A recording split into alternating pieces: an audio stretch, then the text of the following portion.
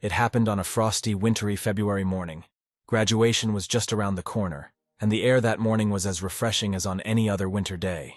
Tim, our main character, warmed up, turned on the stopwatch and jumped off the roof, climbed over the fence and jumped down, skipping all the steps. People watched the guy in shock but were no longer surprised, because this boy had been doing parkour for a long time, and yet it still scared them every time. Tim jumped on the fence and stood up. The guys watched their peer and shouted what the guy was doing. And our hero jumped onto the school wing and climbed into the office through the window, frightening all the students. He proudly showed his phone and said, "This is a new record." Tim walked into his classroom, said hello to his friends. One of them said he saw him through the window. "A new record, isn't it?" Tim replied, "Yes, he has a new record. Nothing special." Suddenly, out of the corner of his eye, he noticed something turning around. He saw a bouquet of flowers on the desk. This immediately made him angry. He turned to the guys and asked why the hell those flowers were there. His friend replied that today was Kevin's birthday. Tim got angry and asked if these flowers were for his birthday. Chrysanthemums are flowers of grief for the dead. The guy replied that he didn't like it either. But what could he do? It was better to ignore them. But Tim wasn't going to do that. He turned around and angrily walked towards the exit. Grabbing a bouquet of chrysanthemums, the guy burst into the next office. He threw the flowers on the floor and addressed the guys. Tim started yelling at them how dare they leave those chrysanthemums on Kevin's desk. How could they even write anyone off like that? The guy said irritably that they wanted to do something nice for him on his birthday and asked what Tim didn't like about it. Tim replied that they wanted Kevin dead. Then the student said, "No one really talks about this out loud, but it's no secret that Kevin will not return to them again." Tim threatened him to watch his language and ordered proof that Kevin is dead. The student shouted that Tim needed to wake up because 11 months had already passed, and since when did they need to ask permission to grieve from all sorts of weirdos? Tim got mad, but another student tried to calm them down. He stood between them and said that he understood that Tim was upset, but they were upset too. But Tim wasn't convinced at all. He grabbed the guy by the jacket and shouted, "That is, treating Kevin like a dead man is doing something nice." The boy ordered Tim to let him go, but Tim didn't listen to him, so the student threw the boy aside. Tim fell, knocking over several desks behind him. The students began to gather around, film, and discuss the boy's fight, and the guy approached Tim. He shouted that he was giving Tim the right to behave like that, and what he had done for Kevin. The student in glasses asked the guys to calm down, but the guy kept screaming. All the waiting in the world wouldn't bring Kevin back. Tim was just a pathetic coward who refused to accept reality. Tim, of course, did not put up with such behavior. He yelled that he had told him to watch his language and attacked him. Suddenly, the teacher shouted for everyone to run away immediately. He asked what all the fighting was about in his class. He looked at the boys. Tim stopped, and then the teacher ordered both of them to quickly go to the teacher's room. In the teacher's room, they shouted at Tim that he was no better than any bandit, and if he decided to start a fight, then let him do it among his classmates. Why the hell did he bother other students? While the teacher was yelling at Tim, the guy tried to help his friend, but he refused. The teacher dared to hit the boy and shouted, whether he had lost a friend or not. In his place, he would have been more worried about his future. He heard that Tim was not going to college. After some unnecessary moralizing, Tim went out with his teacher, and she said he should respect how other people showed their grief. Even if it's different from his own, she knows that Tim misses him like no one else, but he can't spend his whole life punching her. Tim looked sadly at the floor and thought, it felt like everyone just wanted to bury Kevin and move on. They approached the classroom. The teacher heard the conversations and began to grumble that she left them for a minute, but when she opened the door, she suddenly froze. Tim looked up at the guys who were crowded around the guy, happily shouting that Kevin was back. Kevin stood calmly, as if nothing had happened. Tim ran up to his friend and hugged him tightly. It was an ordinary winter day, except that his friend, who had been missing for 11 months, had miraculously returned. It was a miracle. A miracle that should not have happened. Kevin, who disappeared in March, returned in the spring semester. Let's go back in time. The kids looked at their grades and complained. Kevin took first place, which surprised the kids, because he chatted nonstop all the lessons. Suddenly, Kevin got ready and said that he would see everyone later. Tim asked where he was going. Kevin asked if they understood the abandoned building on the cliff. It has now become very popular among paranormal enthusiasts. Everyone alive is talking about him. Kevin asked who wanted to go with him. The guys answered at once that they were not interested in such crap. Kevin pouted and said that the guys were boring. They could at least pretend to be a little interested. The guy leaned over to Tim and asked what about him. Tim asked if Kevin was crazy. Why would he be freezing his ass off on a cold night in the woods? Then Kevin replied, anyway, he asked to be polite. Tim shouted that he told him not to go there. He could get hurt. Tim asked Kevin if he would listen to him at least once, that if he met bad people, he would be all alone. Suddenly, Kevin said, for 10 years now, he's been watching Tim risk his head, jumping over walls, buildings, and he respects it. He was worried sick about Tim, but in those 10 years, had he ever told him to stop? Tim didn't know what to say, so Kevin said that was what he wanted to say, and said goodbye to everyone. The guys said that it must be cool to watch ghosts. In addition to studying, he is either a genius or a psycho. Tim added no matter, he tried to warn Kevin, but soon Tim regretted it very much. The news reported that it had been a week since the high school student went missing, and according to reports, his last known location was an abandoned building on a cliff. A day later, police received news of a missing person and launched a large-scale operation. But all that was found was the clothes Kevin was wearing, which were found 100 feet below the cliff. The police noted that the clothes were left exactly as the boy had worn them, right down to his underwear, and the students were watching the news. But Tim couldn't listen to this news. He scolded himself that he should have tried to stop his friend, or go with him, then they would be here. Their days, the girl told Kevin that everyone here is talking about him. Kevin asked how long this has been going on. Tim was at the checkout and said Kevin brought this on himself. He told him not to go there, but he didn't listen to him. He was almost killed, and now he's all over the news. Tim even feels awkward knowing him. The girl replied that she still can't believe that someone can leave for 11 months and then come back. Tim said she sounded like she wanted him to never come back. She replied that Tim knew what she meant. Hannah asked if Kevin really didn't remember what happened before today. Kevin replied that he didn't understand either. The police said that he most likely slipped and fell off the cliff. He experienced shock and it erased his memories. The girl asked to let her see his face. Hannah said there were no scars. She thinks that's what's called a miracle. Maybe those ghosts he was chasing really do exist. Kevin didn't seem to understand what she was talking about. Hannah asked if he had forgotten that too, since that was his thing. But the guy really didn't know what Hannah was talking about. Hannah said that he was completely obsessed with it. Tim added, "Obsessed is putting it mildly. He goes into the woods looking for ghosts and does weird shit, summoning spirits or whatever. Kevin even opened a paranormal club with some weirdos from another class. The three of them scared everyone, even the teachers. But no one said anything to them, because they were a direct example for the students." The guys went out. Kevin said that this explained his strange books and other things in the room. Hannah replied that it was worse than she thought. Hannah asked what he remembered at all. What about when he woke up? If he remembered anything from that moment on? Kevin replied, the first thing he remembers is his mom hugging him. Apparently he'll show up in their front yard. Just as Kevin melancholically said that he didn't remember anything about the cliff, in any case, he was here now.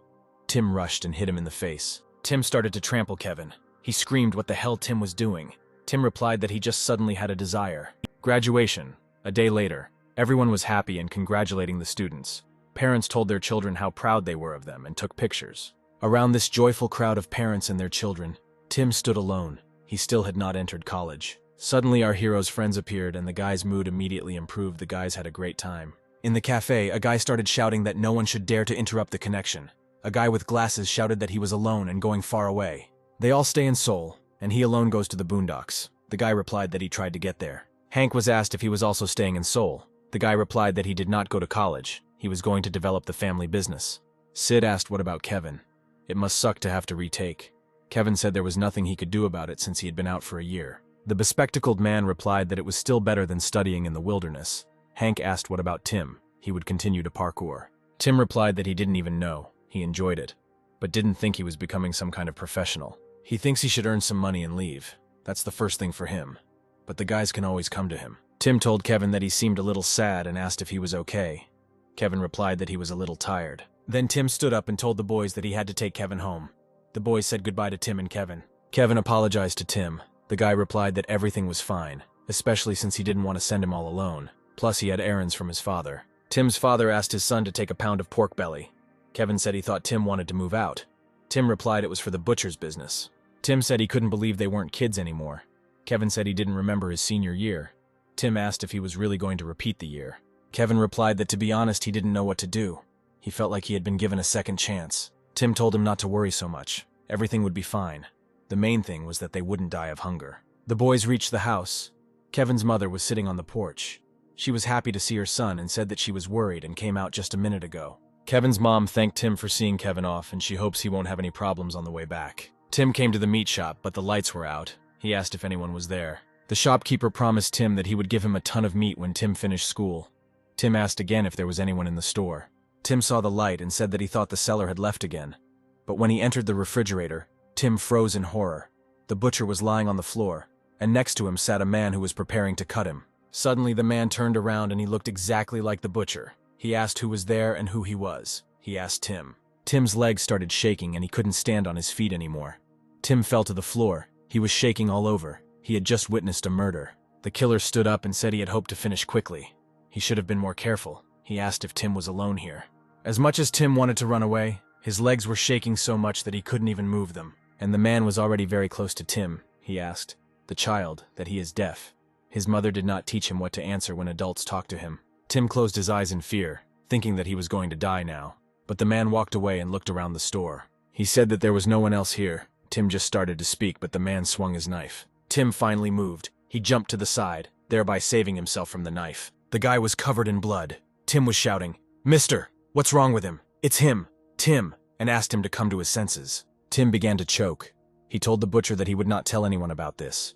He was not here tonight and had never seen him. But the butcher was not convinced. He ran at Tim with a knife. Tim noticed the pipe and jumped up and grabbed it. The man fell and appeared to have broken his nose. Tim took advantage of the moment and ran out of the refrigerator, and the butcher ran after him. Tim shouted all over the street that there was a killer in the store. A little later, the police came to the butcher. It seemed that nothing had happened to the butcher. The police told him that they had received news of a murder in his shop, and they would now inspect the store. The butcher asked in surprise, "A murder in his shop?" The policeman replied, "It won't take long," and a frightened Tim stood behind. The policeman began to inspect the store, and the butcher swore that this was outrageous, and the officer must have gotten something mixed up. The officer opened the refrigerator door, but there was nothing there anymore, just hanging pork carcasses and nothing else. Tim asked to check everything again, because he saw everything with his own eyes. The officer reported on the radio that the check was complete, and they found nothing. The policeman asked Tim to take a deep breath and repeat what he saw. Tim hesitantly replied that he had come 10 minutes ago to buy pork. Then he also lowered his eyes uncertainly because he understood that what he was about to say was absurd. Tim said, "The butcher killed the butcher." Tim still continued to shout that he personally saw how the butcher was killed. He was holding a cleaver, and to himself Tim thought what kind of nonsense he was talking. He couldn't even believe what he was saying. Tim kept screaming that there was blood everywhere. This man killed him. The butcher came up and started swearing that this was a butcher's shop, not a candy store. There should be blood here. Tim got scared, and the policeman asked the butcher to calm down. The officer said the guy said there was blood everywhere, but don't they suck out the blood before they ship the meat? The butcher replied that pork required special bleeding, so he left it in water. He left the room and left it in the freezer. And apparently this child saw this and thought he was the killer, the butcher said. Then the officer asked his partner to look at the video from the cameras. At the police station, the officer asked Tim to let him know. Tim is sure it happened, but he has no evidence. The guy says it wasn't anyone else, but how can someone kill themselves? The officer looked at all the data, and the butcher doesn't have a twin brother. They looked at the surveillance cameras, and the only one who visited the shop was the butcher himself. There was no one else. Except him, of course. The officer asked if Tim had been drinking today, then said that they would let him go today without warning. Even Tim began to doubt what he saw, but even if so, the butcher acted as if he didn't know him at all. And this blood. Tim raised his hands, and in horror realized that the bloodstains had simply disappeared. Tim turned around and saw his father. He greeted him, but his father didn't answer. His father was angry. They walked down the street in silence. Tim told his dad that their house was on the other side, but his father again said nothing and trudged on. The father went into the butcher's shop and bowed, asking for his apology. Tim was displeased but sighed, bowed, and also apologized to the butcher. The father said he had no idea how the butcher felt. As Tim's father, he took responsibility for what happened. He grew up without a mother, and he was apparently too busy trying to feed his family that he forgot to teach him manners. Tim got angry at these words and clenched his fist. Meniscus replied that that was enough apologies for today. Children will be children. He needs to close, so it's time for them to go. Then he turned to Tim and said no more pranks. As far as he knew, meat trading was not a crime. The father apologized again and promised to make sure it never happened again, and the butcher again rudely asked them to leave. But suddenly the father said that he would hardly make amends for Tim's guilt, but they could buy the pork that was left from him. The officer was still at the station. They started talking about doppelgangers on TV, and recently witnesses have been coming forward one after another, claiming that they are being stalked, supposedly by twins. It is important to note that doppelgangers are creatures from another dimension, and if you are unlucky enough to meet him, he will bring you death. Now in their studio they brought in special guests who met their evil twins. Tim asked his father why he told the butcher about his mother. He thought that if he said this, the butcher would not pressure him. Then Tim shouted that he was telling him. He really saw it. Why he didn't believe him. But his father ordered him to shut up. The father did not look at Tim and asked how old Tim was and when he would grow up. He thinks that if he busts his ass every day, then Tim can go anywhere and pull pranks. What was he thinking? He is already an adult. This is how he imagined adult life. He is all that his father has left, his father said. Tim replied that he didn't think his father would believe him anyway, and if he wanted to play a prank on someone, then why did he go to the police? Father started yelling. He had enough of Tim's apologies. That's how he decided to apologize. Tim didn't listen to him. He was the first to enter the house. Tim was lying in his room and reading the messages his friends were writing to each other. Tim didn't answer, but threw down his phone and said that everyone had already gotten home. He began to wonder if he had imagined it all, when suddenly he heard a noise and looked up to see a man outside his window staring at him. But suddenly the man disappeared. Tim got scared. He closed the curtains and wrapped himself in a blanket, trembling, telling himself that it was all just his imagination. That night, Tim still couldn't fall asleep. There was a plate on the table, and in it was the meat that his father had bought yesterday. Tim remembered everything that happened in the store yesterday. He threw the meat in the trash and then threw up. At work, a guy asked Tim, so his dad picked him up from the police station. Tim asked if the guy thought he was going crazy. The guy looked very tired. He told Tim that if he was not lying, it meant that the butcher could have killed Tim yesterday too. He added that it reminded him of stories about doppelgangers. Maybe Tim saw one of them. They're talking about them online and on TV now. Maybe Tim saw the butcher's doppelganger, Steve said. Tim asked if Steve really believed this, probably even believed everything that was written on the signs. Steve asked, well then, how could he believe Tim? Steve said that he had almost cleaned everything up, so Tim had a little left. Tim thanked him. Suddenly Steve said in a serious tone that he believed Tim, his story about the butcher, he believed it. And all because he also saw one. Steve saw his doppelganger. It was a week ago. Steve was playing video games in a cafe. He had already lost 10 times. He was cursing, when suddenly a sharp, strong pain pierced Steve. His head began to hurt badly, just like mine. When you, my beloved viewer, watch my videos and do not leave comments, do not subscribe to the channel and do not like, I suffer from this.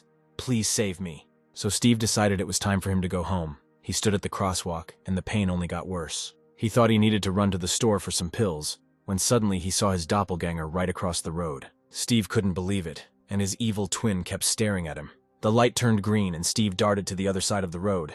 He wanted to ask the twins in person what he wanted. But when Steve was on the other side, the other Steve was gone. Steve told Tim that he always trusted his instincts, and his intuition told him that this was real, even though it couldn't be explained. So Steve thinks that what Tim saw in the butcher's shop was real. Tim asked if the fact that Steve saw his doppelganger meant that Steve was in danger. Steve replied, maybe. But whoever he is, he wants to talk to him, Steve said, which is weird. And if he really is the messenger of death, as everyone says, then why does he look like himself? Steve asked. Steve joked that maybe he could get on that paranormal TV show and left. Tim told Hannah everything after work, but she, of course, didn't believe him. Hannah said she's known Tim since elementary school and he's normal most of the time. But every now and then he goes crazy. Tim said he was actually serious. She actually listened to what he was saying. Hannah replied that she had listened to her father wake up early in the morning to make breakfast, and Tim flush his efforts down the toilet. His father bought a lot of pork from the butcher because he was worried about his nerves, Hannah complained. Tim replied that he saw a butcher chopping up a man. Hannah countered that he was cutting meat. That's what he does. It seems Tim has watched too many movies. People can't kill so easily and hide from justice, Hannah naively believed. Tim sighed, and Hannah said it was time to stop talking about conspiracy theories. Tim replied that she could forget about it. He himself didn't know why he was wasting time on this conversation. Hannah responded that he was wasting their time and offered to cook her father dinner that evening. Then Hannah said that Kevin would probably get a kick out of his scary stories. But she's not Kevin. Tim thought that was what he wanted to talk about. Hannah asked if Tim had told Kevin about it. He replied that no, Kevin had been very tired lately. Most likely he was already having a hard time with all this, and he didn't want to strain him. Meanwhile, Kevin was sitting in the dark in his room, looking at every photo he had taken. Mom knocked and entered his room. She asked what he was doing. Kevin replied that he was looking at old photos. She put a plate of fruit on the table and said that she hoped his memory would return soon. Before leaving, Mom said that for dinner she would make his favorite dish, shabu shabu. She left, and Kevin continued to look at her strangely. Hannah said she hoped no one would think they were a couple just because they were sitting together. Tim replied that he thought everyone knew he was no match for her. The girl asked what Kevin was doing. Tim replied that Kevin said he wanted to relax at home, and it seemed like Kevin felt awkward around him. Hannah asked if something had happened between them. Tim replied that nothing had happened.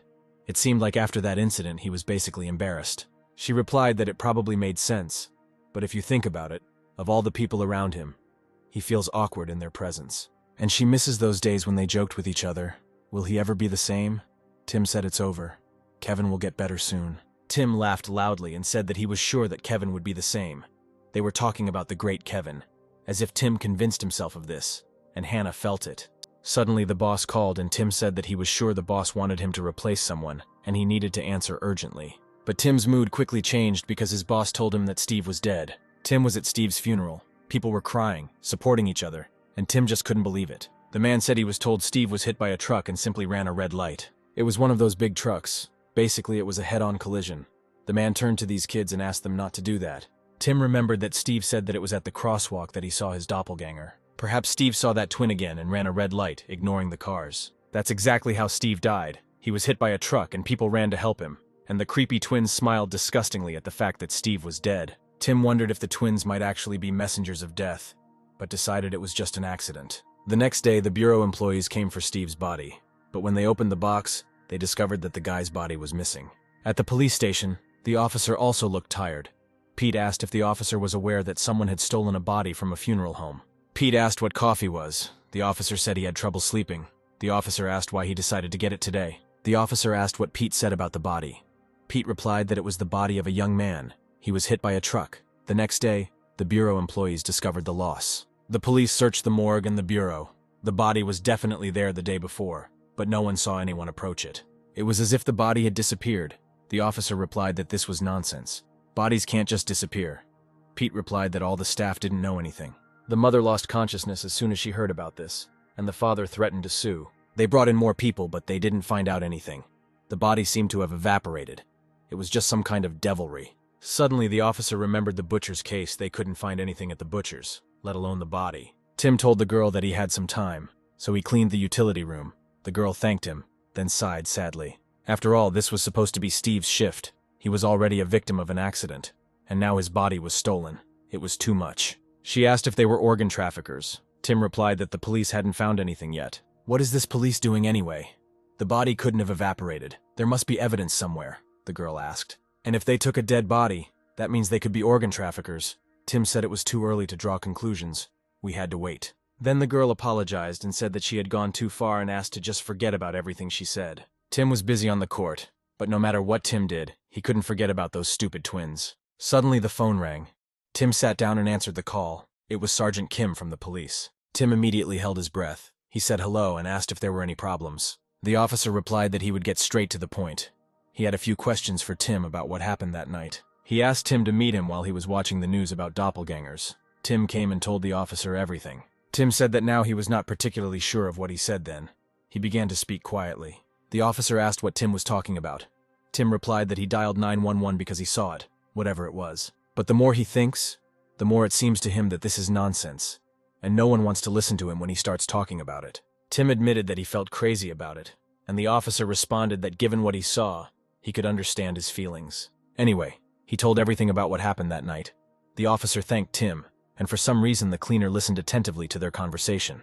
Next to his partner, the officer said he thought he told him he believed in urban legends. It's just that in situations like this, there has to be a logical reason for what happened.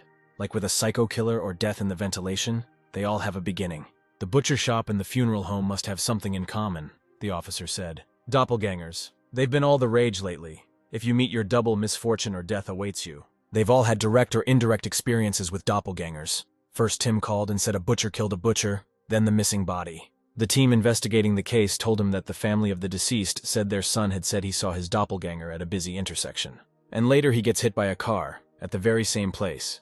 Pete asked if the sergeant wanted to say that doppelgangers are real. The officer hit Pete and asked if he heard him at all, but he said that you can't take everything literally. He said that they should analyze all the available facts. If they do not have any coherent ideas, maybe the criminal will use all this for his own benefit. The officer said that he should visit the butcher in the morning.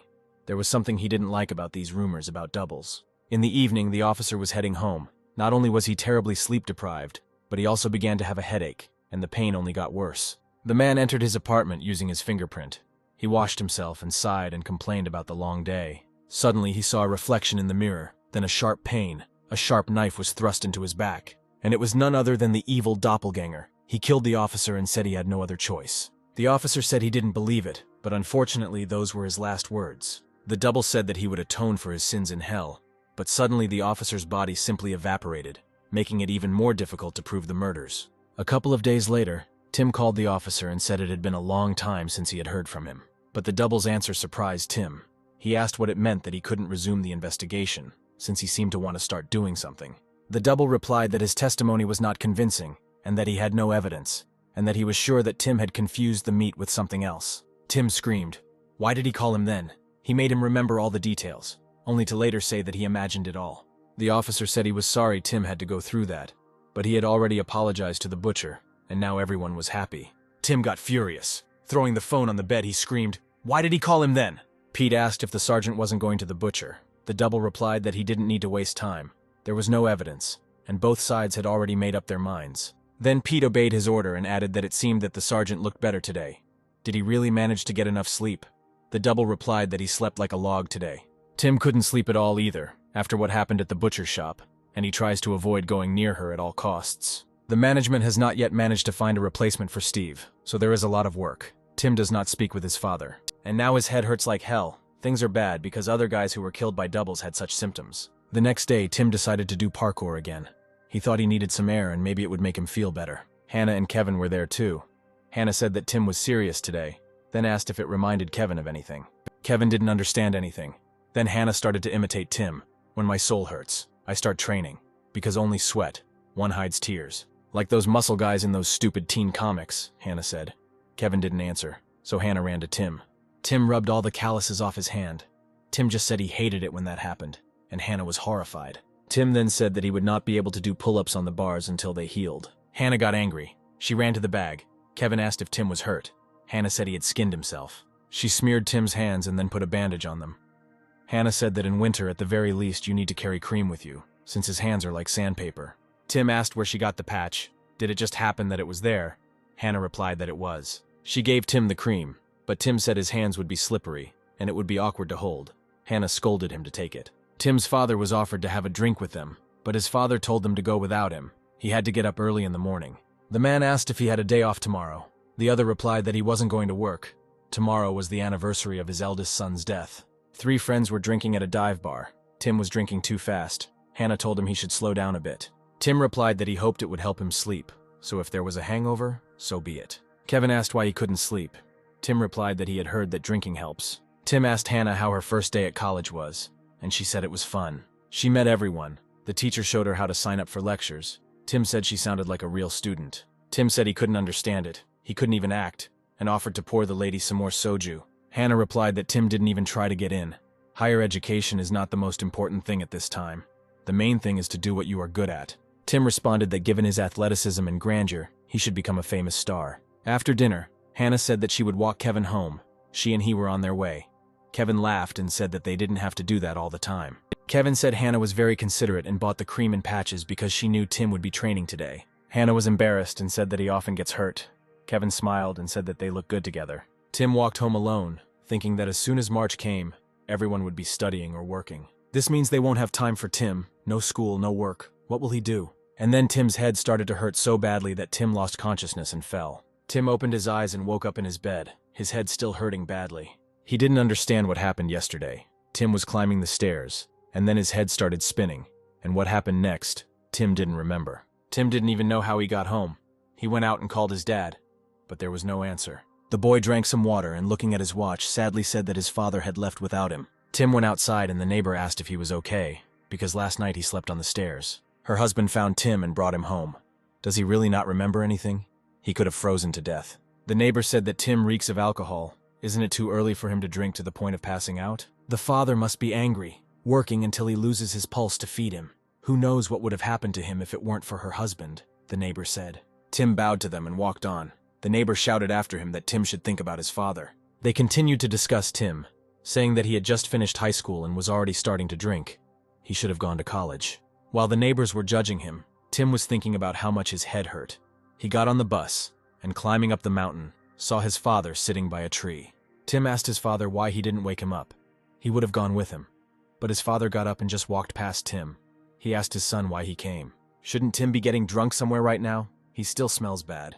At least he should have washed up before coming to his brother's, said his father. Finally, the father complained that Tim was the only son he had left and left. Tim poured his brother a drink and apologized for being late.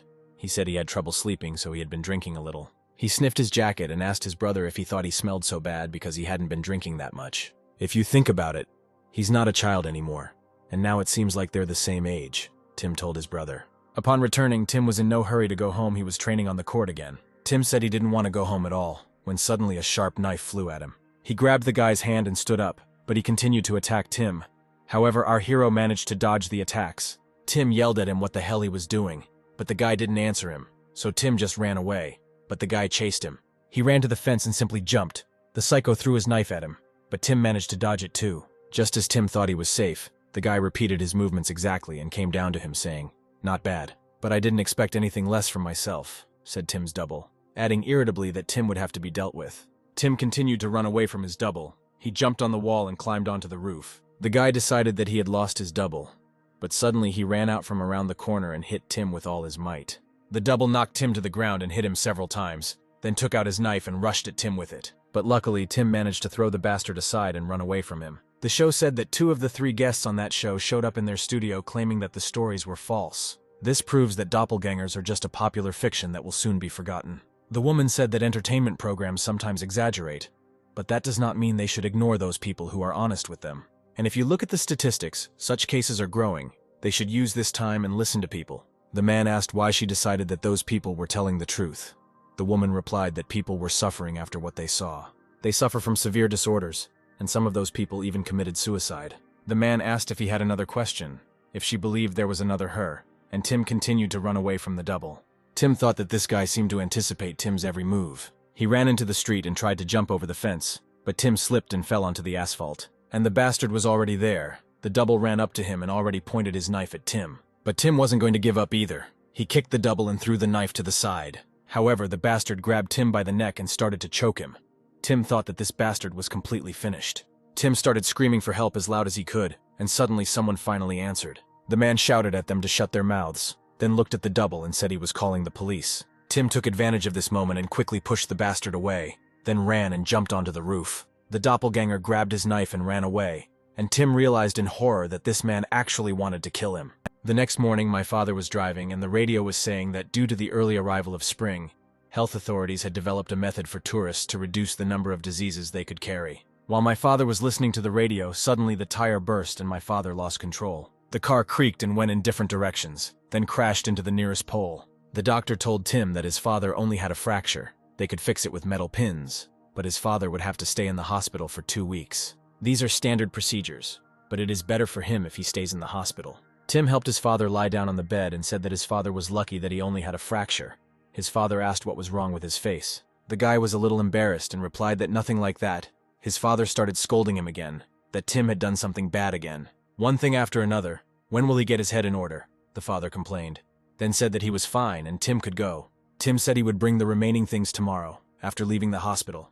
Tim could not feel safe. He examined all the people and then ran home. But even at home, Tim couldn't relax. He kept remembering the double's face, eyes filled with anger and a thirst to kill Tim. Tim picked up the phone and called his boss, who hesitantly said that he wouldn't be able to come on shift again. Suddenly, the boss asked what he was talking about. They had already discussed everything. Tim asked again. They had already discussed it. The boss replied that Tim had come to him recently and said that he was quitting, and that he didn't have to worry about his salary. He would send it next week. Tim couldn't believe it. The boss said Tim came in and they talked over coffee, and he said he had found a replacement for Steve. Then the boss asked if Tim was feeling okay and offered to talk if he needed to. But Tim was already thinking only about the double. He realized that it was a double who came to work, how much he already knew about Tim. And if he knows where Tim works, then the double probably knows where Tim lives. At that moment, the window broke. The double burst into Tim's apartment. The guy tried to run away, but the double immediately kicked him in the back. Then the double hit Tim several times, then took out his weapon and headed towards Tim. Tim thought that he should escape. He got up and ran to the door, but the double grabbed his leg and Tim fell to the floor. But Tim still managed to break free and ran to the door, but the double grabbed him by the head. He hit Tim in the door, then pointed his knife at Tim, but Tim was able to hold the knife back. Tim asked the double why he wanted to kill him. Let him tell him why. The double sighed with displeasure and asked, "Tim won't give up so easily, an insignificant cockroach." He said that Tim had no idea what kind of hell he lived in, how difficult it was to survive there every day, and Tim was just wasting his life. Damn loser, there can only be one of them, and he deserves it more than Tim. He has no idea how lucky Tim is here. He doesn't have to try hard for anything. He can be ordinary, and his family can be considered a hindrance. Suddenly, the double asked how his father's leg was, and then Tim realized that the accident was not an accident. The double approached Tim and said that he needed to be removed so that they would be left alone. and the edge of the knife was already at Tim's throat. But it was at this moment that that unbearable pain in his head appeared again, and it turned out that both guys felt this pain. The double fell to his knees in pain, and suddenly a bottle fell out of his pocket. The double grabbed the bottle and started throwing things at Tim. The double threw dishes at Tim, and they flew into the wall and shattered into pieces. He shouted at Tim for this cockroach to come to him. Then the double grabbed a knife and ran at Tim, ignoring the unbearable pain. Tim grabbed the plate fragment and stabbed it into the doppelganger's hand, and began to crawl towards the door while the doppelganger screamed in pain. The double got angry and screaming threw the TV at Tim, which hit Tim in the head. Then he attacked Tim with a kitchen knife, screaming, "Tim's head also hurts terribly, doesn't it?" The double said that they had little time, but suddenly the neighbor and her husband came out and started knocking on the door. She shouted for Tim to open the door. Her husband noticed that the window was broken. Then Tim shouted with all his might, "Help," so loudly that the neighbor shuddered with fear. The double told Tim to shut up. It wouldn't take much time, but the neighbor asked her husband to climb through the window to see what was going on. Hearing this, the double, staggering in pain, reached the window and jumped out of it. The neighbors climbed through the window and found Tim. The house was completely destroyed. The neighbor's husband asked what happened and if Tim was okay, but the guy couldn't answer anything. Tim was shocked. Now he realized that the double was not going to give up. Until now, he was just incredibly lucky. A day later, Tim came to Kevin. He apologized for imposing himself, but he had nowhere else to go. After that incident, Tim went to the police to ask for protection, but they said they needed time to file a report, but Tim could not return home. Tim told Kevin that very strange things had been happening to him lately. He doesn't ask him to believe him. Tim asked if he would let him stay here for a couple of days until the police could protect him. Kevin replied that Tim could stay there as long as he wanted. At night, Tim, of course, could not sleep. He thought why that headache appeared again. It was like that night. It was clear that he was also testing her, and what kind of bottle it was. It was important for him to take it, despite that mess. Tim didn't want to talk to Kevin. He thought it was pointless, but that didn't mean he should run away. He should probably attack first. This will be considered self-defense. Of course, the double has a knife, but there must be a way out. While Tim was tossing and turning in bed, Kevin hadn't closed his eyes either. It seemed Tim shouldn't trust the fake Kevin. At the police station, the officers double destroyed Tim's statements of defense. First, the guy became a witness, and now he is completely involved in this. If their existence is found out, nothing good will happen. Nothing personal, but soon the guy's problems will be solved in one fell swoop, the double thought. Tim's double entered the destroyed apartment and sat down on the sofa. The pain in his head was still tormenting him, and he wondered how much longer this would continue. 2 days later, Tim called the police about his application for protection and wanted to talk about the refusal he had received. Tim was connected to the double officer, and Tim asked why the statements were rejected. The officer replied that there was a lack of evidence in his case. It looks like it was a fleeting conflict. More evidence is needed, and then they will conduct another investigation. Tim started shouting that they had seen for themselves how badly he had been hurt, and that it meant a fleeting conflict. What if something like that happened to him? The officer replied that he could only advise checking that doors were locked and not going outside late at night. Tim started shouting that the officer himself understood that this was not enough, and everything was the same as with the butcher. Why didn't he believe him? The officer replied that the decision had been made. Shouting wouldn't change the situation and turned off the phone. Tim threw the phone down in anger. Tim was shaking violently and said, "Don't they understand that by then it will be too late?" Fake Kevin asked Tim if he wanted to eat an apple since he hadn't eaten anything all day, but Tim didn't answer. Then Kevin said that it was strange. Tim didn't write anything in the statement about doppelgangers. Why don't they believe him? Tim stood up abruptly and ran to Kevin's computer, saying that he was using it. Kevin asked what he was doing. Tim replied that if almost everyone is talking about evil doppelgangers now, then there are people like him. He found a group of doppelganger victims, which included real eyewitness stories and their appearance on TV shows. There was another meeting tomorrow and Tim decided to go there, hoping that these people could tell him something. Tim called his father and asked how he was feeling. His father replied that the operation was successful. The doctor said that they did it without any problems. Then Tim lied that he had a lot of work to do and therefore wouldn't be able to come to see him. His father replied that work was important, so he didn't have to come. Tim found it difficult to open up to his father. A day later, Tim called Hannah, who said that she and the girls had rented a country house for the night. Hannah's friends started making fun of her, asking why Tim was calling Hannah. Hannah said that the girls were already drunk. One friend asked why Tim was calling Hannah. He missed her. Tim replied that he wanted to talk to her. Then Hannah asked if he was having problems again, and the girls laughed and suggested that Tim come to them. Tim replied that he would call her back. Kevin asked if it was Hannah. Tim replied that he wanted to meet her to talk, but she was already drinking with her friends. Tim asked what she would do in this situation. Kevin asked if Tim was worried about meeting the victims. Tim replied that he wasn't worried at all, but the mask and hoodie said otherwise. The guy turned around and walked quickly. He asked if Kevin was sure he wanted to go. Kevin replied that he was just curious. Tim entered the cafe and was met by two moderators. Then one of the moderators introduced the other participants. People started whispering and asked Tim if he really met a double. The moderator said that people come to them who hide their faces. Tim took off his mask and said that he really did see his double. First he met another person's double, then he lost his friend when he met his own. Suddenly people became agitated. They started asking Tim about the doubles. It seems they did not understand the seriousness of the problem.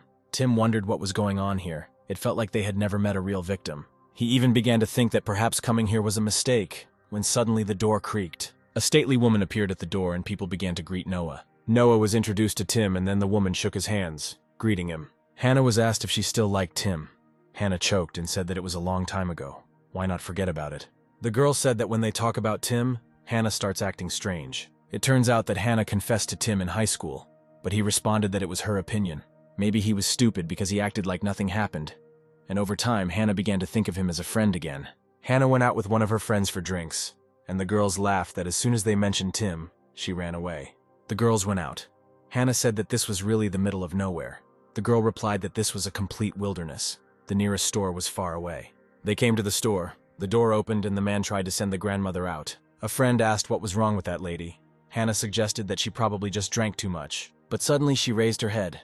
The man asked if there was anyone at home to pick her up. Then she started throwing items from the store, then fell to the floor and started talking chaotically. The girls did not pay attention to the grandmother's strange behavior, but suddenly the man began to scream terribly in pain. Meanwhile, Tim was complaining to Kevin that they were just a bunch of fakes, and that they shouldn't have come here at all. The boys went outside and Tim continued to complain, and suddenly Miss Noah said that she understood that he had not found the answer to his question. She said many members are simply people who enjoy horror stories. Tim asked if there was anything special about his history. Noah replied that insomnia, headaches, and loud noises in the head were common symptoms. Noah asked if Tim had a physical conflict with him. She is surprised that Tim was able to leave him. Kevin asked how she knew so much. Noah replied that she had been into it long before it was in the news. Then Kevin asked if that meant she had met real victims before. What happened to them? Noah replied that they were either okay or she had lost contact with them. Suddenly, Tim turned Miss Noah sharply towards him and shouted that she could help him. He's an exact copy of him, and he's already managed to escape twice, but he could show up at any moment. The police don't believe him and he can't go home, he needs help. Then Miss Noah coolly replied that there was only one way: kill or be killed. Tim asked why one of them had to die. Noah replied that it could be called a law of nature. But suddenly the guy naively said that there was no need to kill the double, maybe just make friends with him. He suggested that Tim talk to the double. After all, he is the same person as they are. Unexpectedly, the guy said that he now lives with his double. They may be a little unstable, but they are still good. The guy suggested Tim to talk to the double at home. The girls tried to stop the mad old woman, who had already scratched her uncle's throat. The guy said that he met his double 3 days ago. He couldn't sleep that night, so he walked around the area, and that's when they met. The double was dressed in rags and smelled like he hadn't washed in ages. He was glad to see the guy. Tima asked if the double was happy to see him, and did not try to attack him with a knife. He said he would take his place. But if the guy says he and his double are friends, then apparently not all doubles are the same. The guy bragged that he seemed to have found a new friend. Tim asked, "So why is he here? What does he want?" The reason the doppelgangers came here is to escape from their world. There is another Earth, but in a parallel universe, these doubles are like travelers. For example, in this world, they could stand and talk as they do now, but in another, they wouldn't even know each other. Then Tim asked why they were coming here now and attacking them. The guy replied that all he told him was that their world was destroyed. Granny screamed that the hunt was coming and everything was changing, but no one listened to her. The man said that his wound was burning and Hannah came to him. Her friend decided that they better get out of there. Granny started to attack the girl, then Hannah ran to her, but the old woman hit her. Then the old woman simply ran away into the forest, and the man shouted after her not to come back. The friend asked if Hannah was okay and then noticed that the old woman had scratched her hand. The guys came to the guy's apartment, but it was in complete disarray. The guy called for his double, but he didn't answer. The guy started looking for his double, suddenly heard a noise from under the bed, and looking there found him. He told the double to come out. They had guests. The double extended his hand without answering. However, when the doppelganger extended his hand, it was the same strange color as the old woman's. The double began to pull the guy under the bed. Noah and Tim tried to help the guy. Kevin's vision began to double and he fell to the floor. Tim called out to him, but he didn't answer. Noah told Tim to pull on the count of 3, and then they managed to get the guy along with the double. The monster looked at Kevin and he started screaming. Opening the door, Noah ordered not to open it. She ordered Tim to lock his friend in the bathroom. Noah quickly and even professionally tied up the monster's hands, legs, and head and pushed the guy away. The guy scolded the double, Then the monster attacked him again, but Noah killed him with one swing, cutting his throat. In the bath, Kevin began to shake and repeated that they were all going to die, ignoring Tim. Then Tim hit him and said that Kevin was acting weird and asked him to just breathe. The guy started screaming that Noah killed him, and that if he was charged as an accomplice. Noah started checking if the guy had any wounds, and when she didn't find any, she told him to be quiet. Tim came out to them. Noah said that she had no choice. If Tim hadn't locked him up, it was unknown what would have happened to them. Then Noah ordered to carefully wipe off the blood, but to be careful that drops did not get into the eyes or on the wounds. Next, you need to put everything that is stained with blood in a bag, remove the clothes from it, and wrap it in a blanket. The boys did everything Noah ordered. Tim took the shovels and they dragged the body into the forest. The guy was screaming why they had to do this. He didn't want to be an accomplice. Noah calmly replied that it wasn't murder. She just got rid of something that shouldn't be there. The guy objected, although the double was from another dimension. He was a funny guy with whom you could laugh until the morning. Suddenly, Noah told the guy that what his double told him about the universe breaking was true. But he didn't tell him everything, namely the reason why they came to their world. Their world is literally hell. The place they came from is not fit for life. And it's all because of a terrible pandemic that turns people into dead people like him. What everyone feared happened. The carrier of the virus crossed the border in an incubated form. They had contact with him, but he didn't infect anyone. Noah said she would explain everything later. Noah said that the corpse would disappear anyway. The guy asked what that meant. Noah replied that when he or the double dies, the body disappears. But there is a difference. If you kill him yourself, the body disappears in a couple of minutes. But if he dies from the incident, the body disappears in a couple of days. In this case, Noah killed him, so they have to bury his body in this place. Then Tim remembered the incident with the butcher and Steve. Now he realized that it was all true. Tim asked who she was. Noah replied that she was just the creator of a group that had been interested in this for a long time. Sid told the double that if he had told him about the illness, he would have taken him to the hospital, and for at least a short time, he would have been glad to live with him. As soon as they buried him, the monster jumped out of the ground and ran towards Kevin. But Tim ran and pushed the monster away from Kevin. Noah screamed at him to run away. The zombie's throat was half cut off. Tim was not afraid and ran and hit him on the head. Then his head flew to the side. A day later, the girls were talking about their hangovers, the cafe, etc., then asked if Hannah was okay. They approached the store where they met the mad granny, and suddenly saw a man in a dog kennel. The girls left. Suddenly, the man pulled out his head and it turned out that he was also infected. He began to say that there were many more puppies there. Tim said he couldn't stay here any longer. He didn't want to drag him into all this. Kevin asked what Tim planned to do. Tim hesitantly replied that he would contact Noah. Then Kevin remembered Noah telling him he needed to be more careful. She just hadn't practiced it in a long time. She said Kevin looked like he had a serious injury, and she wouldn't be able to sleep at night after that either. Suddenly, she said, the missing high school student who unexpectedly returned after 11 months, it was him. Noah said that in truth they are the same. The police found Kevin's clothes, but not his body. She asked him point blank if he had thrown Kevin's body off the cliff, and the guy shouted loudly, "No!" attracting the attention of Tim and Sid. Noah said that she would not tell anyone about him, but would give advice for someone who came from another world. Let him stay away from Tim if he doesn't want to be involved in all this. Kevin thought that his guesses were correct. She also came from another world, and knew much more than he did. Tim apologized to Kevin again, but this time for the fact that Kevin almost got hurt because of him. He can't stay here any longer. He's on his own from now on. Tim thanked Kevin for his help. Kevin thought Tim would be fine. There was nothing he could do, and even if he could, he didn't have to. He had already taken too many risks. He has no reason to understand Tim's problems. The reason Tim helped him was because he thought Kevin was his childhood friend. Kevin's doppelganger traveled between dimensions in March of that year. While walking around the city, the double saw news about a missing student who could not be found. His body disappeared before it was found because the doppelganger came here. But he didn't kill the real Kevin. He didn't even intend to take Kevin's life. He wanted a quiet and peaceful life. Coming from a world where violence and cruelty are the norm, he isolated himself from people and embraced loneliness. Maybe it was because of circumstances, or because of his stubbornness. But it didn't last long. It wasn't easy to live alone in this world.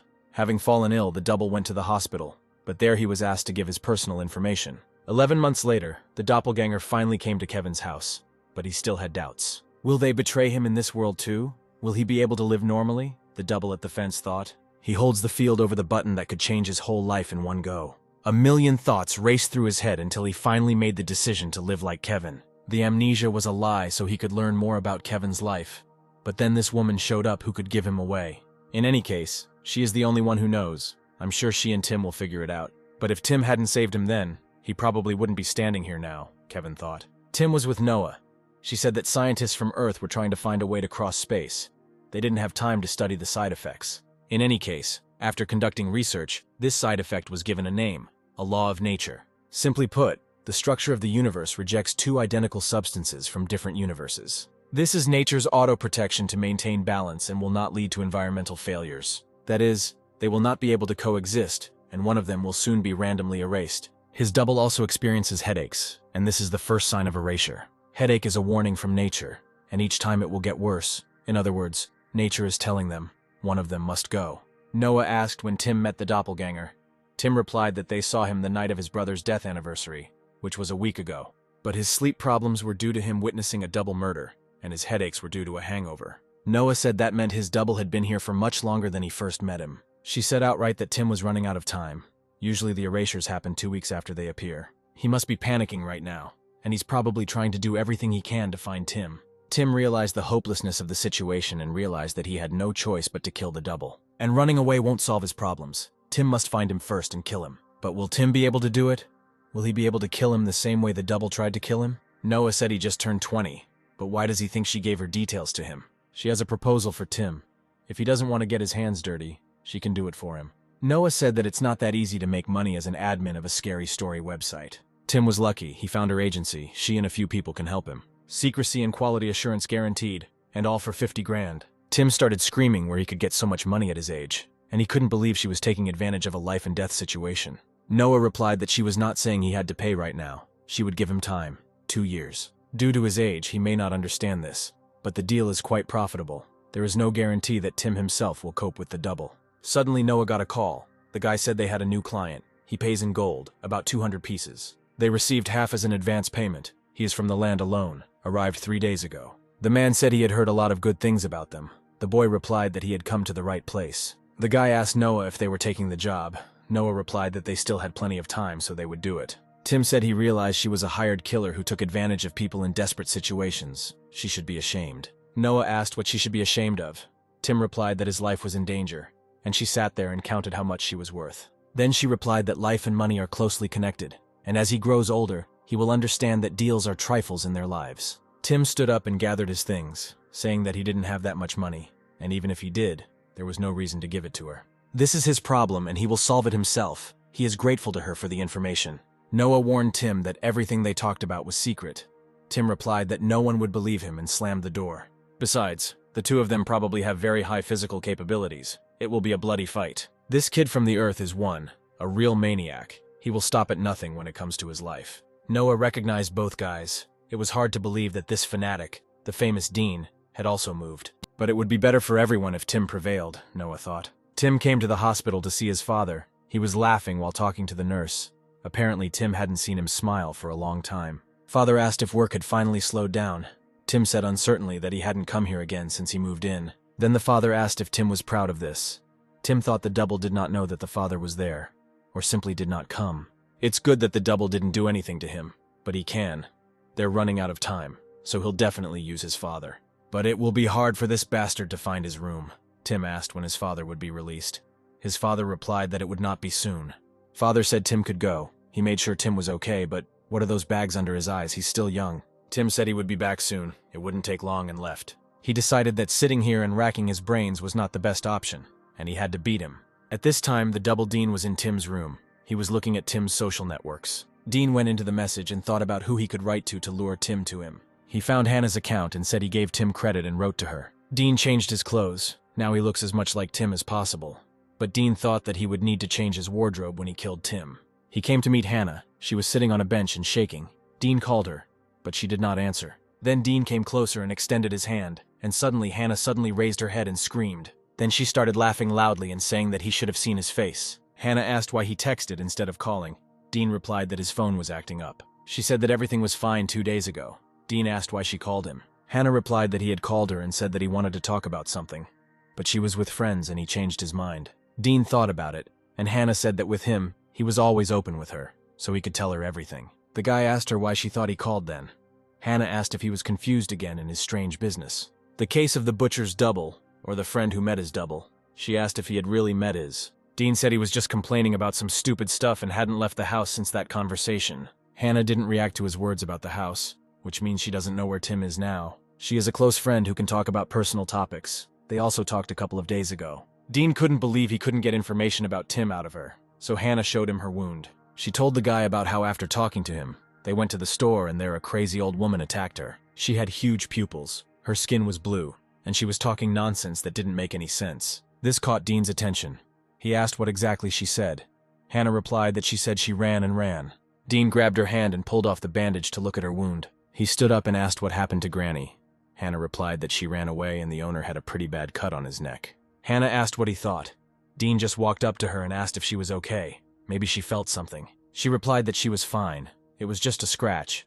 And suddenly Dean sat down and hugged her, saying that it was good that she wasn't worse. Dean said she should be grateful to her parents for having such special blood. Then he stood up and said that they could meet again. Then he would steal her for the whole day and left. The guy walked down the street thinking that the initial symptoms of infection on Earth were one. Now here, did the infected person cross the border? Now both planets are infected. This is the worst case scenario, but that's not all. Are there people who survived the incubation period? If Hannah was infected 2 days ago, she should have symptoms. But her eyes are clear and the wound is not festering. Suddenly a sharp headache pierced Dean again. There was little time left. And Hannah was still thinking about Dean's behavior when he suddenly pulled her towards him. And where did he learn to talk like that? Hannah wondered if he was testing her. He was completely crazy. She continued to giggle when suddenly Tim returned and asked what she was doing there alone at night. Hannah stood up abruptly and asked why he had come back from the other side. Then she realized that the doubles were real. Tim began to say that he had been talking about this from the very beginning. In fact, Hannah also found it strange. The double wrote on social networks and beat around the bush. And he pressed her to himself, and his face was so close to hers. What was he doing? Tim dared to say that the double must have gone crazy. Hannah got angry and started screaming that they were both scum. Suddenly a terrible pain appeared in his head and Tim fell to his knees. Hannah was scared and asked if he was okay. Tim returned to Noah again and she said that it seemed like he had changed his mind. Tim laughed nervously and promised that he would not be long. Noah said if they wanted to be alone they should go into the room, but Tim snorted and said that wasn't even funny. Hannah thought how close they were that he came to her for help. Then she told Noah that Tim told her everything on the way. If Tim gets the money and gives it to her, can they trust her? The contract is meaningless here, since something supernatural is involved. Under normal circumstances, there could only be one of them in this world. But the world isn't normal right now, is it? Noah asked. Hannah asked how she could guarantee the order would be fulfilled when she could just take the money and wait for one of them to disappear. Noah replied that she didn't know who Hannah thought she was, but she would appreciate it if Hannah didn't think she was just a bandit. Moreover, during their first meeting, she saved a considerable number of lives, relying only on her principles, honest business, and integrity. Hannah thought that this lady did not look like a person who would kill for money. Tim asked Miss Noah to look at Hannah's hand. It was injured by a crazy woman outside the city a couple of days ago. The double mentioned it. Noah asked what the doppelganger told her. Hannah replied that he told her that she inherited special blood from her parents. Then Noah walked up to Hannah and looked at her hand, said it looked like a normal scratch, and asked her to tell her what was there. Noah said her story makes her worried. They were lucky to stop that doppelganger. But it seems there are more cases like this. If it's true, then there's no need to worry. There's an infection in her wound. But if she can see, then everything's fine. Hannah mentioned a store owner who was injured but was feeling unwell. Noah asked what happened to him. At first, Hannah wanted to say that she hadn't seen him after that, but she remembered that she had seen him at the store, and he was lying in the doghouse. Depending on the immune system, people may act strangely in the early stages. Noah asked if anyone else knew about doppelgangers. Tim responded when his double wanted to kill him. They fought and suddenly both felt pain. And he had a capsule, the size of his finger, purple in color. He was also writhing in pain, just like Tim. But this thing brought him back to normal. Noah immediately realized that these were type 1 vaccines. One of the varieties of this vaccine brought the infection to Earth alone. It's too late to fight vaccine production on Earth alone, but it will work here. If he gets the vaccine and negotiates with the pharmaceutical company before things get any worse. Tim fell again and began to writhe in pain. Hannah suggested that he go to the hospital. Noah said it wouldn't help him anyway. When Tim passed out, she told Hannah to leave him. It was better that way. Kevin couldn't lie still. He wrote a letter to Miss Noah about Tim, asking if he was okay when he heard something. He left the room and there was Tim's double standing there. He said that he couldn't sit here all night. After tying up Kevin and beating him, he asked where Tim was now. Kevin replied that he didn't know Tim that well. Dean said he's not stupid. Kevin is pretending to be Tim's best friend. He definitely knows where Tim is. The double said that they came from the same land, so Kevin could help him. Kevin asked how the double knew about him. Dean didn't answer and hit Kevin. Dean hit Kevin a few times, then said that he asked again, and this time it was Kevin's last chance. Hannah sat next to Tim thinking about how much Tim had been through and how she should have taken him seriously. Then she asked Noah if she really kills people and why she chose this career. She is from another world, isn't she? Noah replied that it was late, and why didn't she go home? Hannah replied that her friend was in danger, and she wanted to know more about Noah. Ms. Noah said she became interested in the topic by chance, and decided to make money from it, nothing more. Hannah asked where she was going. Noah replied, home. She was only staying here because of them. We are shown Noah's past on Earth 1. It turns out she was an orphan. She and a couple of her friends ate right on the street. Suddenly, one girl pointed at them and told her dad that those children were eating on the street. Even her dog didn't do that. Her dad replied that they were homeless. On the trains, Noah and another child asked people for help. The woman gave Noah a couple of candies, and her son started to loudly curse while she gave away his candies. Moving from carriage to carriage, the children asked people for help. At that moment, Noah saw news about an anti-aging drug. 5 years later, fearing old age and death, people from the Earth alone tried to cheat fate. In some way, they eventually succeeded in creating a world where people could live forever, just like in their wildest dreams. A few years later, the guys found 3 devices that would allow people to move between dimensions. The guy said he found them nearby in a bourgeois house. They kept them in a safe. The whole family hanged themselves, so he realized that they had ultimately decided to choose death rather than use them. The guy laughed, saying they were a bunch of spoiled idiots. The second guy replied that it was a matter of conscience. If you use this device to jump to another world, you will have to kill your other self to settle there. Noah replied that they were just spoiled. There shouldn't be any questions, of course. Going to another dimension is the right choice. The guy asked if she could really kill another version of herself. Noah replied that she already chops up dead people. They are no different from other people. Then the guy said that anyway, a bunch of street rats like them could only dream of such a device. The fact that they found these syringes means that they were chosen by fate. This device is their insurance. They must be sure that it is with them. Then in case of danger, they use it. And we can't give anyone even a reason to think that they have this syringe. If Dean finds out about it, he will definitely start looking for them. He heard that in order to survive, Dean was willing to use anyone as a shield, be it his family's boat or his lover. Later, the guys were running away from a crowd of zombies. Unfortunately, those zombies were very fast. Suddenly, the first guy tripped and fell. The monsters immediately pounced on him and started eating him. The second guy tried to help, but suddenly the zombie snuck up behind him and bit him. Noah tried to help him, but he pushed her away and told her to run away. Noah ran into the building uncertainly, falling to the floor. She tried to catch her breath, when suddenly a zombie appeared on the ceiling. She quickly took out the device and stuck the syringe into her ear, and the zombie opened its mouth and pounced on her. Noah moved between worlds and time before the zombie could bite her. She had only a minute to express her gratitude to fate for staying alive. She went to look for herself from this dimension. A little later, she managed to find herself. Noah walked in and took out a knife, but suddenly began to tremble and think about the decision, when suddenly the other her turned around. Seeing the state of the other her, Noah dropped the knife and asked what was wrong with her. Was she sick? Another Noah said, "The girl is not a robber. She is she. Did the girl come to take her soul?" The girl said that she was expecting death and asked to give her peace. She could not live like this any longer. She didn't want to live like this. Having said this, the girl fell onto the bed. Noah was shocked by her other self. Some part of Noah was looking forward to seeing how the other her lived, whether her life was full of meaning and joy. She assumed that her life was radically different from her own. But now she realized, no matter what dimension she was in, her life was complete shit. By killing herself, Noah decided to start a new life. Today was the last day of her old life. First of all, she needed to earn a lot of money, but her thoughts were limited to robbery, murder, and escape. These two worlds are not that different. Having a prestigious job is not the only way to get rich. Morning came. Tim woke up first and saw Hannah sleeping opposite him. Then Hannah came in and said it was already noon. Hannah stuck her head out and asked how Tim's head was. He replied that it was already fine. Noah sat down at the table and said that after thinking it over last night, she decided that she would help Tim and he could forget about the money. In exchange for her free help, she will take everything that belongs to her double. Tim agreed, since he didn't care about his things. But what was she hoping to find? Noah replied. Nothing special. Suddenly, Tim received a message. He read that there was a fire in Kevin's house last night. He is in the hospital. Tim and Hannah quickly got ready and ran to the hospital, with all of Kevin's friends gathered around him. It happened in the middle of the night. Someone broke into his house, beat him up and set it on fire. Fortunately, Kevin got out of there alive. Doctors suspect that he may suffer psychological trauma, so they left him here for a couple of days. Tim realized that his double had done it. He angrily threw his bag down and walked out, with Hannah running after him. Hannah asked him to calm down, otherwise Kevin's mother would be very upset. Tim asked how she imagined this. First, the bastard sent his father to the hospital, and now he was trying to kill Kevin. Hannah replied that she still needed to calm down. Kevin was not seriously hurt, and Noah promised to help. The boys said goodbye to Kevin's mom and Hannah, and Kevin's mom thanked them for coming. Sid sighed and said that this was not how he imagined their meeting.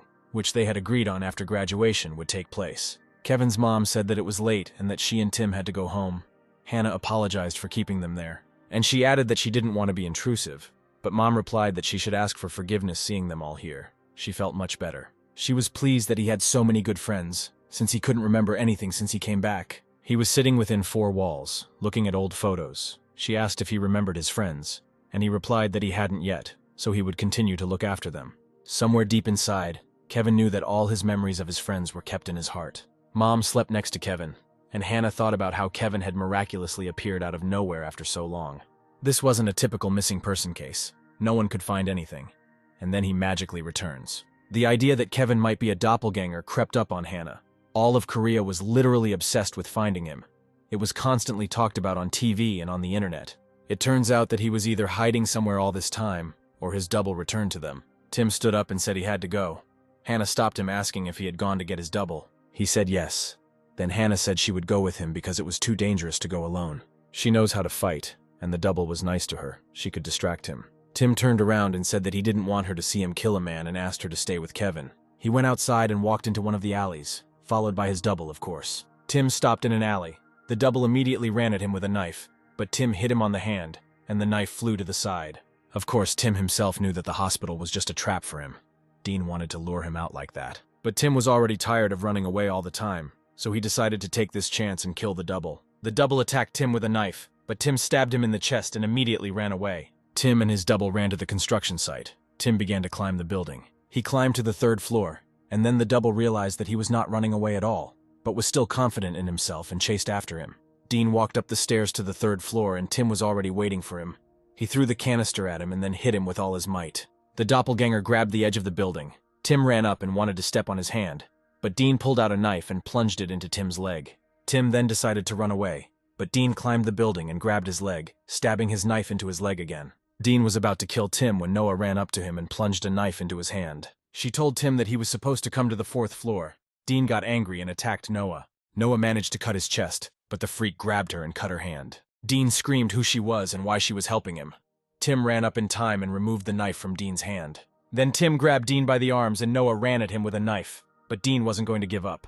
He hit Tim in both legs and he fell, and he hit Noah in the head. Then he hit Tim several times and said that it meant he hired someone to kill him. Noah threw a knife at him, but Dean pulled it out of his hand and tried to kill Tim, but Tim got up and punched him. Then Noah stood up and took her knife, saying that it was a scene straight out of an action movie. Dean stood up and thought that things had gone wrong and he needed to get them to split up. He thought that Tim wouldn't run far on such legs, and he would lure the annoying woman somewhere and kill her. But then a surprise awaited him. Then another guy said Dean's reputation precedes him. Kevin's mom woke up and asked why Hannah was still there. Her parents would be worried. Hannah replied that she had already called them. Then her mother suggested that she sleep in Kevin's room. Hannah went in and saw that Kevin was already awake. She ran up and asked how he was feeling. Kevin replied that he seemed fine, then immediately asked where Tim was. Without thinking twice, Kevin stood up and said that Tim was in danger, and did Hannah know where Tim was? Hannah hesitated and Kevin understood everything, he said. Did Tim really go after his double? He came out of his room. Hannah asked him to take his time and explain to her what was happening. But Kevin apologized and said that he would explain everything later, and asked her only to tell him where Tim was now. Then Hannah got angry and started yelling that they were both empty-headed idiots, and whether he thinks she's brainless either way. Tim asked her to look after him, so he asked to stay in the hospital. She asked what he could do in that state, and suddenly Kevin pulled out that device and said it could end everything. Last night, after Dean tied up Kevin and burned his house down, he jumped out of the window. Kevin was then able to free himself, and taking out the device, he also jumped out. He also thought that Dean was the real devil. He thought that he could not allow this monster to survive, and ran to the construction site. At this time, Dean was fighting with those two guys, and even after all the injuries, he managed to win. Dean thought that even if he died, he would definitely take everyone with him. The guy tied his neck with thin wire and said that it was time for Dean to surrender. The second guy lifted him up by the legs and said that it looked like this time they would earn their full salary. Noah came up and was about to cut his throat, but then Dean, like a madman, was able to break the guy's thread. He pounced on the guy and bit off his ear like a mad dog. Noah tried to kill him, but he immediately dropped down and she hit the guy. Another guy said that the rumors about him weren't lying. This Dean is completely fucked up. Dean pushed that guy off the building, then turned around and said that if they bothered him again, he would kill them too. Dean came to Tim and told him that he had won and complained that he was tired of this life. Tim was wondering how Dean managed to beat everyone. How was that even possible when suddenly he noticed Kevin? Kevin thought he only needed 3 seconds to stick the syringe in his ear and press it. But the mad dog turned around in an instant and hit Kevin, snatching the device. Dean said Kevin thought he'd use that to send him back, but it would have been much safer to stab him. Tim asked what it was, and Dean replied that it was a priceless item that allowed him to travel to another dimension. Then Tim asked where he got that thing from. Kevin just wondered if it would really end like this. Dean laughed and asked if Tim still thought the guy sitting next to him was his friend. I never thought about how someone could disappear for a year and suddenly appear out of nowhere. Tim laughed nervously and turned to Kevin, who said that he knew that if he brought the syringe here, it would give him away. But this was the only way he could somehow help Tim, and only then did Tim realize that his friend was no longer there. Kevin turned around and said he would explain everything later. They didn't have time for that now. Tim started screaming and Noah heard it. The guy asked if she was sure she should go there. Noah replied that she had to take care of him first.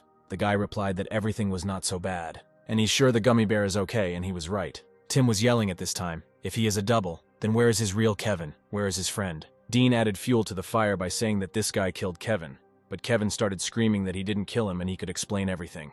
Tim angrily threw Kevin aside and ran at Dean, yelling at him to shut his mouth. But Dean grabbed him and told him to use his friend's gift. Sticking the device into his ear, he pressed the button. Tim disappeared. Dean started laughing madly and screaming that the headache and the double were gone. Noah stood up and screamed, how could he send him there? This fate is worse than death. Dean asked what right they had to judge him. They were responsible for doing everything they could to survive. Noah got angry, but Dean pointed the knife and said that they had no reason to fight anymore. But he will not forget what happened today, and advises her to be careful. Kevin fell to the floor and began to sob, repeating that everything was not supposed to end this way, and it was all his fault. Afterwards, Kevin came back alone in tears. He cried until he passed out. Hannah kept wondering who this Kevin was, where Tim was now, what had happened. Later, Hannah went to Tim's house. Of course, Dean opened the door, but Hannah didn't know it. She gave him some food that his mother had prepared. Dean took the food and suggested that they come in for a while. Hannah replied that her classes were starting soon and she had to go, and she walked away quickly. Kevin's mother recalled him telling Hannah that he actually came from another dimension. While she was searching the internet for the meaning of the word doppelganger, a nurse approached her and asked for help. Kevin screamed and cried at the explosion. The nurses and male nurse tried to calm him down, but in vain. Mike told Noah that Dean took on 3 on his own. Noah responded that they underestimated him. The news started talking about cases where people attack and bite others. The attackers turned out to be people of different ages and backgrounds, and the police are now investigating. Dean came to Tim's father and apologized, saying that from now on he would be a better son. He asked if he had separated from his mother at home. He found no hint of her existence. It's a shame. He wanted to see her too. And then Dean asked what about his older brother. It looks like he's dead in this world. Tim was alone on the ground at this time. There was not just a crowd of zombies below. You couldn't even see the ground. That's how many of them there were. He started running away from the zombies, but they ran after him. One by one, they started falling from the building. When they fell, they broke all their limbs, but then they still got up and chased Tim. Then Tim jumped to the next building. He managed to grab onto a pipe. The zombies continued to chase him. He started to climb onto the roof, but another zombie appeared there and immediately attacked him. Tim jumped onto the stairs, but another zombie appeared from the window and began to climb up. He finally managed to find a quiet place. Just a little more and Tim would have been eaten. He thought they looked like the corpse they saw at that guy's place, but they were everywhere. This was what Noah was worried about, a world teeming with walking corpses. Tim wondered what kind of crap the double had put in his ear. After that, he didn't remember anything. When he woke up, he was already here. The walking dead that Noah warned about, the pandemic Earth 1, that's right. He's in another dimension. Suddenly, Tim felt a throbbing pain. It was all in his leg, which Dean had pierced. Then Tim lost consciousness and fell down. 2 people who were watching him decided to go to him. The aunt asked why he was wandering around the street like that.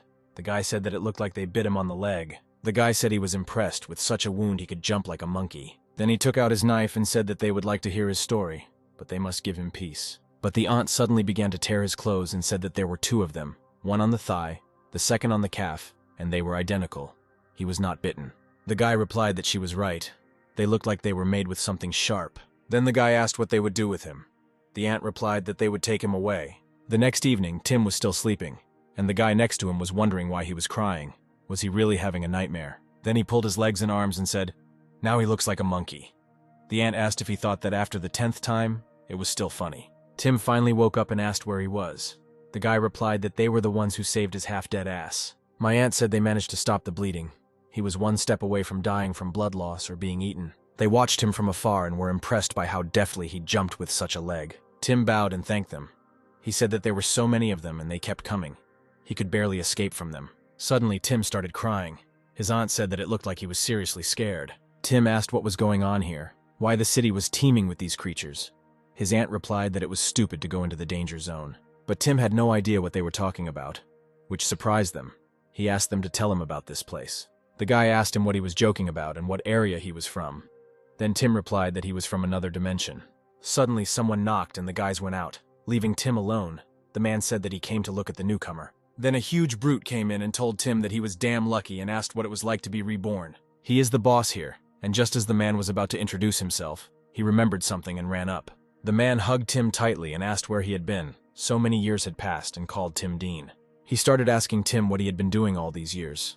Tim told him that he was not Dean, but the man did not listen to him. Then Tim pushed him away and shouted for the man to listen to him. He told him that he was not Dean. The man replied that then it was worth sorting things out, he asked. So Tim was from another dimension. Tim replied that he was from Earth 2.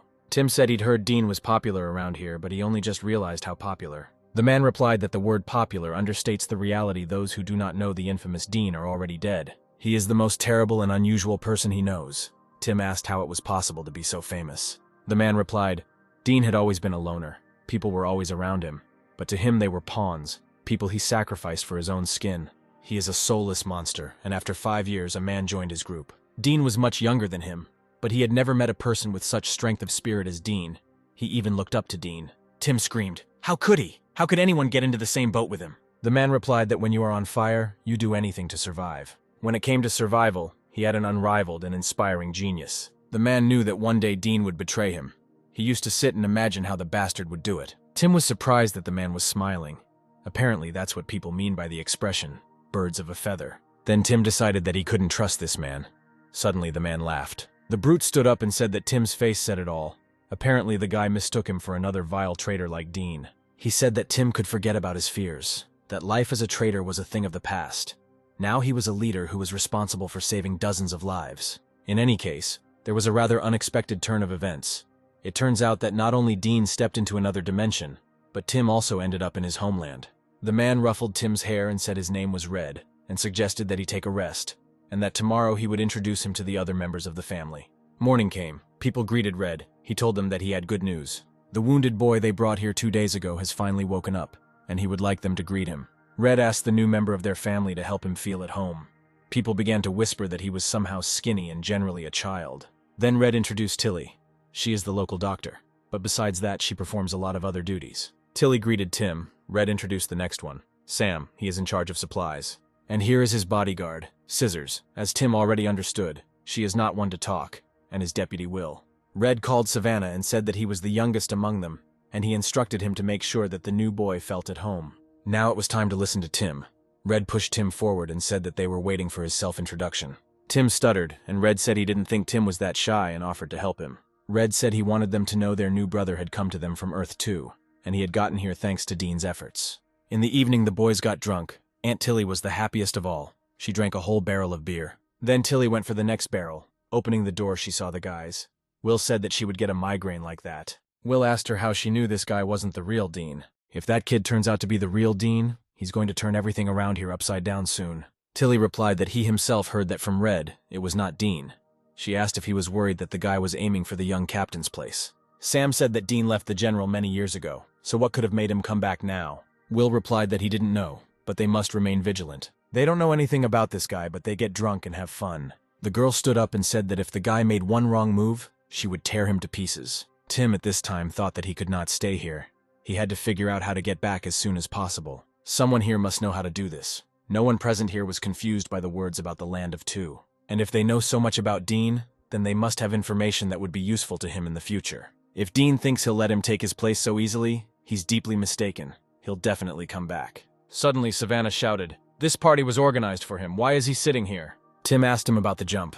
There must be a way for Coco to return back. Savannah asked, "He's talking about a device that allows you to travel between dimensions." Tim complained that he was an unfortunate victim of circumstances. That asshole sent him here instead of killing him. This device was a desperate attempt by a certain group of people to survive, and its development was essentially kept secret. And as soon as they started to export the first batch, the workers at the plant went on strike, and as a result, the distribution of SHDPs stopped. Considering that they barely managed to get the SHDPs from the factory back then, and how much time has passed since that incident, the chances of finding the SHDPs are reduced to 0. Tim asked what about the people from this base. Did any of them have SHDPs? Savannah answered that everyone had only heard about it. The guys here don't give a damn about anything around them. They're just loyal to the general. They've long since given up hope of getting him.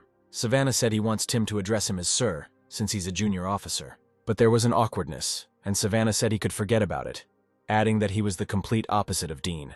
Suddenly Tim jumped up and yelled that of course he was not Dean, which surprised the guy. Tim then apologized for snapping at him and explained that everyone was only talking about Dean, which he didn't like. He would also like to thank him for saving him. He is very grateful. Savannah replied that of course he should be grateful, and here they have to brew their own alcohol, so they rarely drink. Tim drank it, and Savannah said, well, he doesn't feel so bad now, and added that he brewed it himself. Suddenly the man shouted to Savannah that he had sent him for snacks, and the boy rushed towards them. Red remembered Tilly saying that she had never seen anything like it, and couldn't imagine that he had holes in his legs. Tim was so fast, the zombies couldn't keep up with him. We are shown a flashback of a man screaming for help before the zombies bit him. Suddenly Dean ran up to him, and instead of helping, he cut off the man's hand. He put his hand in the bag and ran away, as did the other men, one of them shouting that Dean was a freak. The crowd of zombies grew. Then Dean pushed the guy right towards the zombies. Red said he wouldn't turn a blind eye to what he did. How could he do that to them? While Red was scolding Dean for treating those people like bags of meat, a huge fat man jumped towards him. Then Dean suddenly threw the severed arm to the fat man, and he jumped after it. Red stood up and thanked Dean for his help, adding that he owed him one. Dean said those two were useless, but Red was another matter. He always thought Red was worth something. Come to think of it, Dean was only 15 years old back then, and at first, Red gave in to the brat, just to see how far Dean was willing to go, but after a while, the longer he worked with him, the clearer the feeling became about him. Dean was superhuman. Red had already begun to think that even if someone threw him into the fiery mouths of hell itself, he would somehow be able to crawl out of there. Ambition lit a fire in Red's chest. He thought that if they worked together, power would be in their hands. Red told Dean that they could deal with this chaos. They could take over here. Dean replied. Unfortunately for Red, he didn't care about power. Red shouted that they could be something much higher than lackeys. Already fed up with his job as a robber and cleaner for this old man, Dean replied that he did not do it because he liked it. He's just trying to figure out what this old man knows about the SHDP device, but it looks like he doesn't know anything useful. And then he disappeared, and it was said that he was finally eaten by a walking corpse, or that Dean had fallen at the hands of an unknown avenger, but Red knew that he was wandering around somewhere looking for the device.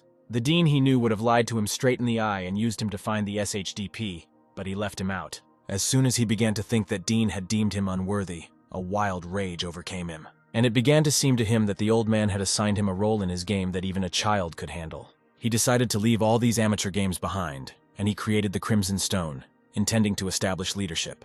Red put his ambitions of becoming the savior of this wasteland on the back burner because he was Dean's shadow. How long did he have to endure the smell of blood to get to where he is now? Tim came to Red and asked if there was any way to get the SHDPs. Red replied that he was sorry to say this, but Tim would not find the device in this world. Everyone who had it has long since moved to another dimension. The last one was produced many years ago. Tim said that Red had worked with Dean before, since Dean managed to get him. Red replied that he hadn't seen him for 5 years. He wasn't even sure he was alive until Tim showed up. Tim asked what he thought. Dean pulled out his SHDPs. Red replied that he must have just been lucky. Tim started yelling that he didn't have time for jokes. Red replied that he understood his feelings, but everyone had long since stopped hoping to find the SHDPs, and he couldn't help Tim in any way. Besides, he was never interested in moving to another dimension. Red told Tim that he would help him establish his life here. He could become a member of his team. 12 years have passed since the beginning of the epidemic, and those who managed to survive were finally able to settle in certain areas. But this world needs a leader, and he will be it, Red said, and again invited Tim to be on his team. Tim asked why he was offering this to him. Red replied that Tilly had told him that he had a talent for jumping on rooftops. It will be very useful for his work as a navigator, and if he uses it to help his people, he will become a hero. But Tim stepped back and shouted that he didn't want to be a hero. He was going to take back everything that asshole took from him. Getting used to life here is just a necessary step to returning home. He is grateful for his rescue, but he is not interested in anything else. Red replied that Tim was right. Such a proposal needed to be carefully considered, and he would give him time. And he's not going to kick him out just because he turned down his offer. But as long as he's among them, he has to follow the rules. 2 days later, Tim asked what Red wanted. Will ordered him to address him as a general, but Red stopped him. Red said that Tim had been chilling for 2 days, looking rested, and asked how he liked his new clothes. Tim replied that he liked the fact that the clothes did not restrict his movements. Red said that he called him here so that he could start training, The most important skill in their world is self-defense, and having this skill is a prerequisite for joining the team. Those who don't know how to take proper care of themselves become dinner for corpses. Tim reminded that his leg was not yet healed. Red asked if he thought corpses cared if his leg healed. Survival was an adaptation. A girl appeared and Red said that this was Tim's partner. From today, he would spar with Scissors. With her, he will definitely be able to hone his strength and reflexes, which will be useful to him here for survival. Tim said that he has never participated in sparring. But Red replied that his training would end when he defeated Scissorhand. The girl instantly ran up to Tim and attacked him while he was screaming that he was not given a weapon. She's not going to feel sorry for him. The girl really thirsts for Tim's blood, and then Tim plunged into memories. There is only one other woman in the world who was as rude to him, and her name is Hannah. The girl continued to beat Tim, and he tried to stop her by talking. He asked if they were filming a movie about kung fu. Tim thought he had to do something and decided to take the stick away from her, but the girl quickly pushed it away. Then she used the stick as a support and hit Tim in the chest. From such a blow, he quickly flew to the side. People said she had no mercy, but nothing less. She was the best fighter they had. The aunt said that if she didn't know the situation, she would have assumed that she was trying to kill the guy. Will replied that if he was so talented, sooner or later he would come up with something. She replied that it was only his first day, and they were being too cruel to him. The scissors are a cold weapon forged by the general himself. No matter whether Dean is really this Tim or not, he has no chance against her. The girl jumped up and swung her stick, but suddenly Tim stopped her with his hands. Just as people started shouting that he was not useless, the girl grabbed his head and hit him in the back with a stick. And now Tim was lying unconscious on the roof. Red shouted to the girl that this was enough. The aunt came down and started scolding the girl.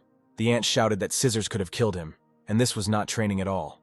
The girl asked if her aunt could turn down the volume, because it sounded as sharp as the sound of nails scratching a board. Will thought that Tim and Dean only had similar looks, and they were worried for nothing.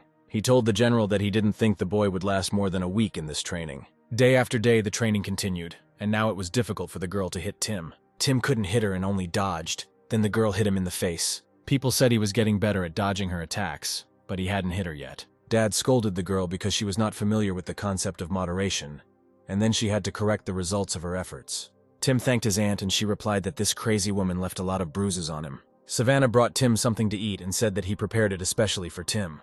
Tim asked what those black grains were. Savannah proudly said that they were crickets that he had caught. Tim's reaction was not long in coming. Savannah started yelling at Tim that the guy was disrespecting him because he had been collecting these crickets for so long. Auntie said that if he wants protein, he will have to eat what they give him. There is no meat in this world. Tim ate and Savannah said that they all watched his training. Tim replied that he was ashamed. Savannah said that it's only been a few days and he's already dodging like crazy. He's a good boy. Tim asked if Savannah was also training. The guy replied that not everyone can train with Scissors. And in general, it's strange that Scissors participates in sparring with someone. Usually a partner is chosen based on their level of training. Tim asked why the general made him train with her. Savannah replied that he liked Tim. Tim then realized that Red was still trying to recruit him into his ranks despite his refusal. He asked if it was because he reminded him of Dean. Savannah replied that it must be so. Savannah added that everyone here envies Tim. They would give anything to be in his place. Everyone wants the general to notice them. Tim will probably eat his fill of their shit in the future. Tim said it seemed like no matter where he was, Dean's shadow would constantly haunt him. Savannah said that Tim was just running away from Scissors. But it turns out he is a fighter. He really wants to beat her. But in reality, Tim was just preparing to go home where he would make Dean pay for everything he had done. Savannah added that Tim couldn't run away forever. Not in this world. He could say that for sure. Will said it's only been a couple of days and she's already losing her edge in battle. Is she trying to be careful? The man added. Will began to provoke the girl, saying that the guy was easily able to dodge her attacks. Apparently she was not as special as he thought. The girl told him to keep his thoughts to himself. Will replied that he was just worried about her, because she might soon be replaced. It was the 6th day of training. Tim was preparing for the fight with all his might and was determined. Scissors was late and the boys said that she was probably bored with these children's games. But then she appeared. Will asked if he should order her to change weapons, but the general refused. Tim asked if that was what he thought, pointing to the knives. Scissors replied that she was tired of this, and they would end it today. Tim was going through a very hard time. The poor guy ran away as best he could, but the girl attacked him time and time again. The girl hurt Tim again, and he thought how they wanted him to fight against someone like her. And why doesn't anyone stop her? Tim's life is in danger here every day. Suddenly, a sharp pain from the feeling of loneliness pierced the guy before the knife cut. Today he could die, and no one at home would even know about it, all because of him. At the thought that Dean had won, Tim broke down and getting up hit the girl in the stomach. Tim shouted at the girl to get up and continue fighting him. She has the advantage over Tim. As long as he keeps his distance, He must overcome his fear of these knives. Knives! Tim will be able to dodge them even up close. Tim ran up and dropped sharply. Tim grabbed the stick and broke it into 2 pieces. Taking one for himself, he held the knife to the girl. Red started laughing and told Tim that he had seen enough of them. And he added that he knew it wouldn't take Tim much time. Scissors started screaming that she was still okay and they were just getting started. Red asked if anyone had ever gotten that far in a fight against her knives. His aunt ran to him and praised him. She told him not to move, otherwise the cuts would hurt. That same night, 3 kids beat up Savannah, asking him if he thought he was cool because he hung out with a new guy. The man asked if Savannah thought she was better than them, thinking he hadn't noticed his smirk. He ordered Savannah to stand up straight and added that if he didn't want to get shot in the forehead, he should know his place. Then they started beating Savannah. The man said that he would give anything to become a tour guide for a newbie and shirk his duties. Suddenly Tim appeared and asked what was going on. The man hesitantly said that he saw his fight. It was cool. But Tim ignored it and asked if Savannah was okay. They replied that they were just giving a short lecture. Tim replied that he was looking for Savannah. No matter what happened, he had to be with him at all times. I wonder what if the general finds out that he was not there because he was detained. Savannah and Tim went inside and Savannah asked how much Tim had seen. Tim replied that he hadn't stood up in a stance for ages, and it looks like there are enough idiots in this world. In high school, he spent the lion's share of his time learning the art of preserving his bones. Savannah said Tim was great today. In fact, when he hit her, he actually felt an emotional release. This brat is 2 years younger than them, but she acts like she's the boss here just because she's the general's bodyguard.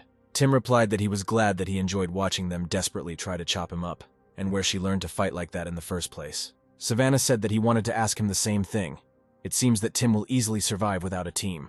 Tim asked where the name Crimson Stone came from. Savannah thought it was better for him not to know about it yet. Savannah said that the general just liked the color red. Tim said that he thought a lot about their general, and having come to the conclusion that the name Red did not suit him at all, Savannah breathed a sigh of relief. The gate opened and people came in. The man told Will that they finally caught him. His gang went to be eaten by corpses. Will told the man what had become of their king, how far he had fallen. He said he would return. Then Will ordered everyone to report this to the general, strip him naked, gag him, and burn all his belongings. The aunt and several other boys laughed and said that the lousy traitor had been caught. Tim walked up to her and asked who this man was and what they were going to do with him. The aunt replied that he would see everything himself. Ree approached the man and happily said how long it had been since they had seen each other. And he has to tell Ron that he doesn't look well. When he sees him like this, his heart just breaks. He kept hoping that living there would make Ron cute and chubby, but it didn't seem to be going well for him. Ron screamed for him to kill him already. Red asked if he wanted to talk to his old friend, but Ron shouted, "Let Red do it. He has the same methods, to chase after everyone who turned away from him, in order to destroy them later." When he left, he knew what he was getting into, and he had nothing to regret. And if he were given a second chance, he would do the same thing without hesitation. Tim asked his aunt if this man was a traitor. She replied that he used to be close to Red, but 6 months ago, he and several of his men left here in the middle of the night. He didn't like the local way of life, and he wasn't afraid to speak out about it. Red said he would ask him one question and asked why he hated him. Ron spat in Red's face and started shouting that someone like Red would never become king. After this, Red started beating Ron. He said that he really liked Ron and told the people that they were preparing for a funeral. The people rejoiced, except Tim and Savannah. Then Tim realized where the name Crimson Stone came from. Tim sat alone, thinking that his fears had been justified. There was something really wrong with these people. Everything pointed to it. The leader who worked with Dean, his bloodthirsty teenage bodyguard, and all these people who stood there and watched her cut his throat like it was a sports match. Tim almost felt sick remembering today's incident. Sam said that he understood that Tim didn't like the show. I'm sure his head is now completely filled with various thoughts, especially considering the circumstances of where he got here from. Tim said he didn't want to be rude, but he wanted to be alone right now. Then Sam said he would get straight to the point and whispered something in Tim's ear. It turns out Sam was planning an escape. Tim asked if he was serious. Sam told him to be quiet, otherwise they would be heard. He knows, he already has some suspicions about this place, and they are true. It is one big madness here. Tim thought it was a test, he asked. What he saw shocked him. But why was he telling him this? Sam said he'd had enough. This base and the people who live here, it all seemed like some kind of bullshit. The execution he saw was just the tip of the iceberg. Tim asked if this happened often. Yes, Red imagines himself to be a king, but he is nothing more than a maniac who revels in his power. He loves to talk about loyalty, family, the future, and other high ideals, but if someone's words seem offensive to him, he will not hesitate to smash his head. And of course, he can easily justify his actions. This, including his show of strength, is enough to shut everyone up. He's probably the biggest one on this base, but his emotional maturity is frozen at age 7. Ron just hurt his pride. Red made him a villain, but all Ron did was leave the team. And Tim is no different from Ron. Now Red shows his favor, and then Tim will be under his control. If Tim doesn't escape from here soon, he will stay here forever. Sam asked if he wants this. Tim said that everything outside was teeming with zombies, and even if they managed to survive, Red would chase them to the ends of the earth for betrayal. Sam replied that Ron was a degenerate, but they, on the contrary, would never be caught. All they need is to find the SHDPs. They will find them and say goodbye to Red, and to this world. Tim replied that the general said that it was now impossible to find even one. He's just trying to make him forget about going home, if they were gone. How Dean was able to move into his world. Some have already managed to find the SHDPs, and right now, while they are talking to him here, they are trying to make a spatial jump. Sam said he knew where to find the SHDPs, but the thing is, getting them wouldn't be easy. Therefore, he could not have managed alone. They are in a dangerous area. All this time he was watching him closely. Red wasted his talent. Seeing the last fight, Sam decided to offer it to Tim. With the information he has and Tim's physical talents, the SHDP will be in their hands. Tim's eyes lit up at the thought of going back, but he told Sam he couldn't go with him. In his case, he will return home, but Sam will have to kill his double. He is a victim of such an incident. He lost almost everything because of his double, and if Sam goes to another dimension, there will be another victim. Therefore, he cannot help Sam, and he will find the SHDPs himself, because it will be better that way. Sam asked. Tim never thought that something like this could happen to others. The guy claimed that he was also a victim of a forced spatial jump. He was transferred here 3 years ago. You shouldn't consider yourself a special snowflake. It was an ordinary day. Sam was invited for another drink, but he declined. Sam was returning home when suddenly a double appeared from around the corner and inserted a SHDPs into his ear. This feeling when the whole world is slipping away from under his feet is familiar to him. From that day he waited for his moment. Waiting for the moment when he would be on Earth too, get his house back and everything else that the bastard had taken from him. This insatiable thirst for revenge that flares up is familiar to him. He understands Tim perfectly. Then Tim agreed to help Sam and asked what he should do. Savannah, hearing their conversation, turned around and quickly walked in the other direction. Sam said he would slowly start hiding supplies and Tim needed to heal. There are only 7 watchtowers on the base, meaning there are only a few blind spots in the camp. The place next to the warehouse where they talked to him yesterday is one of them, and even though it can't be seen from the tower, it remains wide open to prying eyes, so they can only see each other in the warehouse at night. The watch is on 24 hours a day, with 3 guards stationed at each tower. All of them are armed with night vision devices and assault rifles. Once Tim tells him that he is fully recovered, Sam will begin preparations. He will change his schedule for this date. Their camp is located on a steep hill, so the zombies cannot get to them. With the exception of a few loyal dogs, most of the guards are half-hearted. They have a man with lousy eyesight, an experienced but lazy sniper, and one psycho that no one gets along with. They would be perfect for a watchtower. We must not forget to put them on the 4th shift. At the appointed time, Sam will light a fire in the warehouse, and while everyone is distracted by the fire, they will take their supplies and jump over the wall. Tim said that even if they distracted them for a couple of minutes, they still had guns. Sam said when the lookouts come on shift, he's going to give them clips of blanks. The problem is that he doesn't have enough clips to distribute to the sentries on the other 6 towers, so they had to escape before the rest of the guards noticed them. Tim asked where they were going to run. There is a large parking lot not far from them, and there should be a whole bunch of abandoned cars in it. Using a car, they will travel along the Han River until they reach one of the islands, because there is a factory for the production of SHDPs devices waiting for them there. The 7th watchtower is the flimsiest of all. The terrain beyond the walls is so uneven that no corpse can get close to them. There is something to climb here. Tim can easily climb the wall and climb over it. A few days later, Tim's wounds look much better. Luckily, he managed to dodge the scissor blades. Auntie said that Tim will soon be as good as new. After all, he is young. This plays into his hands. Tim asked if she worked in a hospital before the pandemic. His aunt replied that not really. She just worked here and there. In fact, she had a very hard life. I must say that now she is doing much better. She took on any job that required physical labor, and after the pandemic, she began to study medicine little by little. Tim said that only a few people could do this, and his aunt replied that it was just another job that she had to do. Ultimately, he must do everything to survive, and without a doubt, the work of a doctor is the best. Savannah was helping Tim bandage his wounds and asked him how he liked it here. Tim replied, "It could be worse," Savannah said. "It's better here than outside." After that, Tim trained and Sam told him that Tim was ready without a doubt. The day of the escape came. Sam was sitting in the warehouse. 3 men came to him, saying that the 4th shift was already here. The man told Sam to tag them and give them ammunition. He was fully prepared to take a nap under the stars. Suddenly, Sam noticed a new face and asked where Spark was. He was told that Captain Will had changed the schedule, and he found it odd that Spark had been put on the tower. And this morning, Will fired the guy who made that schedule, and the sniper wasn't happy with that schedule either. Sam tried to pretend that everything was fine, although he was silently cursing Will. And he also sent his favorite dog in place of Spark, Sam asked. They probably want to sleep. Sam hoped everything would be okay. They only had clips of blanks anyway. The warehouse exploded and a fire started. Then the guys rushed to the wall. Tim threw his backpack over the wall, but suddenly it was shot through. Sam ordered him to duck. They ran around the corner and Tim said that they were supposed to have blanks, but Sam said that someone else was shooting. It was Will who figured out their plan and radioed that they were attempting to escape. Tim told him it was time to move. It was very risky, but if they sat here, they would definitely be found. Sam said he had hoped to avoid it, but there was no other choice. Then he started throwing grenades in several places. Will ordered the sentries to open fire. Tim jumped over the wall, but there were sharp stakes sticking out on the ground, and he had to run over each one. Just as Sam climbed over and Tim started scolding him for not warning him, Sam was shot. Savannah thought they really did run away. He wished Tim to run without looking back, and he hopes Tim will find what he is looking for, and asked him never to get caught by them. But then Will gave the order and Scissors came down and ran towards Tim and Sam. Tim asked Sam's leader to endure the pain. Once they reached the forest, he would stop the bleeding. But then Scissors jumped up to them and said that she wasn't finished with Tim yet. Not only did Scissors come, but they started shooting at the guys from the tower. Sam shouted to Tim that they had to run into the forest. Scissors ran after them. Tim jumped on her and hit her, but she swung her knives at him. Tim managed to escape into the forest, but the girl found him again and they started fighting. The girl stabbed Tim with her knife, but he pulled out his own knife and fought off the attack, then told her to return to camp.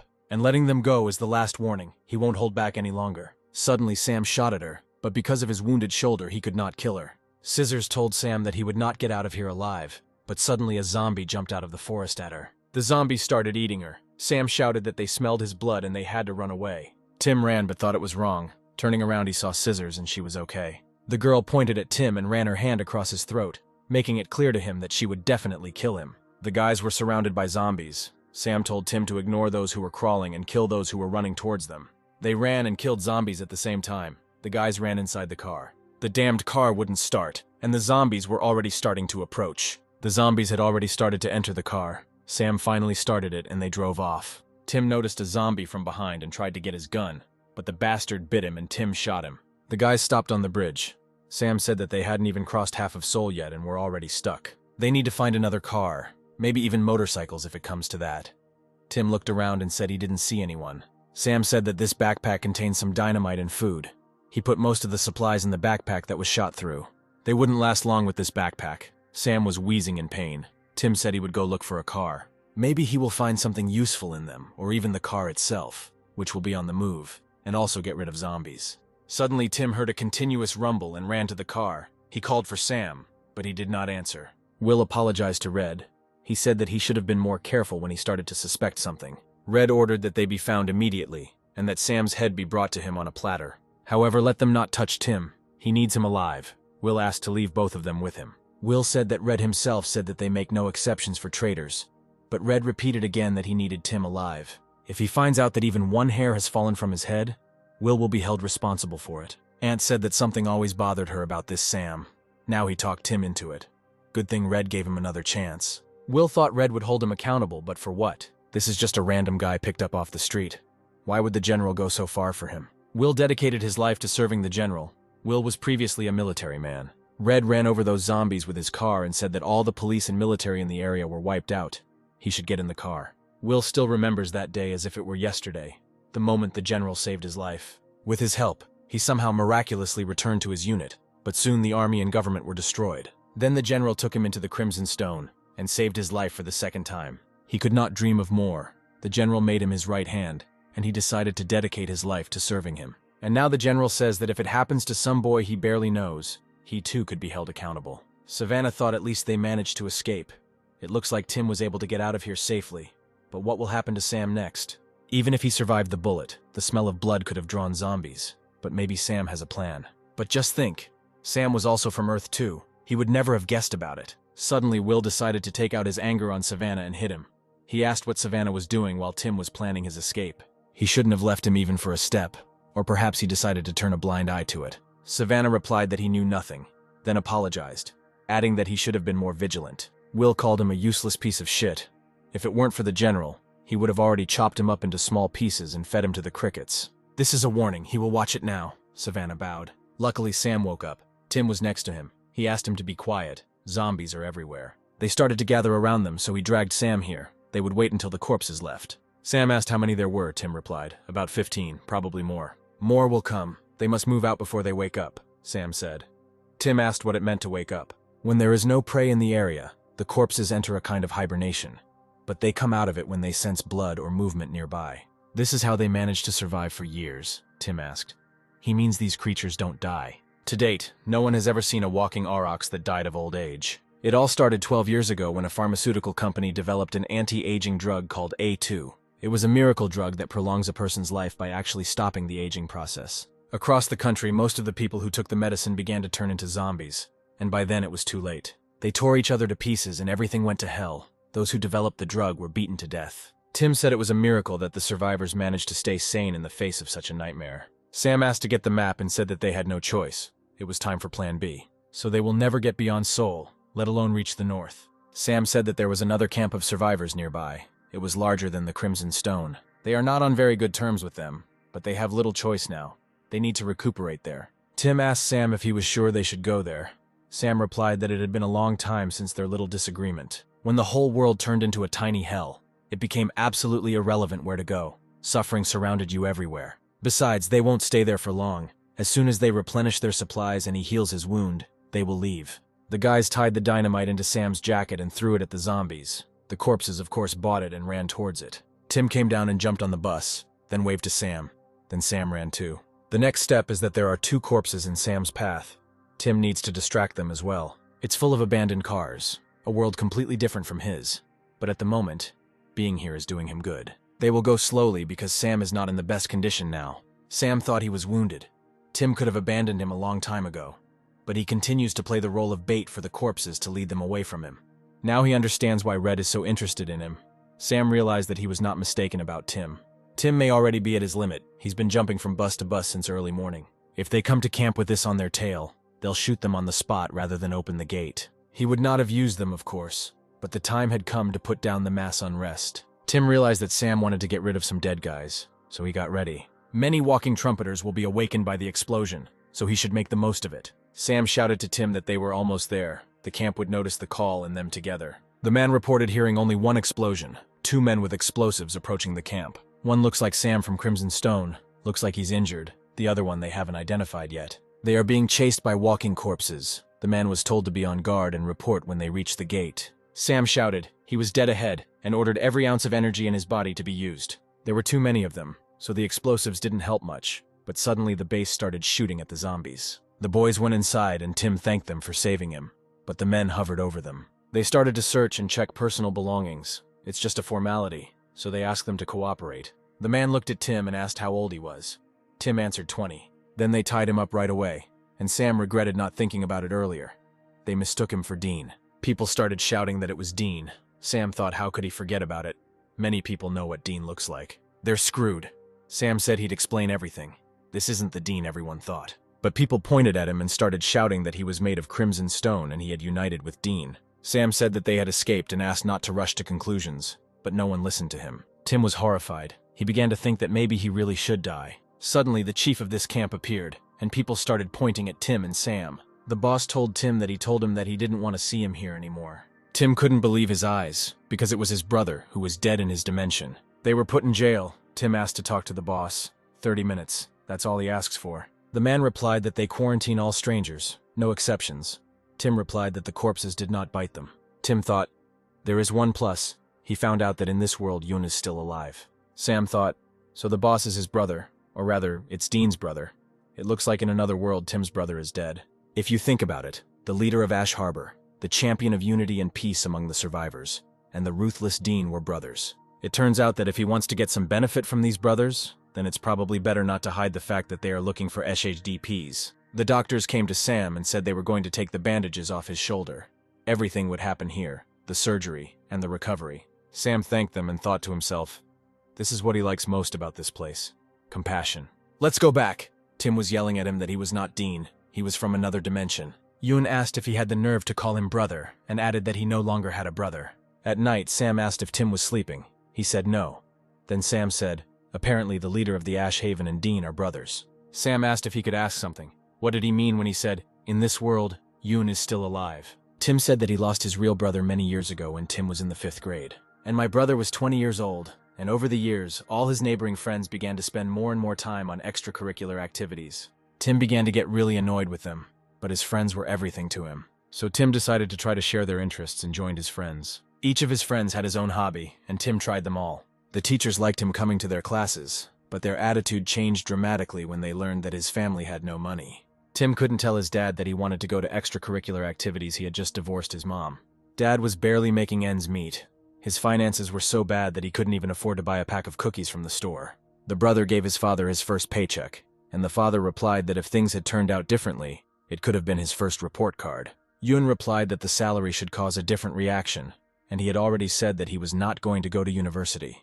The father was sad that guys his age were enjoying life while he was slaving away at work.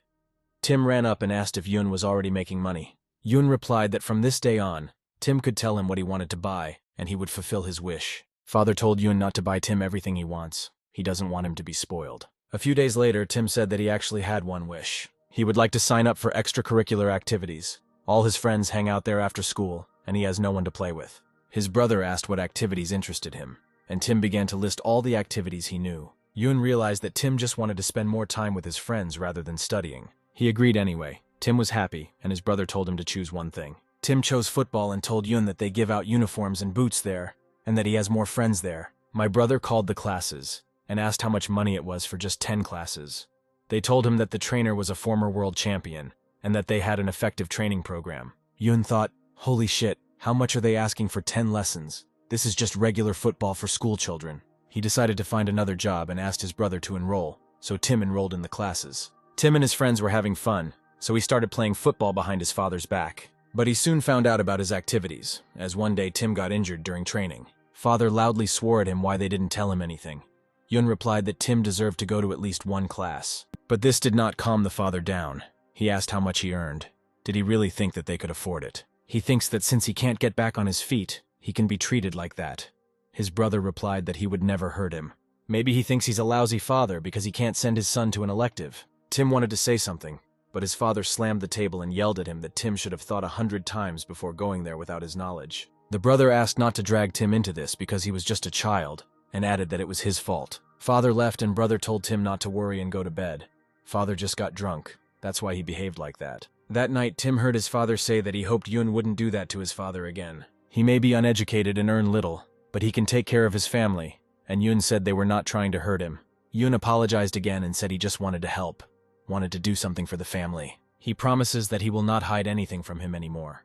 The father replied that he does not have to apologize to him, and he himself doesn't know why he suddenly got so worked up he shouldn't have taken all this out on them. Yoon repeated that his father was not to blame for anything, and asked permission to pay for Tim's lessons, since he was already an adult. The dejected father replied, only for a while, and as soon as he was given his salary for the past months, he would pay for his lessons. Then he apologized for putting him in an awkward position.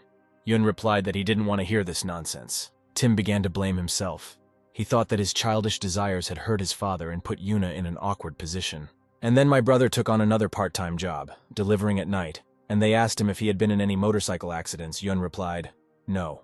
The owner asked how long he had been driving. Yoon replied that he had just gotten his license. The owner said that they shouldn't hire drivers without experience in the first place, but they were currently having trouble with their staff, and asked if Yoon would promise to be careful. Yoon replied that he was still a little scared, so he drove very carefully. This is how Tim's brother died on the very first night he got into an accident and died on the spot. Father started drinking twice as much, and now there was no one to stop him. Tim kept crying, put on his jacket and decided to go out, when suddenly his father called him. He asked why Tim asked Yoon about it and not him. Did he really think he was that pathetic? Or maybe it was because he was a worthless father. Tim couldn't stand it and opened the door and ran with all his might. If Tim takes a couple of laps around the area by the time he gets back, Father will already be asleep in his room, and Yoon will definitely scold him for coming home late. Tim begged for it to be like this. At least this time, Tim believed that it was all his fault. Time passed and he eventually went to high school, but his relationship with his father remained strained. He heard that children from disadvantaged families mature earlier than their peers, but Tim never recovered. When Tim reached Yoon's age at the time of his death, he realized how important his brother was to him. After all, it was thanks to him that Tim had a normal life. Tim replied to Sam that his brother died in the accident because of him. At that time, his family was forced to survive, and his brother took on too much work to somehow brighten up his childhood. Sam asked how he felt about meeting his brother under such circumstances. Tim only wished him good night. The brother told his people that Tim came here from the land of two, and that he was here not of his own free will, but thanks to Dean.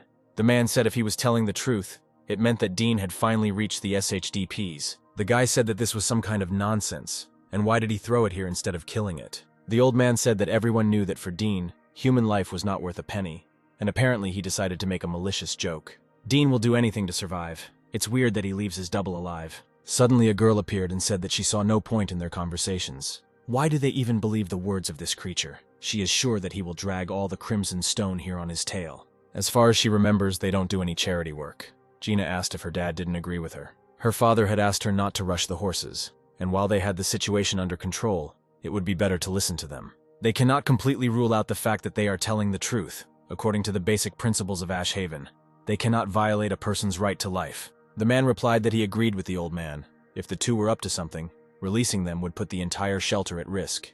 The guy said Dean was aware of Ash Haven's internal protocols. He knew that outsiders were quarantined. In addition, many of the camp's residents are concerned about his presence within their walls, and therefore they must be expelled.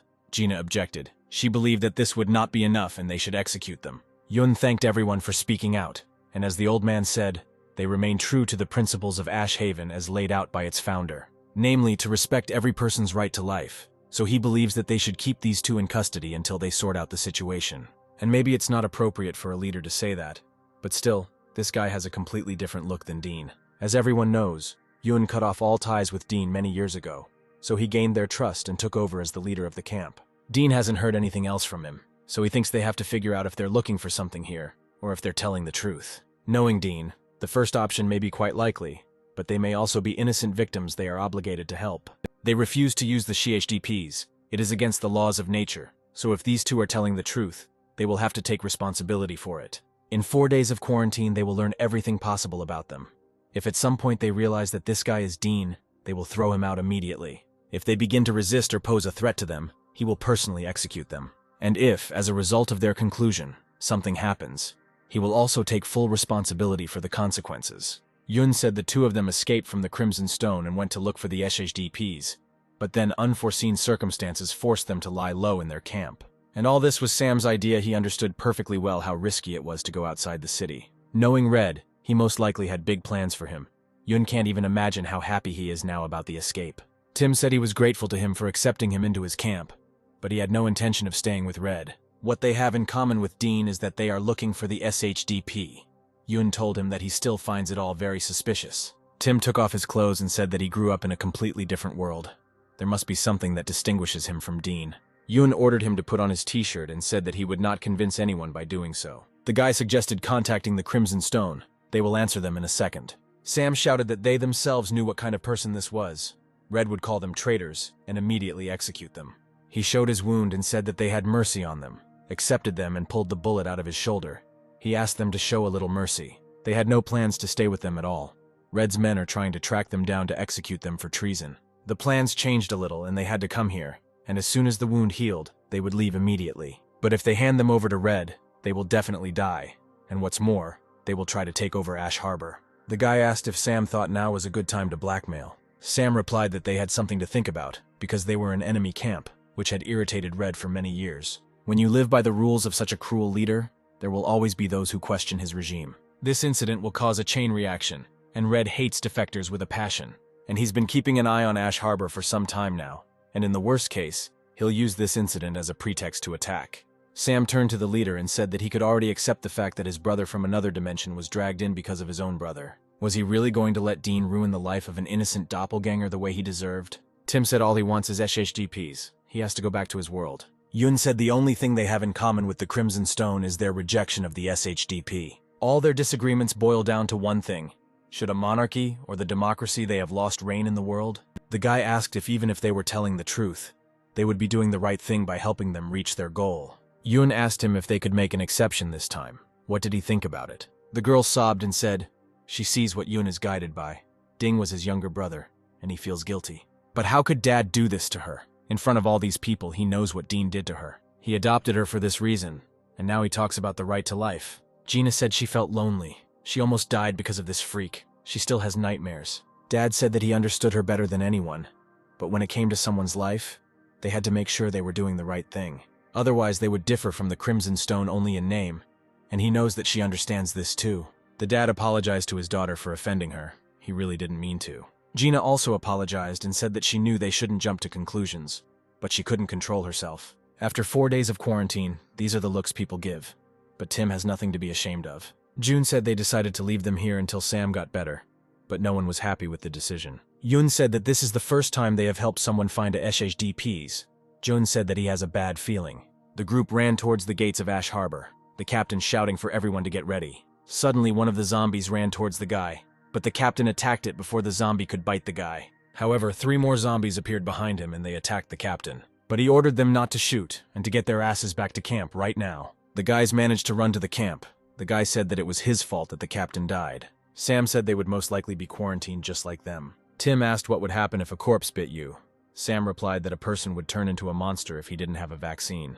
The presence of the vaccine surprised Tim, but it turned out that the vaccine was in short supply, as was the SHDPs. If someone could get their hands on a sample of this vaccine, maybe they could somehow resume supply. Moreover, there are 2 types of vaccines, Type 1 and Type 2, which complicates the situation. Sam said Tim was in the Crimson Stone, and now here he noticed the difference. Many of the camp's inhabitants are either sick or wounded, and the vast majority have had their bodies disfigured by infection. If a zombie bites you in the arm, it is amputated before it is too late, so the spread of the virus can be prevented. Ash Harbor tries to help everyone become a full member of society, even the Disabled Benefit Society. So everyone who can still be saved from the virus can stay in the camp and become part of it. The man said they weren't like the Crimson Stone guys who were willing to execute anyone with even the slightest hint of a scratch. The Crimson Stone is just a gang of armed thugs. Yoon said that he sincerely regretted what happened to the captain. He realizes that they managed to reach the camp safe and sound thanks to the captain, and he asks for forgiveness that they have to close them here after they risked their lives for them. The guy replied that there was nothing wrong with quarantine. He just couldn't believe what he saw with his own eyes. Yoon replied that he understood everything.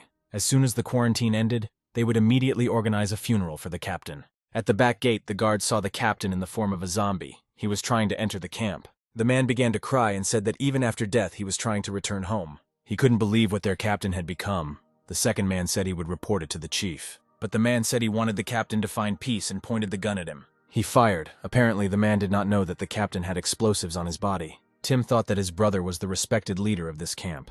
He didn't expect to meet him in this world, but he is glad about it. He is glad that he is a man with a capital letter, both in his and in this dimension. Once Sam recovers, they will go looking for the SHDPs, and he will never see Yoon again. Tim was so busy proving to everyone around him that he wasn't Dean that he never talked to him. When the man shot the captain, there was an explosion and everyone heard it. There was an explosion near the back gate. Part of the wall was destroyed. Communication with the tower was lost. They were injured. Yoon and June gave orders to their teams, telling others to take cover. The man said he would go see what happened there, and those 2 needed to be taken to the quarantine zone. The zombies burst inside. The man thought that if they started to scatter around the camp, they would be in complete trouble. The special forces arrived just in time as the zombies burst inside in a crowd. As soon as the guy with Sam and Tim ran to the gate, zombies ran out and ate the guy. There was real chaos, since it was night, and it was unclear who was human and who was dead. Sam said they needed to hide. Tim told him to go alone and he would go to Yoon. He saw Yoon running straight towards the explosion site and he might be in danger. Then Sam shouted to him that this Yoon was not his real brother, but Tim still ran away. Sam thought that if something happened to him, the whole plan would go down the drain. There were so many monsters that Yoon was already wondering if there was any point in continuing to fight them, when Tim suddenly arrived. The man asked what he was doing there, how he managed to escape, and where the others were. Tim replied that he would explain everything later, but now he wanted to help them. The sniper complained that he couldn't tell zombies from people, and the old man asked him to try. The guy said that the repair crew was on top, but they couldn't work in such conditions. Yoon said they had no choice and ordered everyone to retreat, which was like trying to plug a broken dam with a wine cork. He ordered that all residents left without shelter be gathered and brought to the common room. Now the main task is to protect as many people as possible. The hole in the wall is small. The zombies will leave sooner or later. The man gathered the people and they ran. Yoon told Tim to go with them, but Tim said that he would stay with him. The guys gathered several people and ran to the warehouse, but it turned out to be closed. Then Tim stepped back. Yoon asked what he was doing, but Tim didn't listen to him, and ran and jumped onto the roof. Yoon was in shock. Tim just jumped out of the window on the second floor. The zombies started running towards them. Suddenly, Tim opened the doors and told everyone to come in. It turned out that Sam closed the door, for which he received a beating from Jun, and Jun also scolded him. June asked why the hell he didn't open the door. Sam replied that it was so noisy outside, he didn't hear anything. This did not convince June. Tim grabbed him and said that they were already safe. The rest did not matter. Yoon ordered everyone to be silent and asked who untied them and where the guards were. Tim replied that they were being led back to the isolation ward when the dead broke in. One of the guards was bitten. They were forced to flee, and he didn't know Sam was hiding there. Yoon was informed that they had brought all the lost residents to the common room, and there were no casualties. The snipers reported that there were only zombies left outside, and June told Sam that he was lucky. In the morning, Yoon asked to report on the situation at the towers, and they answered that far fewer zombies were already making their way into the camp. From time to time zombies come out, but new ones immediately come running to replace them, and there are still a lot of corpses at the gate. Yoon asked the other units to report the situation. The special forces responded that everything was safe inside and outside. The snipers responded, "They see 30 zombies. They are able to deal with them, but it is better now to seal the wall." Jun replied that the repair crew was ready, but it would be very difficult to guess the timing. Tim asked where the repair crew was. June said 2 buildings away, so Tim said he would go there. It's a stone's throw from the repair warehouse to the back gate, the only obstacle being the dead. He'll try to lure them to the meeting hall, closer to the snipers, Jun asked. He thinks they're joking here. Sam asked Tim if he was sure everything would work out.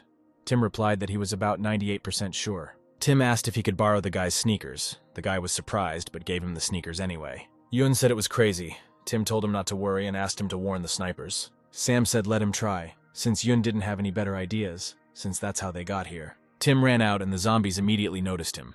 They started running after Tim. Yoon informed the snipers and watchtowers that if Tim was in danger, they should cover him. Tim was running away from zombies, fortunately. Parkour helped him a lot to avoid their bites. He was able to run to the right place, and the people who saw it wondered how it was even possible. The old man said that he succeeded. He lured them. Almost all the dead were at the container. The repair crew quietly ran to the wall. The zombies didn't notice them. The brigade and task force have arrived at the back gate and will begin work soon. The man asked them to start working, and if anything they would cover them.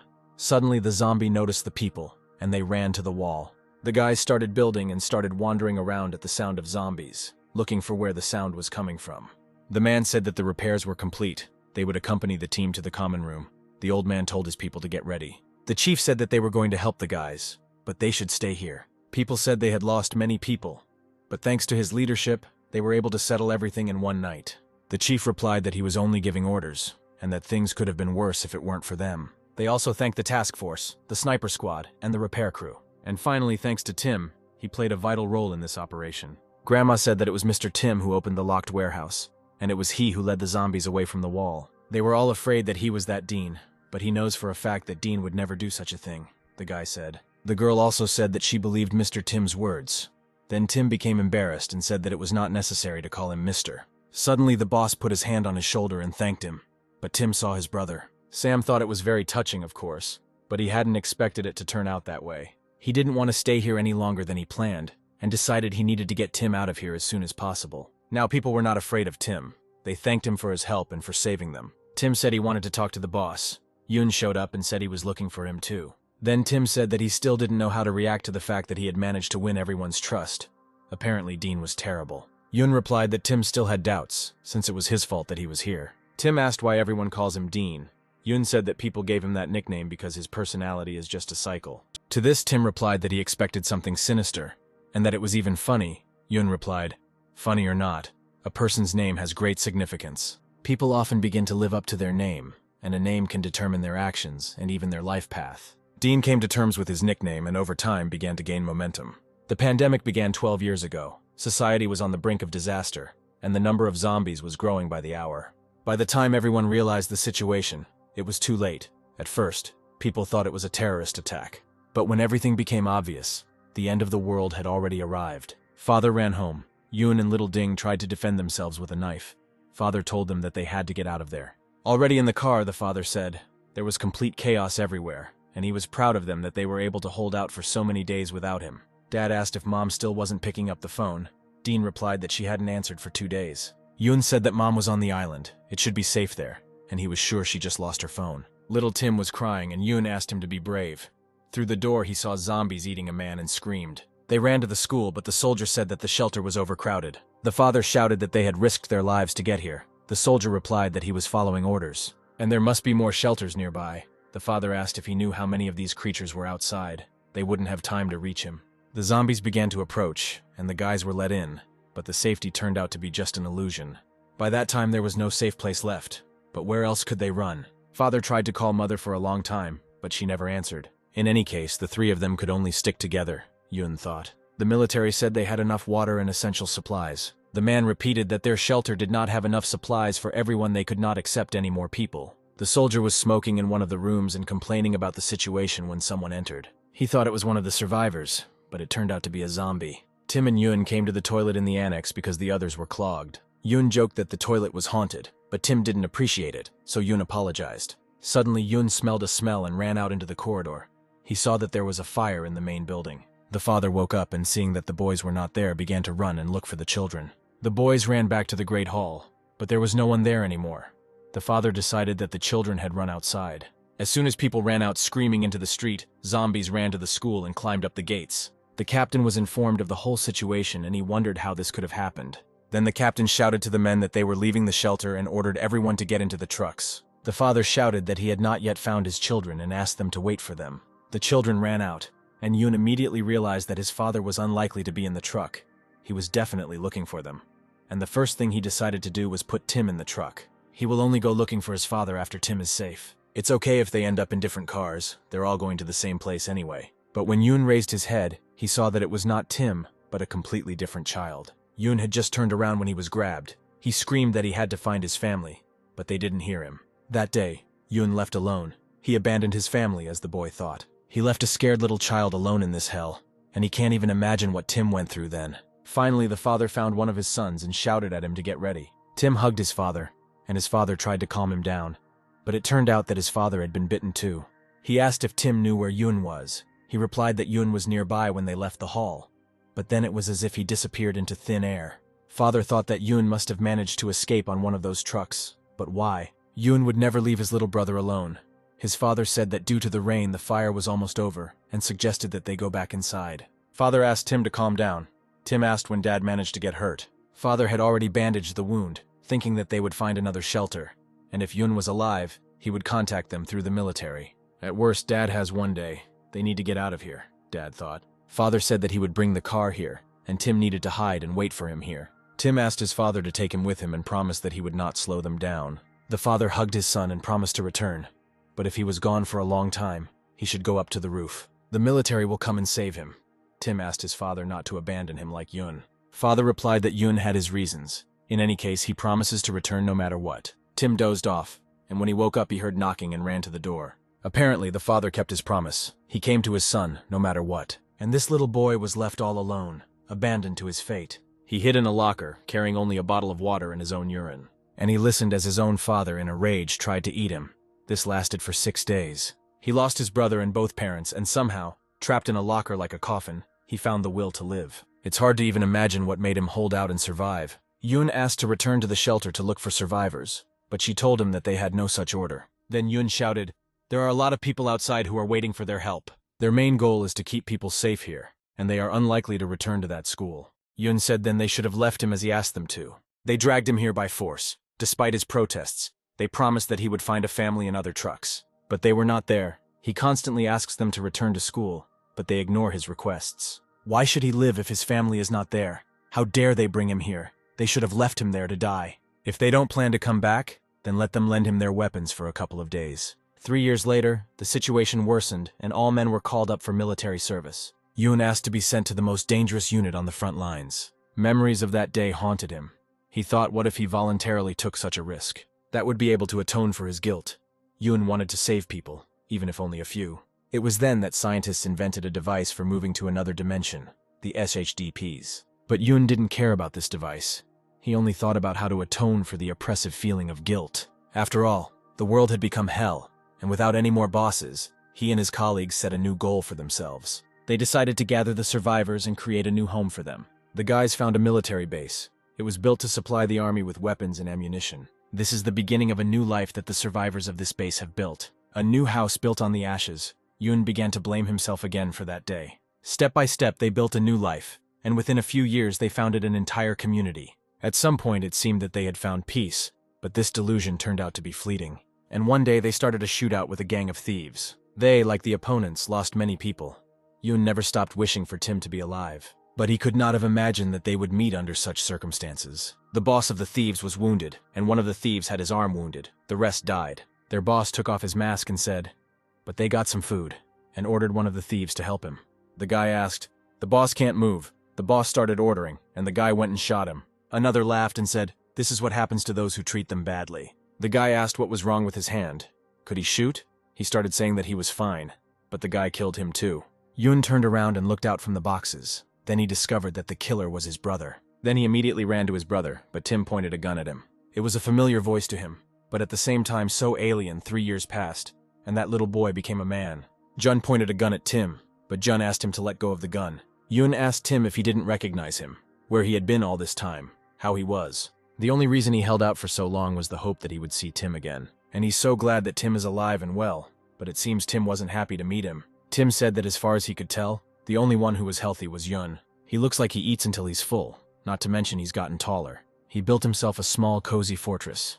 Apparently he likes to act like a boss while sitting in safety. It seems like Yun is living life to the fullest, so he left him and his dad to be torn apart by the dead. Yun started shouting that everything was completely wrong. He could explain everything. Tim replied, "All these years when someone's life was hanging by a thread, does Yun know how many of these bastards betrayed him?" He should have known that Yun was like them. It didn't matter what exactly happened that day. Jun yelled at him to let go of the gun, or he would shoot him in the forehead. Tim looked at his brother and lowered his gun with displeasure, then left. Yun called him, but Tim told him not to call him Tim.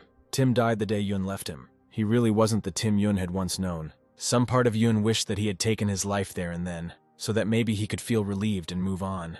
Over time, more and more people came to the shelter, but Dean eventually gained a bad reputation. New survivors kept telling each other that they had been deceived by him or suffered at his hands. The leader of the survivors' camp, and the brother who created the monster with his own hands. Yun constantly asked himself who he was. A couple of days ago, Yun ran into Ding while they were out scouting. Jun asked what Dean told him.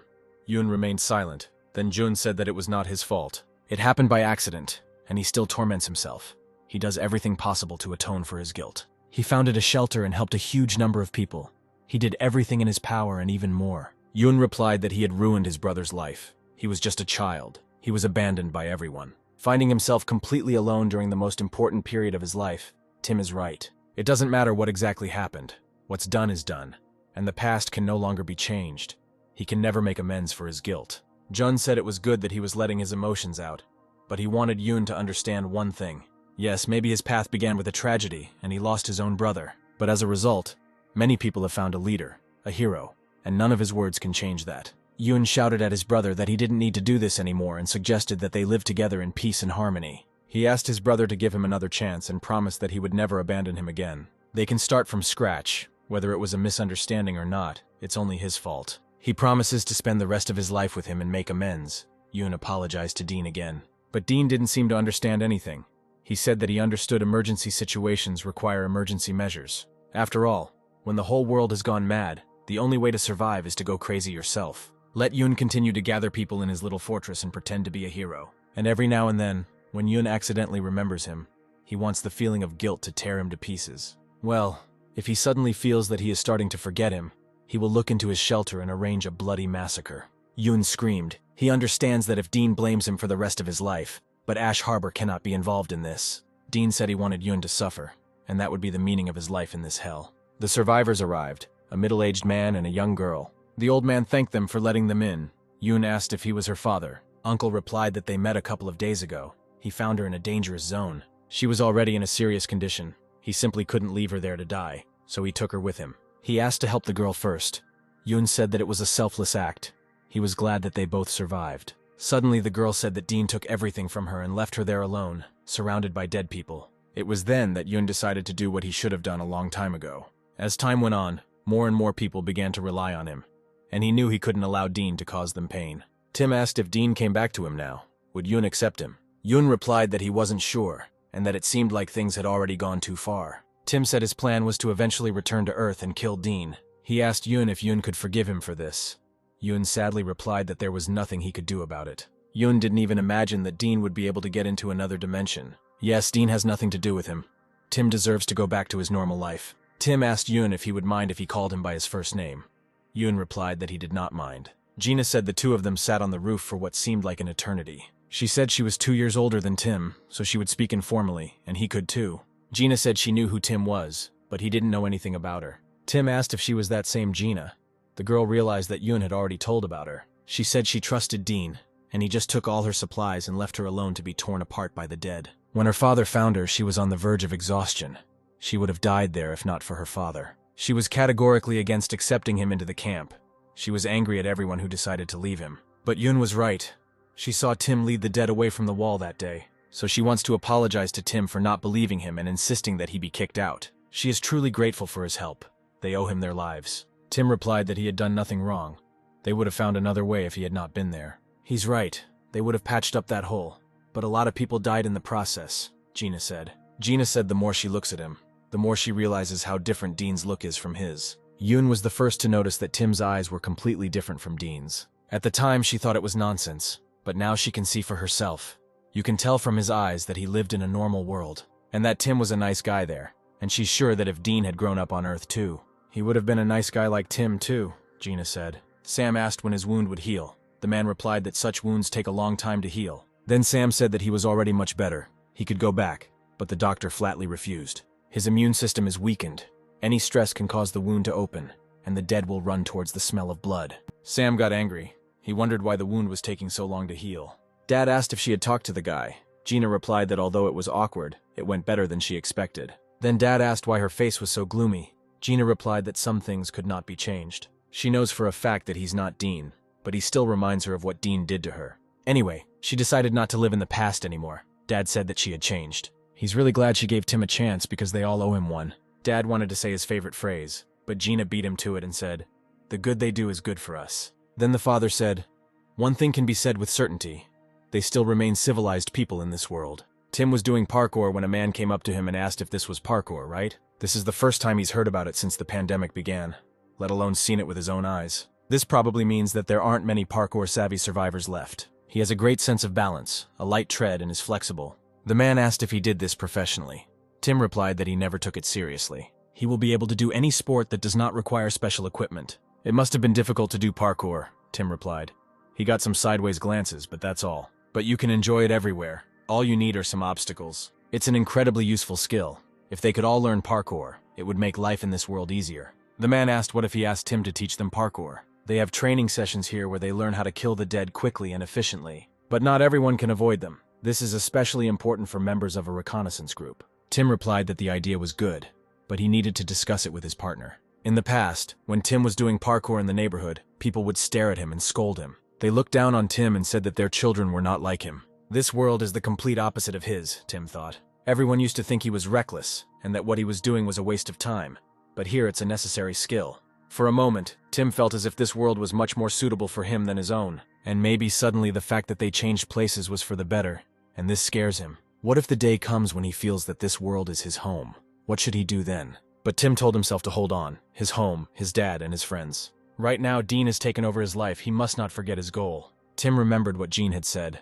In other words, if Tim had grown up in this world, he could have become like Dean himself. Red said that he always thought he was smarter than the others, but it seemed he was deeply mistaken. Who would have thought that he would think to attract attention by setting off explosions in the city center? He promoted the 2 men who tracked down Sam's location to management. Will said he was sure Sam would go looking for the SHDPs when he ended up in that hole. Aunt said that it was most likely an accident. Why else would he reveal his location with explosions? Red asked if they had everything prepared, and they told him that the weapons and supplies were ready. According to the reconnaissance group, the main members of the Ash Harbor regularly go out on reconnaissance missions in search of supplies and people. Red said that thanks to Sam, they have an excuse to visit Ash Haven. Yoon got ready and June asked if he was sure that he really needed to go with the reconnaissance team. There are quite a few experienced people in the last lineup, Yoon asked. And he, is not experienced. The team is still grieving over the loss of their captain. This is the least he can do for them. Yoon said that today was the perfect day for a wonderful walk. He had a good feeling about it. Gina asked her father to be careful. She didn't want him to get hurt. Her father promised her this and hugged her. Tim asked if Yoon was sure, since it was dangerous outside. Yoon asked why everyone was so worried about him. There is plenty of food outside, not to mention other provisions. Besides that, they must look for suitable places to expand the camp territory. So Yoon said goodbye to the guys and promised to return in 3 days. Crimson Stone reported that the reconnaissance team had just left the base. The sniper asked if he should shoot them all. Red replied, no, he needed to talk to them first. Will picked up the radio and said that as planned, they would be moving out again in 30 minutes. After Will and the snipers killed all the guards on the towers, they proceeded to the next stage. They climbed the wall and reported that the penetration had been successful. Sam was walking around the camp when he suddenly saw a dead guard. He realized that the Crimson Stone had gotten through and was horrified. His aunt was right in front of him. While the guys were fixing the wall, these bastards were shooting at everyone they met. One man crawled to June and reported that a Crimson Stone had entered the camp. Jun thought, they haven't had any clashes with them for a long time. They had no reason to attack them. The guys rushed to help the people, but June stopped them. He said that they had hostages, so they will try to make a deal with them. Suddenly, the member of the Crimson Stone spoke. He said he wanted their leader to listen to him. From now on, the camp belongs to them. So if they want things to go as smoothly as possible, let them put down their weapons. The fat man said that it was somehow quiet here and suggested that the aunt say something. The aunt begged them not to do this. The guys immediately recognized her voice. She asked for help. The man got angry and asked how dare they touch his sister with their dirty hands. Unfortunately, the man was killed the moment he came out of the corner. Tim thought they really found them. They went so far to catch them. He began to blame himself and Sam for everything, and declared that he would come out to them. People started to dissuade him, but Tim said that these people came for him. Then Gina stepped forward and said, in that case, she was going with him. Tim was against it, but Gina said that she had left her rifle and needed to go get it. The old man advised her to stay here, and they said that the commander would sort everything out. Gina replied that they could use any help right now. Her room was nearby. She would be quick. She was about to open the door, but Tim asked him to go first, and before he could take a step, a gun was pointed at Tim. Will said, it seemed their boss had not made a mistake in his deputy. How neatly they lined up. The strong ones were sent forward. John asked to release at least the elderly and wounded, since they do not pose any threat. Will asked where their little rat was, and the old woman replied that he was screaming so much that she had to lock him up. Then Will said he knew they had been living here peacefully up until this point, and they could blame Tim and Sam for this. The fate of Ash Haven was sealed the moment they decided to accept these rats. He dragged Tim forward and told Savannah that this was his chance. He didn't want to be left a weakling. It was time to show them what he could do. Will ordered Tim's throat to be slit. The old woman started screaming that they were ordered to leave Tim alive, but Will shut him up, saying that he was in charge here. And he told Savannah he was giving him a chance to prove he didn't help Tim escape, and to prove he was one of them. And if he says that he doesn't have the guts, then he will gladly kill him on the spot. Savannah was terrified. He thought if he didn't do it, he was dead. The bastard smirked, because he decided to blame everything on Savannah anyway. Savannah had already raised his sword at Tim when suddenly Red appeared and asked what was going on. Will replied that he had gathered all the inhabitants of the harbor, as Red had ordered. But it seemed Savannah wanted to settle scores with Tim, and he was just about to stop him. Red walked up to Savannah and kicked him in the side as hard as he could, then asked if Tim was okay. Suddenly June told him that he knew that one day Red would do something like this. I'm sure he didn't sleep at night, just looking for an excuse to attack. Red replied that it turned out to be in vain. If he had known that they were so easy to get to, he would have slept like a baby. He thought too much of himself to set his sights on his prey. He would have to pay for such impudence. Red told people he had an announcement.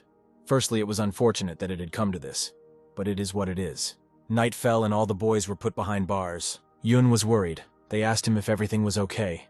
Yun replied that something was wrong. They told him that if he was talking about radios, then everything was fine, since they often broke down. Yun replied that this happens often, but they are usually fixed within a couple of hours. They would have noticed the problem long ago and fixed it, but he begins to think that something happened at home. Then the old man said, in that case, we need to go back at dawn. Scissors said Will was pathetic. Was it really that hard to finish off that kid? He should have put a bullet in his head at the first opportunity. Will said she had exposed herself in a one-on-one fight with this boy, twice. She couldn't even handle Dean's pathetic copy. She's just the general's mutt. Scissors said he was constantly pushing her to pin everything on Dean. Will replied that in fact, it was Dean who gave her the incentive to live. The general showed mercy by letting her in.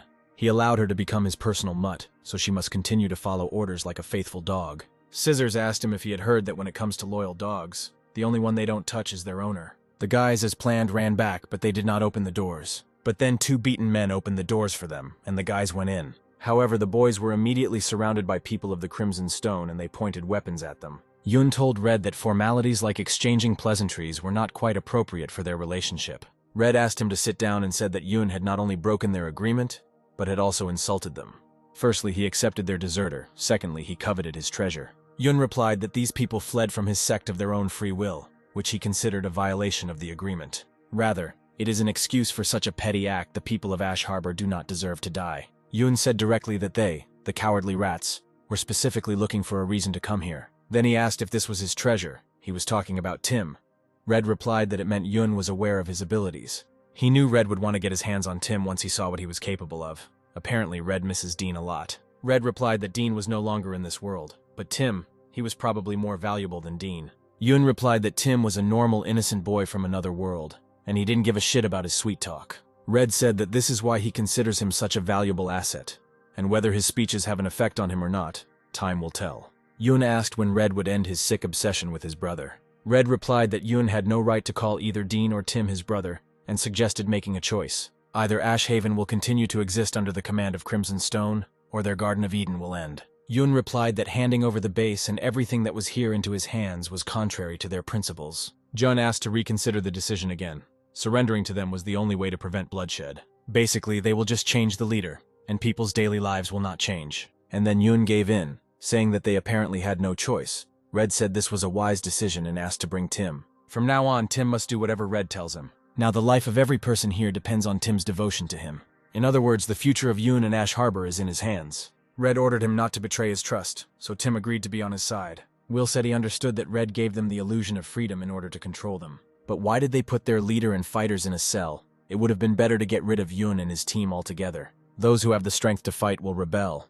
He doesn't understand why they don't kill them. Red asked what was more impressive to see, seeing his leader bravely fight against enemies, or watch him crawl on his knees before his enemies, begging for mercy. Tim walked into the mini-prison. Savannah saw him, looked down and quickly walked past. After Tim walked up to Sam stood up and said what he heard. Tim rejoined the Crimson Stone.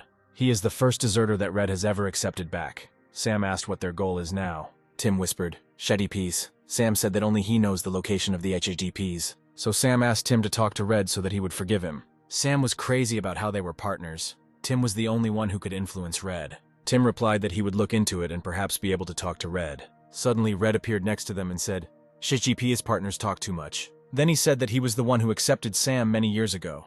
And since when did he suddenly appear from Earth 2? Red got furious and ran like crazy to Sam, grabbed him and dragged him out into the street. Tim was in shock. He couldn't believe that Sam wasn't actually from Earth 2. Sam begged Red for mercy, and it was all Tim. It was his idea. He put him up to it. Sam screamed. Red said he would consider those to be Sam's last words before he struck. Then he said that Tim was so naive. Everything was a lie. Every word he said. Tim was crying. Suddenly, someone came up to him and asked why he was crying. But when Tim turned around, he turned out to be a zombie. He screamed for help and that he wanted to go home. But of course, it was just a dream. Kevin woke up from this nightmare in a cold sweat. A week after Tim was transported to Earth alone. Kevin remembered Hannah screaming where Tim was, why the doppelganger was in his house. Hannah asked what happened that night after he left the hospital. Kevin replied that they screwed up, and it was only his fault. He was going to return the doppelganger to his world with the device. But the double overpowered him and then used the device on Tim. Hannah asked if it was his fault that Tim went to another dimension, and he allowed the doppelganger to escape. Then Hannah asked what the others were doing. They weren't alone that night. That is, so many people couldn't cope with the double. How could she know that they weren't all in cahoots with this double? They all except Tim came here from another dimension. Noah told them what she does. Clients from Earth 1 pay her to get rid of their doubles. And he had that device, which means he is also from Earth 1. Hannah returned home and did not pay any attention to the news that reported about a strange virus. She remembered hitting Kevin and screaming that he lied to her and where the real Kevin was. "Where are her friends? Where are Tim and Kevin?" She screamed that she wanted them to come back. Noah and her guys came up to Hannah and said that it seemed like Hannah was up to something. She said she was sorry about Tim. They really tried to help him. And she knows now is not the best time, but she needs to discuss something very important with her. But Hannah immediately sent her to hell, but Noah did not back down. If action is not taken now, the world may literally end, and there is something only she can do to prevent disaster. Hannah saw people who behaved strangely. Soon there will be more like them. She doesn't think that the world has changed a little lately. All this is a harbinger of the coming storm. The same thing is happening on this Earth as on Earth 12 years ago. But so far there are not so many infected here. In other words, they have time to prevent a pandemic. She can't just stand by and watch the same virus plunge the world into chaos again. Hannah asked if it wasn't enough for them to destroy their own world. Apparently not, since they came here. They killed innocent people and stole their lives. And now they have brought a virus into their world that turns people into zombies. They started this mess. Why are they now trying to drag her into it? Noah agreed that it was their fault, and there was no excuse for them. It was all entirely the fault of the inhabitants of Earth 1. But that's exactly why they ask her for help, because she is the key to solving the problem. Hannah is immune to this virus. They need her help. But Hannah asked why she would help them. She lost 2 of her best friends because of them. They are all traitors and liars. She can never trust them. Whether it's the end of the world or not is none of her business. She will do everything her own way, just like anyone from Earth 2 would do. The man said Noah shouldn't have apologized. They are victims too. If they were in their place, they would do the same thing, he added. At home, Hannah watched a video that was sent to her, in which the guy was blogging. Suddenly a zombie appeared from the corner and screamed for help. Hannah was scared, but her parents called her to dinner, and she put these thoughts aside. But suddenly Hannah remembered that incident in the store, where the old woman behaved in the same way. Kevin remembered Noah giving him her business card and telling him that Dean could find him again. And she asked me to call him if anything happened. They weren't finished with him yet. Kevin came to Noah and she said that since he came unannounced, it meant he met Dean. But Kevin replied that Dean had nothing to do with it. He wanted to ask for a favor. She still had the SHDPs. Kevin said he wanted to use it. He comes back to bring Tim back. Noah told him to forget about it. But Kevin said he had made up his mind.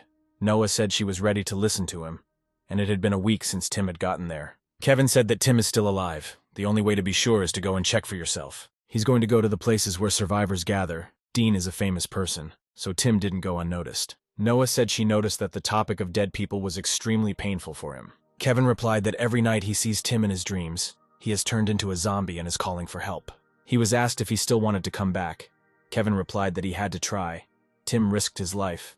No one had done anything like that before. He knows he's going back to hell, but what scares him even more is the thought that he'll just forget Tim. And to continue living a quiet life here, he knows that he may die, but he must try. Noah asked if he was doing this to help Tim or just to make amends. She understands that he has been through a lot, but what he is about to do is the height of recklessness. The guy said forgive him for asking, but where did Kevin live on Earth alone? Kevin answered, and upon hearing his answer, Noah suddenly took the SHDPs and said that it was now his. She understands he owes Tim, but she thinks what he's about to do is complete idiocy. And she also added that if he was bitten by a zombie, he should not dare to come back. Kevin replied that she shouldn't worry, he was ready to accept his fate. Hannah realized that the government was hiding the truth from the people and decided to meet Noah, who thanked her for coming. The girl replied that she was only here to find out the details. She needed to know what the plan was and what kind of help they expected from her. She just needs to agree to clinical trials with a pharmaceutical company so they can develop a vaccine. Hannah asked if she agreed, then all fears of the end of the world would cease, and what was their role. Noah replied that they would deal with Tim's double and that they were going to see Dean. There are 2 types of vaccine that can fight this virus. Type 1 is given by injection, type 2 by pill. Both must be taken for the vaccine to work. The tablets were developed during clinical trials of people with immunity to the virus. Its mission is to help develop a second type of vaccine. With the first type, things are a little more complicated. Developing the first type of vaccine may take a long time. But luckily it looks like Dean still has one sample. They want to steal it from her from Dean. It's just a matter of time before the virus gets out of control. Hannah just needs to tell him where Dean lives, and if they steal the vaccine, everything will be fine. And her financial reward will not disappoint her. Noah guarantees that. Hannah asked when they met Dean. She was going to kill him. Noah replied that not yet. She would do it if Tim was in this world. If they kill him, they'll have to dispose of his body, because the evidence won't just disappear. There's nothing to worry about. Dean's not a fool at all. He's unlikely to start killing everyone again. He wants a quiet life. Noah said that Kevin came to see her and asked if Hannah knew why he decided to do this. In the evening, Hannah came to Kevin and said that Noah told her about his plan. Is he going to come back because of her words? Hannah asked. Kevin replied that it had nothing to do with her. He just thinks it's the best he can do, and if something happens to him, she shouldn't blame herself. Hannah told Kevin straight out not to do it.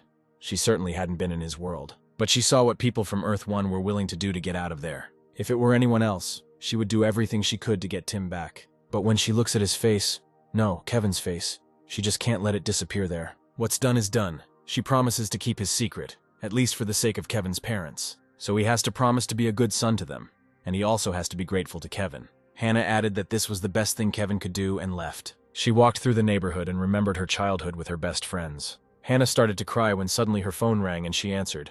It was Dean, asking Hannah how she was doing and saying he missed her. Now Dean is in the hospital with his father. He will be discharged in a couple of days. So he thought, maybe they could hang out somewhere until he was discharged. Dean asked if Hannah wanted to come see him tomorrow.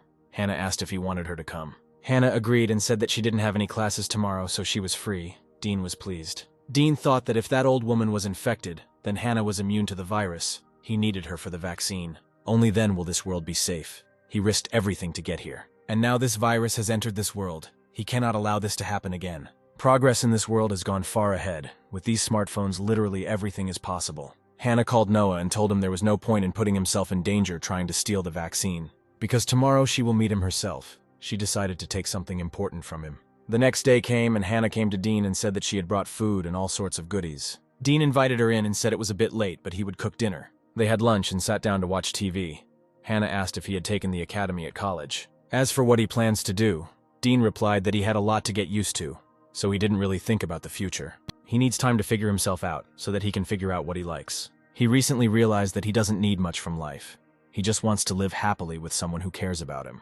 Dean thought, given his past, it would be impossible, but no matter what happened, his life would be better than before. Hannah stood up and said she would bring some snacks for watching TV. Dean said they didn't need snacks. Hannah replied that she brought them especially for him. The guys were waiting downstairs. The guy said that he turned 20, and the first thing Dean does is invite the girl over. The man replied that he was grateful to Hannah for her help, but he would like to blow Dean's head off. Noah told him to calm down and reminded him that their main task was to get the vaccine. Hannah put down a plate of snacks, and it turns out she put sleeping pills in the soda. Dean tried to hug Hannah again, and she suddenly became very nervous. She stood up and said she was going to the bathroom for a bit, and Dean got a soda. The plan was foolproof. He would never notice, Hannah thought. But she was still shaking like a leaf. "You have to act natural." She came out, and Dean told her to sit next to him. While Dean was sleeping in the living room, Hannah went to look for the vaccine in his things. Hannah finally found her and put everything back where it belonged so Dean wouldn't notice. But just as Hannah was about to leave, Dean stood up and asked what she was doing. Hannah started to say that he was sleeping, and she decided to leave. But Dean took the vaccine and asked if this was what she was looking for. As it turned out, Dean doesn't trust anyone in this world. He didn't drink that soda. But here's the strange thing: she shouldn't know about the existence of this thing. His instinct tells him that she is from this world, which means that someone else put her up to it. Then Noah's partner burst in and swung a bat at him, but the monster immediately dodged the bat. Dean knocked the guy to the floor and wanted to hit him, but Noah ran up and punched him. Noah asked Hannah if she had the vaccines. Hannah replied that Dean had taken them. Dean said, so it was them. They were in it together all along. Noah said she hoped they wouldn't have any problems, but Dean turned out to be pretty smart. Dean replied that he was giving them a warning to leave Hannah and get out. If they refused, there would be a lot of bloodshed here. Noah couldn't tell if Dean was bluffing or not, if he was really going to kill them. But they wouldn't get another chance, so Noah decided to take a risk. The man jumped on Dean and Noah reached into his pockets to get the vaccine. She managed to get it and threw the vaccine to Hannah. She caught the vaccine and ran away. Hannah came running and told the guy that she had the vaccine, but the apartment was a complete mess. Dean was fighting Noah. The guy jumped on her with his shard. The man smashed a pot over Dean's head, but it turned out that Dean had stuck a shard of glass into Noah's stomach. They went out and the guy said that they would go to the hospital right away. Hannah looked out of the car and immediately yelled at them to get in the car, Dean in the back. Dean, like a mad dog, caught up with them and, breaking the window with a hammer, climbed inside. The guys threw him out of the car and Dean fell onto the asphalt, but it seems he had his own plan. Hannah held Noah and wondered if she should pull out the shard, but she realized that would only make things worse. She has nothing to cover the wound with, and if she uses dirty clothes, it will cause infection. Hannah said she had nothing to stop the bleeding and asked how far it was to the hospital. Dean put his phone in their car and tracked where they were going. He thought that this world was definitely full of surprises. Who would have thought that a phone could be used for surveillance? Their next step is obvious. They will put all plans on hold and stay in the hospital for a few days. Considering the fact that even after discharge, she will have to take a time out to recover. They will probably go to nearby pharmaceutical companies, so they will move based on the closest location principle. These are the 3 places they will consider first. The other companies are too far from the center. The phone's battery is half charged. If they act slowly, he will lose track of them. The best option is to start acting while they are in the hospital, but we need to get the vaccine back and take Hannah. It will take time to convince Hannah, but overall it is possible. Discovering a vaccine means wealth and fame. People will consider him a hero. He can't let this opportunity slip through his fingers. If the situation worsens, the hospital will become the most dangerous place. And Dean was right. The hospital was already full of infected people that they didn't know what to do with.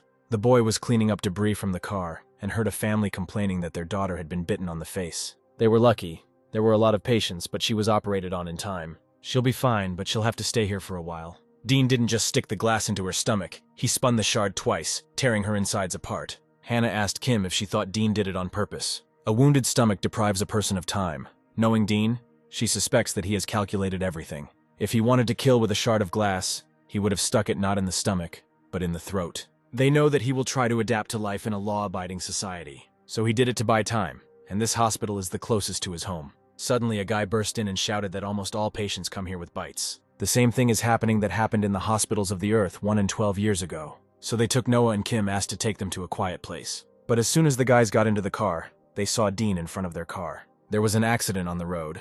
The person responsible for the accident was speeding and didn't even wear a seatbelt. It felt like he wanted to die and go to the next world.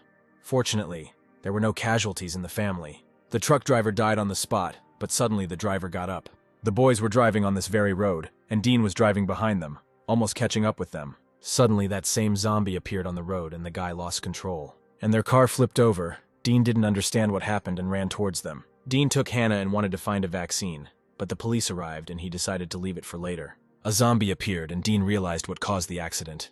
He hadn't seen them for a long time. The man told people that an unidentified virus was spreading rapidly across the country. The government promised to take control of the virus and find out the cause of its occurrence. Kevin was already fully prepared to return and even brought the SHDPs to his ear. But his mother came in and asked what he was doing there. She rushed to her son and shook everything out of the bag. Mom asked what it was. Kevin replied that he and his friends were going on a trip tomorrow. But she didn't believe it.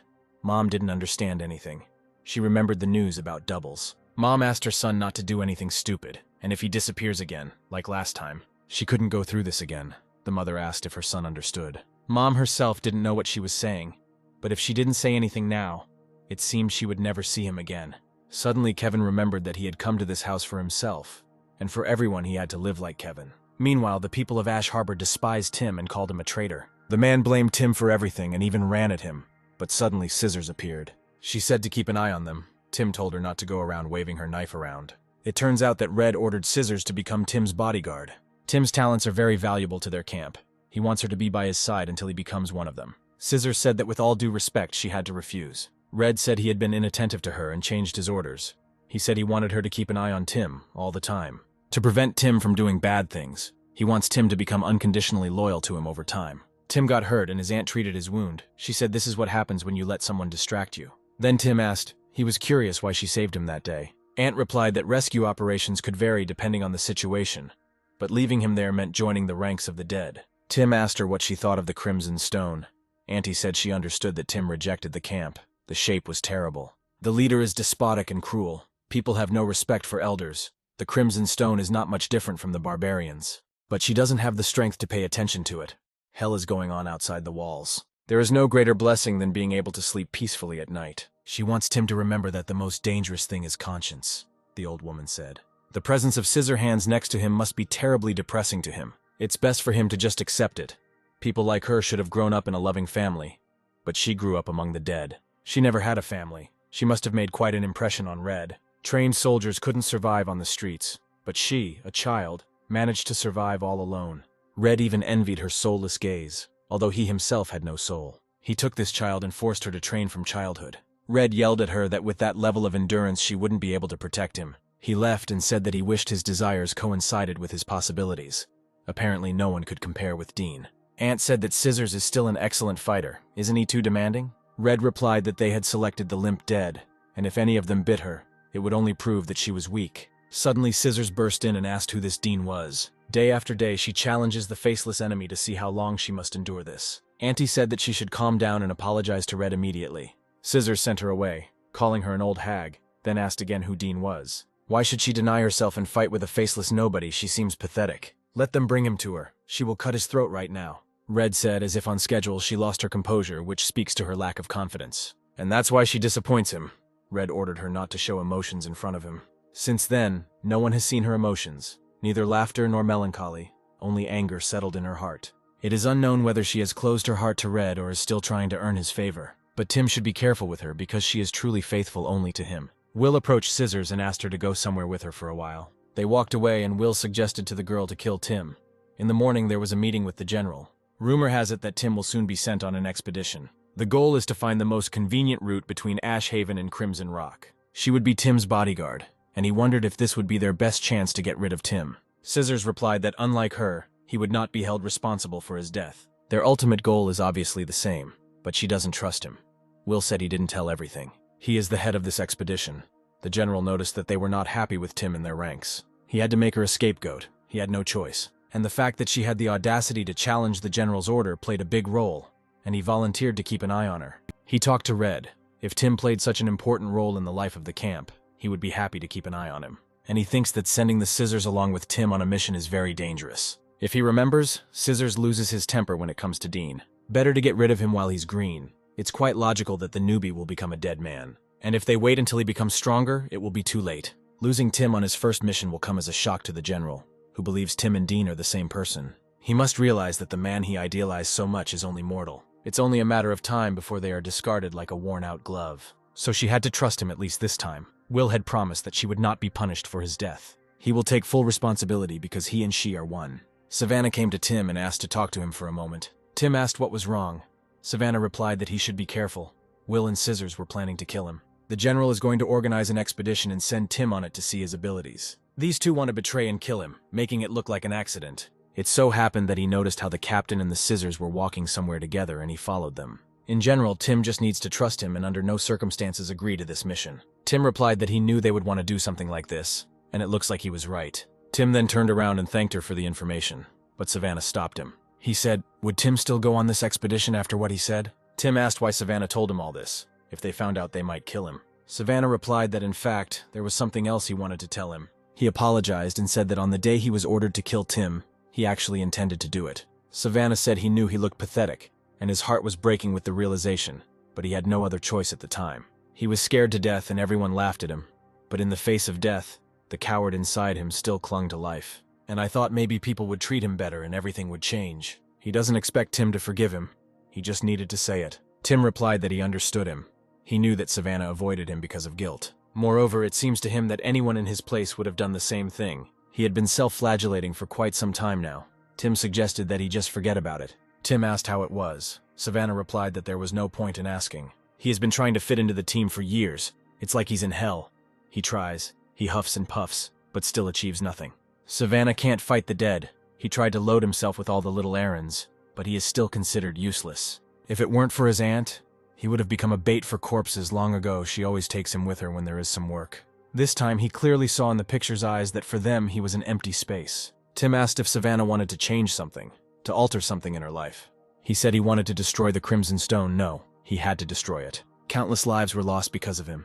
He had to do something for these people, and for his brother. Savannah said hesitantly that he wanted to destroy the Crimson Stone too. If they work together, they can turn the situation to their advantage. Tomorrow, Tim showed his abilities. He instantly climbed the building, and he said it was as easy as pie if you learned it, and suggested joining him. People began to praise Tim enthusiastically, adding that it was no surprise that the general had chosen him. Savannah cleaned the office while the guards played cards. Earlier, Savannah told Yoon that he would help them. The details would come later.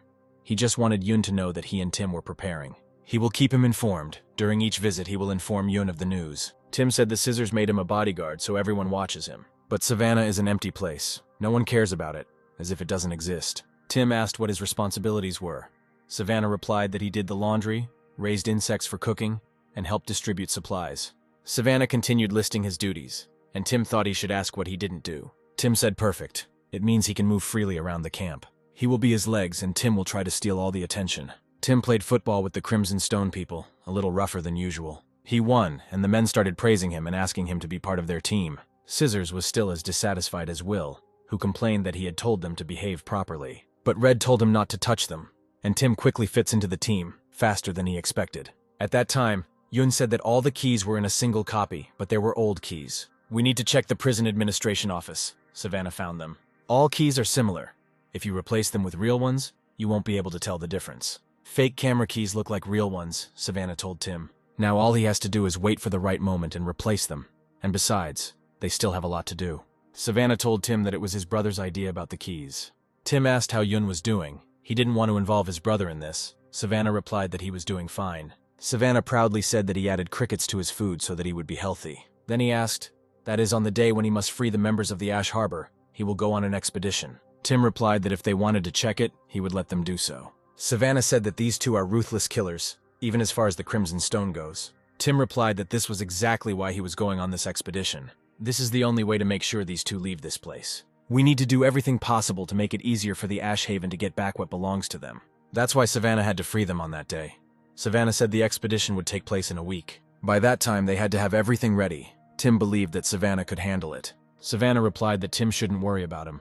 The only one to worry about here was Tim. He goes up against two of the most talented killers who become ruthless when it comes to fighting. Tim replied, so from tomorrow they will start special training. Red gave Tim the gun and knife that Tim had ordered, and asked if he was sure he didn't need anything else. This is his first mission. Don't take it lightly. There is real hell outside the camp walls. Tim said yes, their goal is to scout out the situation, not to hunt the dead. Red told Tim not to overestimate himself just because he'd been outside before. If he changes his mind, he can come and he will gladly give him everything he needs. Will asked if Tim thought a pistol would be enough. But from experience, he could tell you that you wouldn't survive on the street with a simple pistol. Tim replied that a heavy rifle would only slow him down, so a pistol would be enough for him. Will pointed a gun at Tim, but then handed it back and said that Tim needed shooting practice. Tim wondered if Will could have hurt Sam from that distance in the dark. He thought he should be able to fight him. Savannah said loudly that today was cleaning day and asked permission to enter. The girl didn't pay attention and told him to come in without shouting. Savannah walked in and found the boxes of weapons and took a few. He placed the weapon inside the bowl and poured the cricket porridge into it. Savannah came to the prison and the guard kept complaining about his stomach. Savannah glued a knife under the tray and placed the tray next to Yun. Suddenly an aunt came and asked who was unwell and the man raised his hand. She said that she would find him a replacement and he would go with her to the medical unit. The aunt told the man next to her that he would replace him and let him bring the cafeteria workers to her. They were having more frequent stomach problems. It turned out that Savannah had been sneaking laxatives into the food, but he didn't expect it to lead to a health inspection. Savannah was worried they would be found out. Tim replied that it was time to stop taking the laxatives. Savannah said that there was very little time left before the expedition. He asked if Tim really thought everything would work out. Tim replied that they would. In fact, Tim thinks about it day and night, whether the plan will really serve the common interest, or he just arrogantly believes in the impossible. Suddenly it will only harm everyone.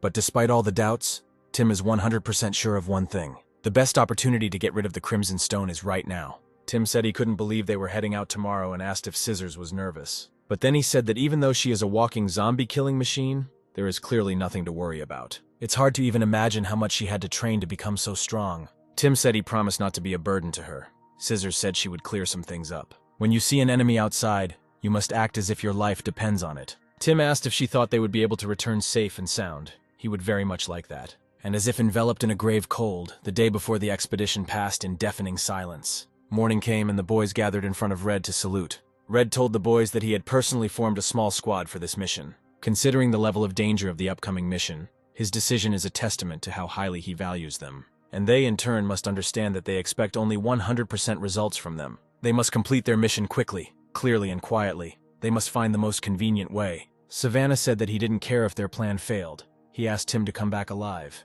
He must promise Savannah as his friend that he will return alive no matter what. The boys went outside and Tim was pressed from each side. Suddenly, Will told Tim that they were approaching a dangerous area. They came to a destroyed skyscraper. The guy said that it would be difficult to get between them. And in the north there is a real jungle, and among this vegetation it will be difficult to find corpses. Will was asked what the instructions would be, and Will said that Tim could get up there as easily as he could. So Will ordered him to climb up and see the safe way. Tim stood up, worried that Will would shoot, but it seemed too early. If there are more areas like this here, they need Tim to find ways around them. So while they won't do anything to him, Tim thought, suddenly a shot was heard. Will thought Tim must have figured it all out by now, but he had no idea they would start so soon. He was beside himself with happiness. Will told his boys to play monkey hunt. Suddenly Scissors stopped him and said that this was not what they had agreed on. And she said she would be the first. Will replied that she should hurry before it was too late. Scissors told Will to stay out of her way, and Will told the boys to move out. They'd be running to the shot very soon. And Will was right. The dead were already everywhere. Tim ran as best he could. Any little thing can attract a herd of the dead. Tim has no room for error. Tim had to run away not only from the dead, but also from Will's pawns and himself. Suddenly, Tim took out his gun and fired to attract the zombies and used them as a shield. Will ordered to kill all the zombies. The guy said that there were too many of them, and it was difficult to hit Tim. Then Will remembered Tim telling him the rifle would slow him down. He thought, if you can't shoot them, use them for your own purposes. Tim found a quiet place. He thought his plan worked.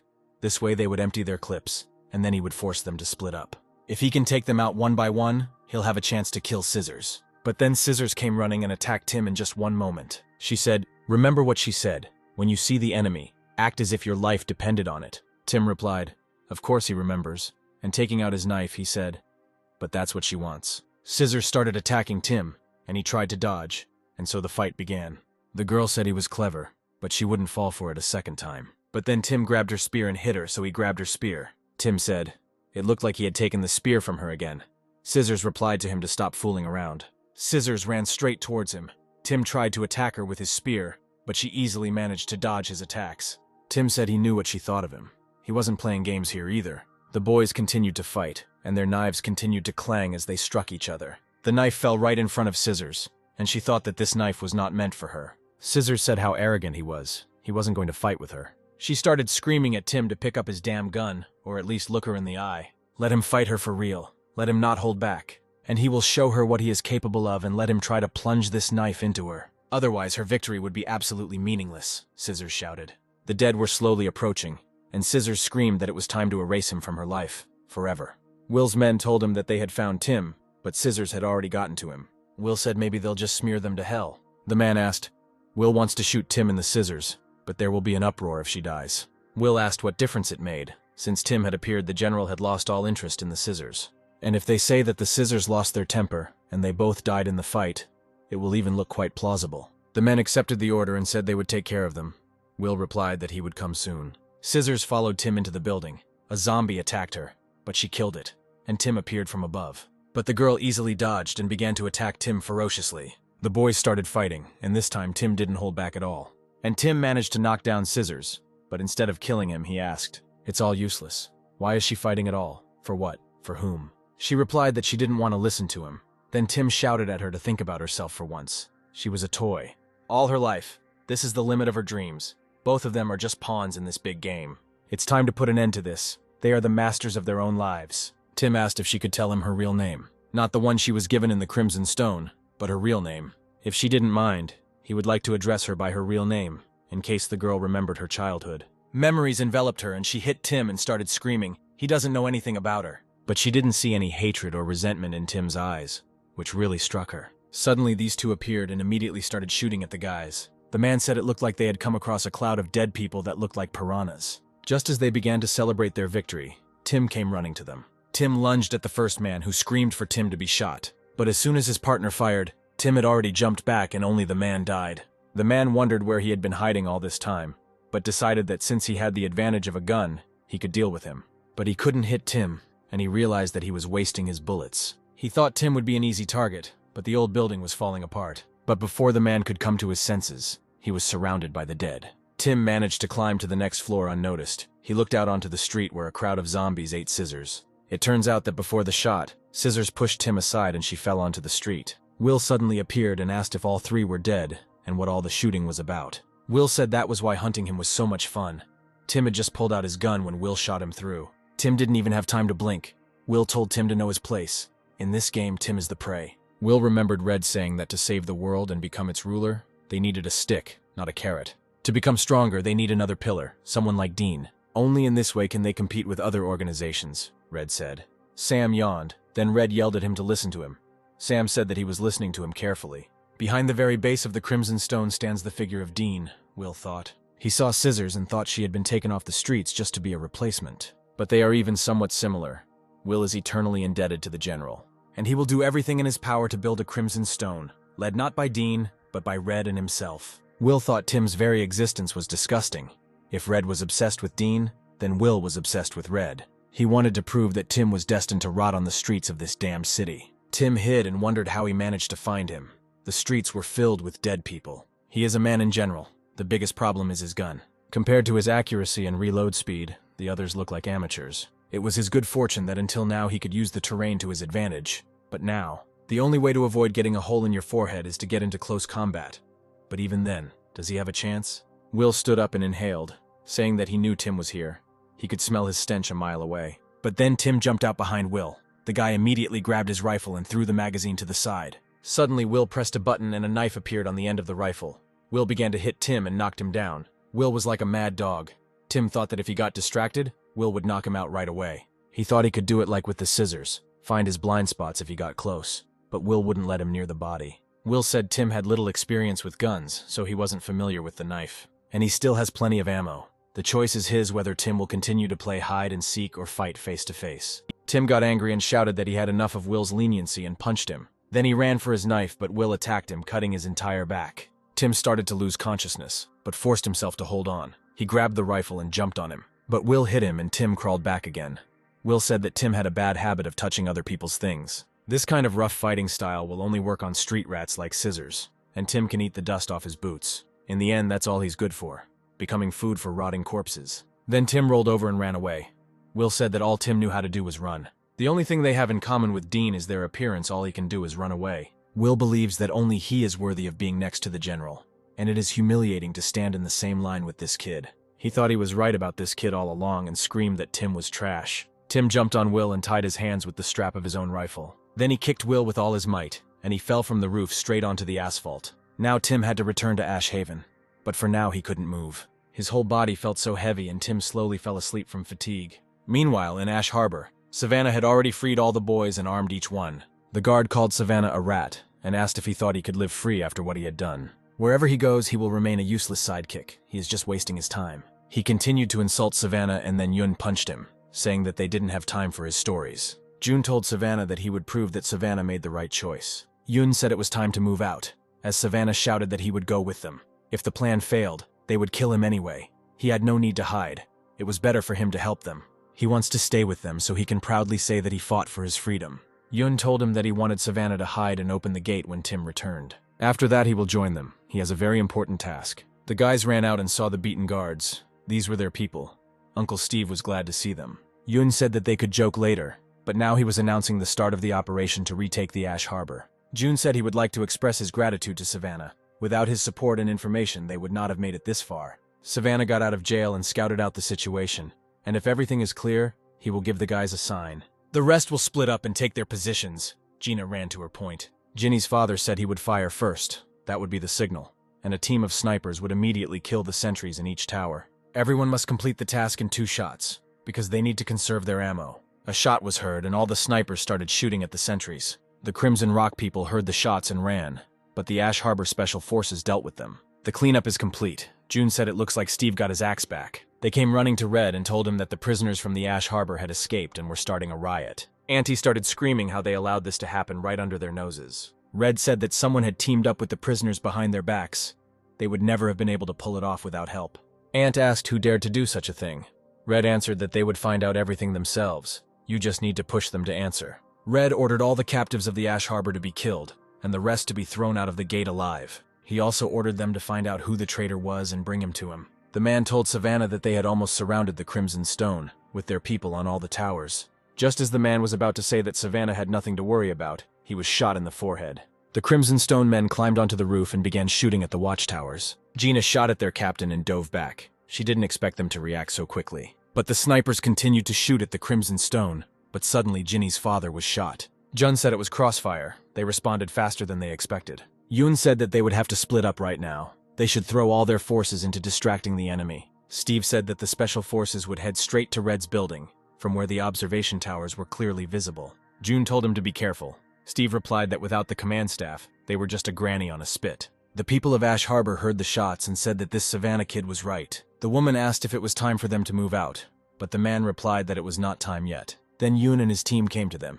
He said that so far everything was fine. Yoon saw that they were holding simple weapons and apologized, saying that he didn't want them to get their hands dirty and that he had failed them as a leader. Suddenly, Grandma told Yoon to cheer up. They weren't here to be coddled. They come out of here and take what is rightfully theirs. He is their leader, so he needs to straighten his shoulders and lead his people. Gina was sitting in the tower. She and the other snipers were able to kill most of the enemies. She's almost out of ammo. She can't hold out for long. She needs to make her next move. Suddenly, she heard screams and lowered her head to see Yun leading all the inhabitants of the camp into battle. She went down and other snipers came running to her. Gina asked where the others were. The guy replied that they didn't know and could only hope that there was little bloodshed. The boys ran to the gathering point, but Gina couldn't leave her father and ran to him. The SWAT team dealt with the guards, but something was bothering Steve. He thought they won suspiciously easily. Suddenly, bricks started flying at them. Steve ordered his men to take up fighting positions. Auntie stepped forward and said that her heart was lifted. It would have been boring if they had turned out to be shooters. The battle began and it was bloody. Everyone fought for their lives, for their freedom. Steve thought that his aunt was just Red's assistant. He couldn't imagine that she would get into a fight. And even more so, I couldn't imagine that she was so strong. He asked if she used to be a professional wrestler, and his aunt replied that he couldn't even imagine what she had gone through. The aunt turned around and then Steve attacked her. He hit her right in the face, but she also hit him in the hand with a hammer. But they both continued to stand on their feet. The aunt asked the name of the traitor who helped them. Steve replied that it didn't matter who he was. They were finished. The aunt replied that his life directly depended on whether he shared the information or not. Their general is fair. Steve replied that he would not allow this tyrant to control his life. And they started fighting again. Steve threw sand in his aunt's eyes and hit her in the stomach. Steve turned around to see his entire team lying on the floor when his aunt suddenly threw a hammer at him. She hit Steve right in the head and he fell. But you had a bad wound too and she fell too. At that time, Gina and her father were collecting ammunition from the enemies. Gina asked her father to go to a safe place. Father replied that it was just a scratch. Everything would be fine. Gina began to scold him. Suddenly, the father saw the grenade and took it for himself. It's good that they didn't have time to use it, otherwise they would already be dead. And the moment he was distracted, 2 of the Crimson Stone grabbed him and carried him away. Gina shouted to Yun that her father had been grabbed and dragged into the building. The 3 of them ran after them and killed each enemy. Gina said that she didn't want to kill him, because he was the one who took her father away. Yun said that they wouldn't need him. His father was inside anyway, and they would find him soon. When they went further, they saw that every Special Forces soldier had been killed. Suddenly Red appeared and said that it was not time to shed tears. Red took his father hostage and said that it was painful to look at the boys. Gina immediately pointed the rifle at him, but June asked her not to shoot. June said that Red had nowhere to run. Otherwise, why would he take the sergeant major hostage? Red replied that the commander always grasped things on the fly. He ordered the weapons to be thrown away. The boys reluctantly threw their weapons on the floor because they had no other choice. Red told Yun that he used to think that Yun was just a fool with no real power. Then he told Yun to tell him which of his people had helped them. Yun replied, "They died in the war. What's the point of discussing it?" Red said that it was the first time he saw such an outstanding leader. June told Red it was time to stop talking. The whole top brass was here. Red said he gave them a choice to leave Ash Haven, but in hindsight, maybe he was being overconfident. Now he will allow the camp to exist as a partner organization. June thought Red is still in a losing position, but he is not giving up. Red said that they would gather all the rabble that remained in this country and create a new nation. Savannah was waiting for Tim on the roof. At this time, there were too many dead people gathered on the street. So they crowd at the gate and he can't let Tim in, and he's still not there. Yun said Red's goal is to conquer, while theirs is to coexist. They are fundamentally different. It's time for him to let the foreman go. His life depends on it, so he must obey. Red said that apparently bloodshed was inevitable one way or another. Then the sergeant major shouted for them to throw him down. Then he took out a grenade. The sergeant major rushed at Red with a grenade, but suddenly Red grabbed the grenade. But June ran forward and grabbed a grenade, throwing it back to Red. However, it was too late. The grenade exploded right over Jun's head, and Red grabbed Jeannie's father and hit him in the stomach with all his might. Jeannie got angry and shot Red in the shoulder. Then Red picked up her father and threw him at her. Then Red ran to Yun and they started fighting. Yun tried to grab the knife but couldn't. Red threw Yun to the side. Yun wondered where such strength came from. He was shot. He again suggested that Yun think about his proposal. The enmity between them was pointless. But Yun stood up and said that Red himself had said that bloodshed was inevitable. Tim suddenly appeared and hit Red in the head, but Red did not fall. Tim told Red that if he dared to hit his brother again, he would be finished. Red replied, meaning Tim had been part of the plan all along. He asked where Will and Scissors were. Tim replied that he should try to guess on the first try. Suddenly, Red said that he had already placed his hopes on him, but this was beyond all praise. Suddenly, Savannah shot at Red but missed him and asked Red to surrender. Red said that it was he, the main culprit of the celebration. If only he knew that such people would facilitate his resignation. They would have killed Savannah without a twinge of conscience. Savannah was trembling, but he shot anyway. But then Red jumped out and threw a table at Savannah and ran to him. At the last moment, Savannah wondered if he had really made the right choice. If he had just continued to put up with all this, he would never have suffered. But they came out with a united front, and at the time, the decision probably didn't seem so bad. Savannah's last thoughts were that he had made the right choice. Tim jumped on Red, but Red tore Tim's shirt and the brother saw that Tim was badly hurt. Yun ran at Red with a knife and stabbed him straight in the face, shouting that Red could atone for his sins with blood. Then Yun asked how Tim managed to escape from the dead in such a state. Tim replied that he was fine. The smell of blood had attracted a mountain of corpses, and things had taken a turn for the worse before the gate. But Savannah arrived in time. Tim cried and said that he should have shot Red right away. Suddenly Red wheezed and said, "Will, where is he? And where are the scissors? Where is his army?" Yun said. Only now did Red remember his people. He was so obsessed with this boy that he turned away from the others. He can only blame himself for this. It's a pity for his subordinates. Ginny's father lost a lot of blood from the injury and also suffered a ruptured abdomen. After this intense struggle, their protracted conflict with the Crimson Stone was finally resolved. But ironically, there were no winners or losers. Only the dark dawn, burdened with farewell. Everything and everyone was shattered into pieces. Suddenly the darkness opened up and June opened his eyes. It turned out he was still able to survive. But what scared Jun was that Ant was nearby. And also he didn't have an arm. Ant said that they had no choice. Jun came into the room and luckily Savannah was also able to survive. Jun asked what happened. People were shouting that she couldn't be left here, and that the fact that she was alive was disgusting. Yoon asked everyone to remain calm as they began an open meeting. But suddenly the girl and Savannah ran into the office and the girl told Yoon something. They said that Juna needed to be operated on, and that Hag could do it. Yun responded that they had a critical shortage of medical personnel and had to use everyone they could. Savannah said that Auntie took care of everyone in Crimson Stone. Now, when people's lives are at stake, their aunt's help would be very useful to them. It was a miracle that Jun managed to survive in such conditions. Yun hugged his friend and apologized to him. Gina was at her father's grave. Then Tim came with a bouquet of flowers. Gina said that before her father had 3 children of his own, all girls. But fate treated him cruelly. The eldest died in childhood, an accident. The other 2 were infected at the very beginning. He shot the younger one himself. He said that the younger one was the same age as Ginny. This is how he explained his decision to save her from starvation. If she had been in his place, she would not have lifted a finger. Maybe he felt guilty about his daughter's deaths, or maybe she reminded him of them. In a world like theirs, genuine kindness is a rarity and immediately arouses suspicion. Her biological father died when she was a child, and she didn't get that care, that sense of security, from him. He was eaten by zombies after he abandoned her and tried to escape from them. Suddenly, Tim remembered his father. He wondered if he had been discharged yet. After some time, she began to call him father, and then she realized that she had not just become his adopted daughter. She replaced the one he shot with his own hands, replaced all 3 of them. Gina promised herself to give him everything. They were able to survive this hell because they had each other. Tim told him he was sorry.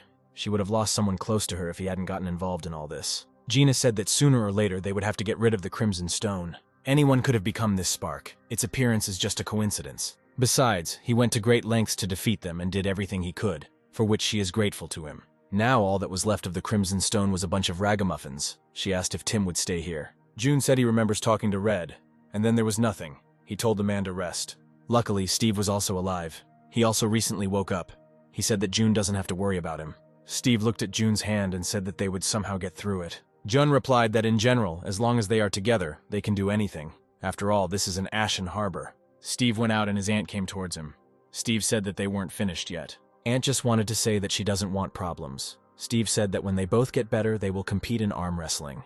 June was told the terrible news. Red was still alive. He lost a lot of blood but survived. Then Jun started screaming, "Just don't tell him that they saved him." Yoon asked how many people were left in the Crimson Stone, how many weapons they had. Savannah replied, 1 squad, about 20 men, and they have weapons like dirt, definitely enough for 1 squad. Yoon said that they had lost a lot of people. The skirmish would most likely result in total annihilation. So Red is their trump card. Now that they are left without a leader, it is only a matter of time before they decide to look into them. They need Red in case of negotiations, and that's what he did with them. Steve said the Crimson Stone are bastards, but they have a lot of loyalty. Leaving Red is a good idea. Gina said that there is not enough food as it is. How long are they going to feed this monster? What if the subordinates don't give a damn about the boss? Should they be his nannies for the rest of their lives? They have no idea that Red has lost and what condition he is in.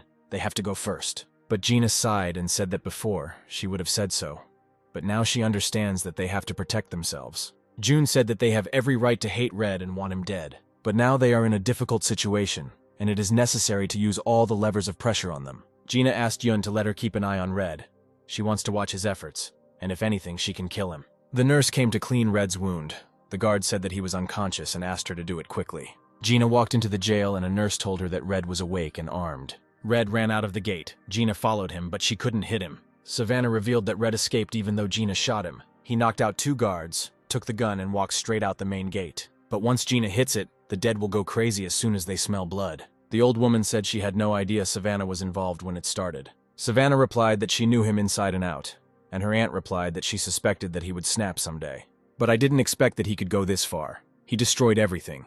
It's stupid. Savannah replied that he didn't think he would regret anything, but he was worried about her. The old woman replied that she almost died, and he could have warned her.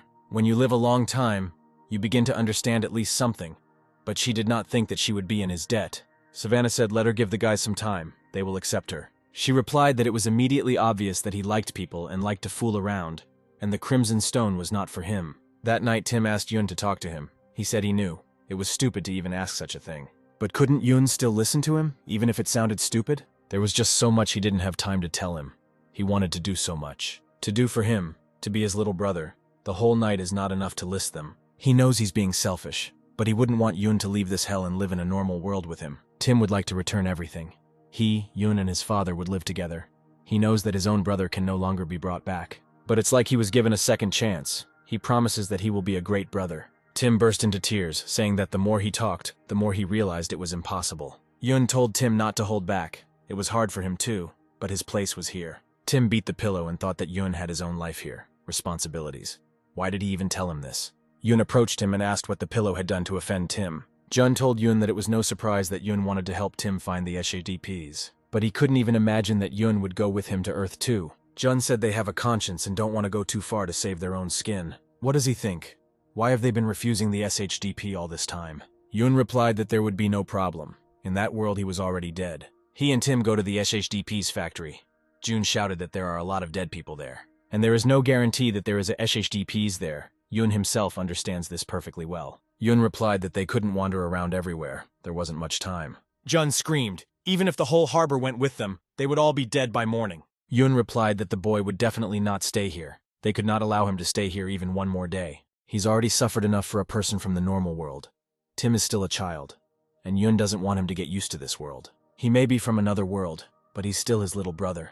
It's the least he can do, Jun asked. So he would really leave them at such a moment, knowing what condition they were in. He was their leader. They followed him. They all trusted him. He couldn't do this to them. Yun said he wanted to ask Jun to take his place. All these years they had been running this camp. Time after time he doubted himself, and after the incident with the Crimson Stone he was convinced of this. He couldn't cope without Jun's support, but Jun would cope without him. Jun replied that if he had known that Yun thought so, he would never have grabbed that grenade. Yun apologized and said that he didn't expect Jun to forgive him. The harbor residents supported their leader. Steve said that everyone liked him. Yun has given his all to this place for so long. This is his only chance to become the big brother he never got to be. Steve had a hunch that Yun would leave them someday for his family, and Dean's raids on the harbor were a constant reminder of that. When he heard about Yun's decision, he knew it was time to let him go, but that didn't make it any easier. Jun said he wasn't sure if they could trust him as a leader. Steve replied that he already knew perfectly well that everyone had already done it. Unfortunately, Will was also alive. They ran to him and asked him to come out. It was Red. He turned into a dead man, but even so he came to the camp. Will, as always consumed by his obsession with Red, approached him and asked if he recognized him. He thought for so long he gave him all of himself, but he only cared about this boy. It would have been better if Red had died.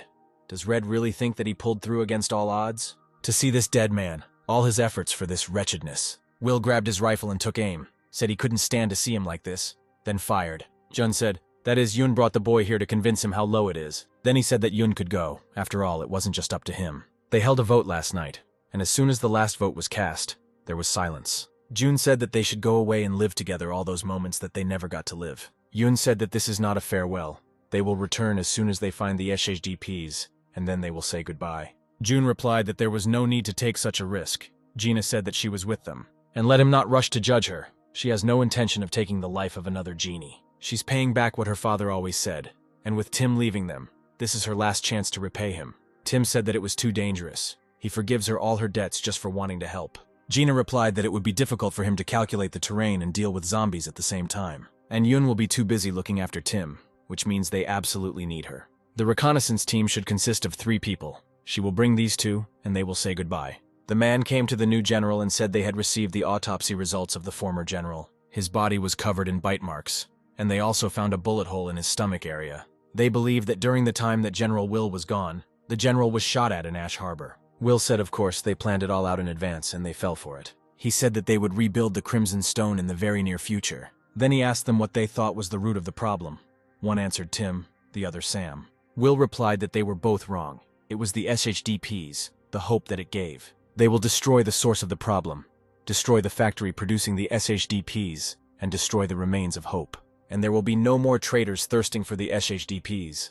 The Crimson Stone will become the new leader of humanity. Steve told the boys to be careful so that everything would return safe and sound. Their life is certainly not a gift, but at least they are alive, and they are also obliged to survive. Savannah told Tim to listen to the adults. They know best. Tim said that he would definitely come back. Savannah wished that no one would bite Tim. Steve said that given Ginny's experience, it was unnecessary to talk about it, but to keep an eye on those 2. Yun told Jun that he could handle it. It was a promise, Jun replied. Accepted. Crimson Stone is also prepared. They have collected explosives for the SHDP's factory. And here's the news. Kevin has returned to this world. Apparently he still couldn't forget about Tim. At this time on Earth, things were getting worse and worse. The number of zombies was growing every day. Mom was crying in Kevin's room. Dad asked if she was still there. It's been a few days now. They have to pull themselves together if she keeps crying. Then she won't have the strength to open the door for him when he returns. Mom asked if he would really return. She should have been tougher with him. She should have hit him, locked him up, stopped him at any cost. Kevin thought he had to find Tim and send him back to his world. He silently asked Tim to hold on a little longer.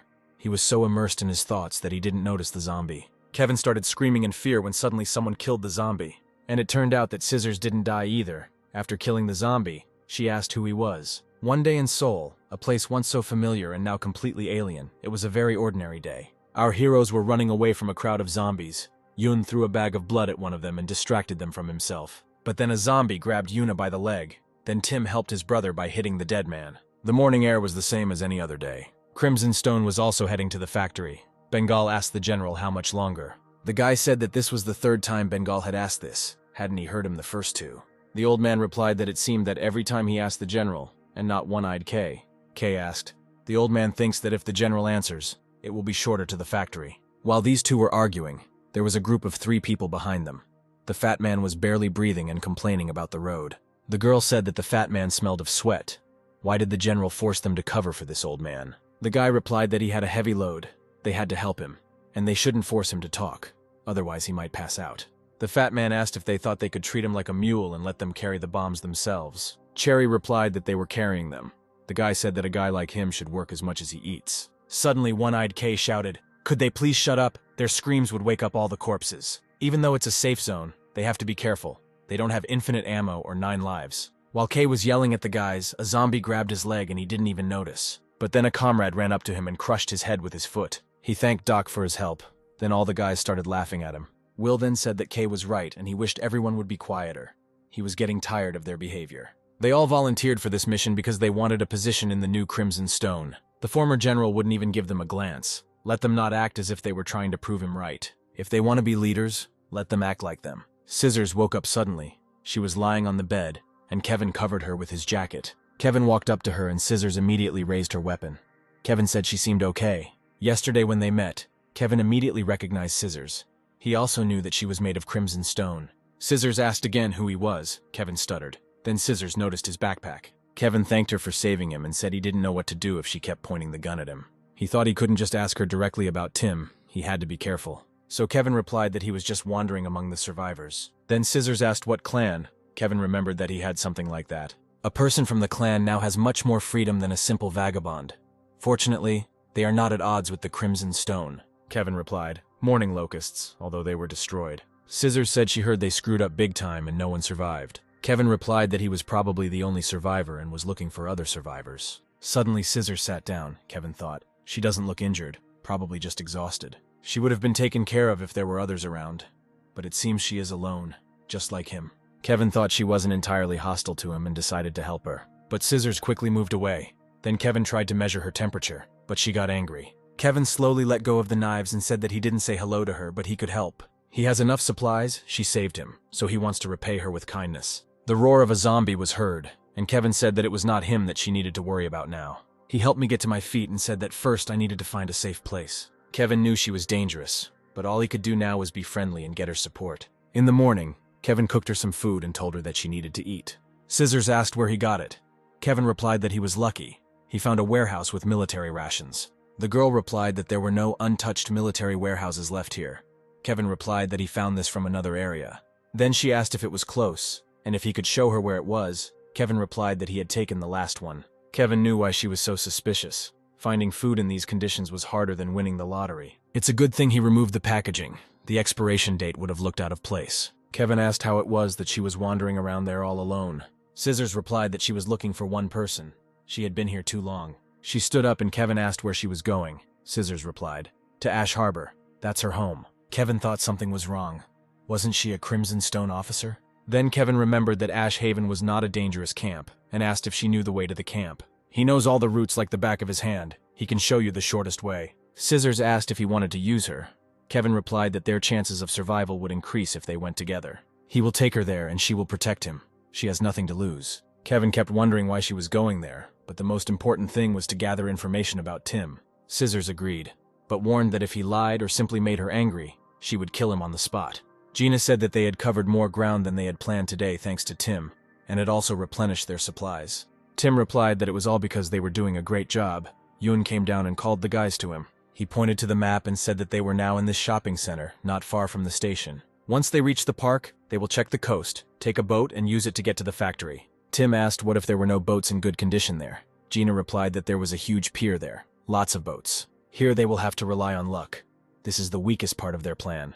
Corpses cannot swim, so they will be able to get to the island. Tim came across a deer. Yun said it was better to go around it. Wild animals can make a lot of noise, Tim asked.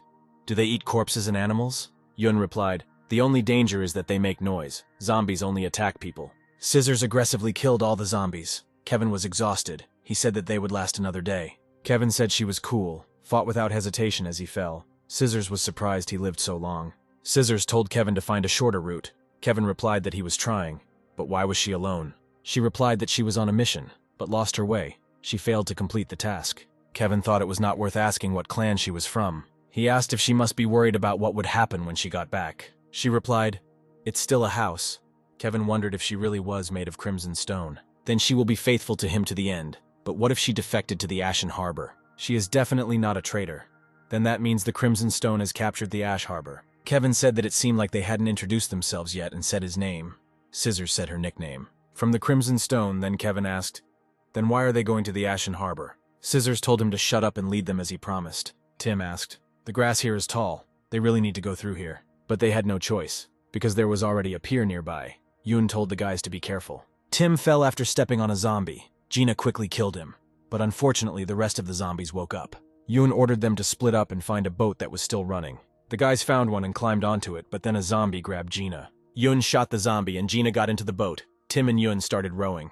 The fat man told the boys a story about how he first met a zombie. The old man said he was impatient about how he killed his comrade, as if he were some kind of war hero. That guy was born weak. Even Savannah would have taken him down. Will said that if there were signs, then you need to kill the person immediately. Then he asked where Cherry and Wolfgang were. He ordered Kay to find them. Kay was wondering how much he should tell them so that they wouldn't disappear for too long. Suddenly he tripped and fell. Kay noticed scratches on his leg. Kay realized that he was infected. Suddenly a couple showed up.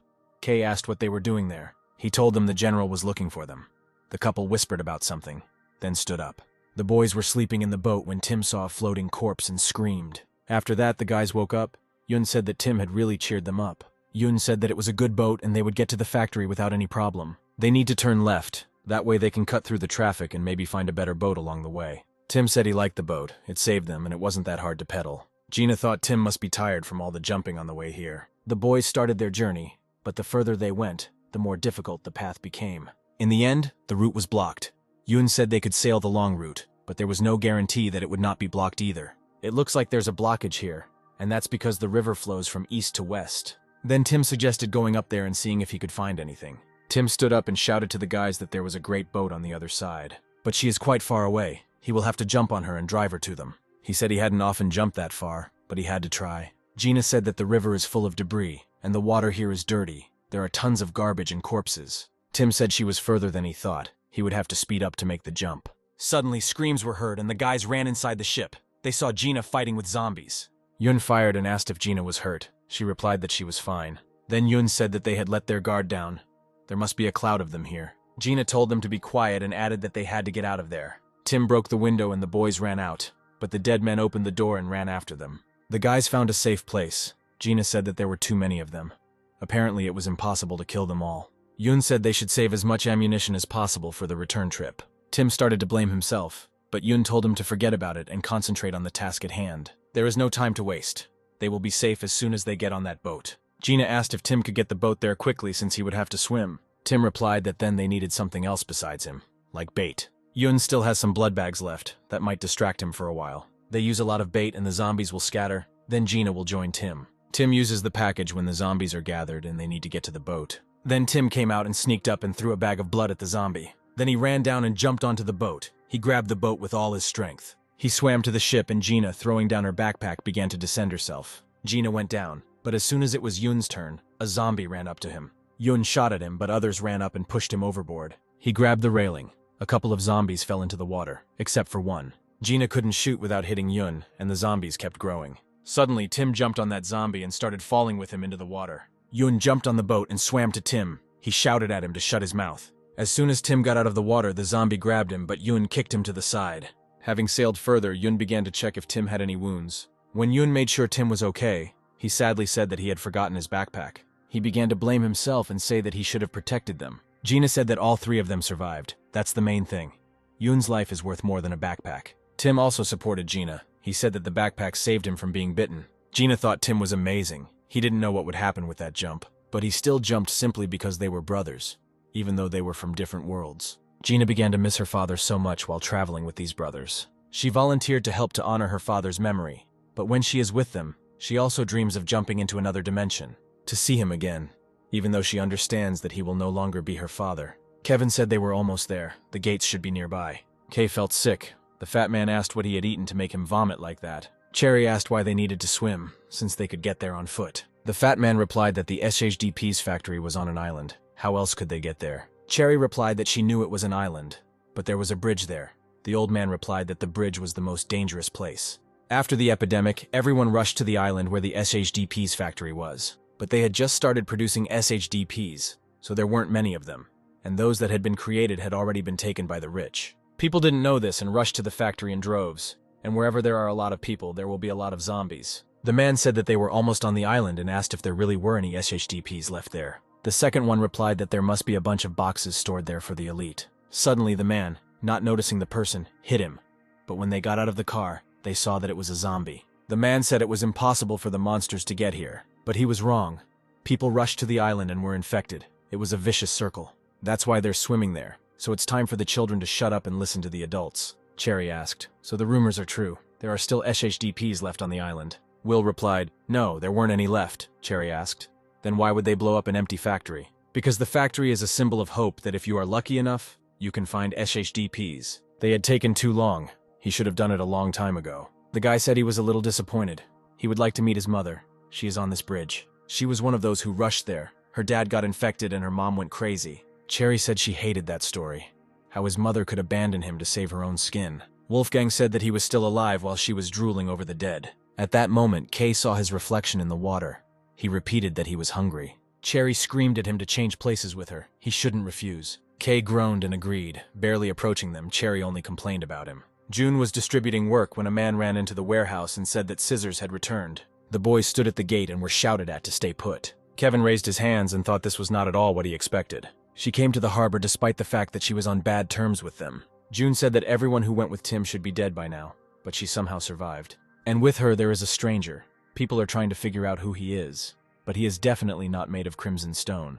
Scissors is armed, but the guy has nothing but a backpack. He follows the orders of the guards. People started wondering if he had bombs in his backpack and if Red was still alive. Suddenly, Auntie asked permission to talk to Scissors. She must think they are still under the control of the Crimson Stone. Wouldn't it be more dangerous to just let her go? She thinks it would be safer to keep her here. People said it would be better to just kill her, but my aunt said she was barely 18. She was just a child. She may look like a killer, but she's just a naive girl who grew up following Red's example. And she can tell whether the guy is from the Crimson Stone or not, and she can also interrogate them. June took out a gun and said that if something happens, his aunt will be to blame. Kevin thought it made no sense. He could understand why they were suspicious of him. This must mean that Crimson Rock and Ash Haven are still enemies. But then why did she come here? Kevin tried to calm down. He hid the SHDPs in his boots, so no one could find it. But then June ordered to take off his shoes, and then Kevin got worried. The guards reported that they did not find any weapons on him. All he had was canned food. Jun ordered that the stranger's things be taken to the storage room, and then that they themselves be taken for interrogation. Auntie told Scissors that it was time for her to accept the general's death. Even if he somehow survived, the Crimson Stone had already fallen apart. This is the last chance. It will be better if she accepts this and starts living here. Scissors called her a traitor. Aunt said she can't be a traitor unless she has someone to betray. She's nobody here. Then Scissors started screaming that she wouldn't let this happen. Aunt hit her with a chair and asked if she wanted to kill her with Scissors for Red, who was no longer there. Or she wants to rebuild the Crimson Stone. It doesn't seem like she's that devoted to Red. Scissors screamed that she knew he was back at the base and was gathering everyone to kill them. The aunt screamed, "There is no more general to torment her. There is not a single person in Red here. She is now free. The leash is gone. The Crimson Stone is gone." And then, either from rejection or from pain, Scissors began to scream. Jun asked, so he was from the Broken Clan, and he met Scissors on the street, which allowed him to get here. Kevin responded that he understood how crazy it sounded, and asked what would happen to them now. Jun asked what his purpose was, how he managed to survive while wandering. And he doesn't understand why he came with such a dangerous man and refuses to say what he needs. Kevin thought Ash Haven didn't kill those who weren't their enemies. They had their own issues with his clan, but nothing serious to point guns at each other. But their boss changed, which means their approaches also changed. Then Kevin said the truth was that he was looking for Dean. He has a personal score to settle with him. That's why he's looking for Dean. Kevin asked if they knew where he was. The man said he still couldn't believe a child was waving such a weapon. Savannah said that the Scissors' main job was to protect Red and kill zombies. The man asked if he was defending her. Savannah replied that he didn't like her either. The men then advised Savannah to watch his language, given his past. Steve asked, so they claim that they are not together and do not even know who is going where. Scissors came because she thought they were still under Red's control and the guy wasn't made of crimson stone. Aunt said that it would take the girl a long time to come to terms with everything. Steve said it would be great if she became a good child. June said he noticed something strange in his interactions with Kevin. Suddenly, Savannah came running and said that they had rechecked Kevin's things and found something strange. Jun said it was just medicine they had seen before. But then my aunt said that they were in perfect condition and the manufacturing date was recent. And then Savannah amazed everyone by showing the SHDP's device. June met Kevin again and asked where he got it. He had a good time hiding it in the sole of his shoe. And he asked why he didn't use it, why he hid it if he knew what it was. June reminded him of the words about revenge. But what's strange is that he doesn't have a weapon. So that's why he took the scissors with him, since he is the one who is going to take revenge on Dean. Kevin lied again. Then June took out the medicine and said, "He's not from here, right?" Auntie came to Scissors and brought her some food, but Scissors didn't finish her breakfast. She asked if Scissors was on a hunger strike or had become accustomed to more luxurious food. Scissors asked where Tim was. Aunt asked how she knew. He packed his things and left. Scissors said Aunt is one of them. Auntie said, okay, it's in her interest that they can come to an agreement faster. He left the Ash Harbor and headed towards the factory in search of the SHDPs. Dean was gone, and so was the general to whom she had been so devoted. She no longer has a purpose to live for. It's time to accept reality. And you have to choose wisely if she's going to start over and stay close to her. She must understand that if it weren't for her, she wouldn't have food. Here only she is on her side. June said Kevin came back here of his own free will to find Tim. It must have been a tough decision. Kevin replied that it was hard, but he couldn't just forget everything that happened. Those he wants to save, risking their lives, they all went to help him. June said he was glad Kevin came to Ash Haven. It seemed like luck was on his side. Kevin responded, not only on his side, but also on the side of those who helped Tim. What a small world. But it's not surprising. There aren't that many people left in this world. It is difficult for them to defend civilization again. And besides, everyone still has enemies. Steve said human relationships are even scarier than zombies. But he's glad he didn't tell Scissors why he was there. If he had told her, she would have used it at every opportunity. Jun gave him back the SHDPs and said that now he understands who he is. Kevin asked where Tim had gone. June replied that he had gone to the SHDP factory 3 days ago. If time had been on their side and he had come before they left, things would have been easier. Kevin said gloomily, just not there. There are no more SHDPs left there and everything is teeming with corpses. Steve said, Kevin got us out of there. Kevin replied that he saw with his own eyes there was no SHDPs left there. Kevin was there. People were looking for the SHDPs, and zombies were breaking into them. The zombies broke through and attacked them. Suddenly one found a SHDPs, and the people rushed at them like crazy. People started using them and killing others. Kevin was lucky enough to find the last one. If by some miracle they are lucky and find more, going to the factory would be suicide. He must find Tim immediately. SHDPs can be used multiple times, even on others. Kevin asked to be released so he could go look for Tim. Later he came to Scissors and apologized. He didn't know what she went through, but it seems like he was the only one who was let go. He leaves at dawn. Scissors asked where he was going. He can barely stand up for himself. Kevin replied that he was looking for someone he had caused a lot of trouble for. He's looking for Tim and he knows that she was looking for him too.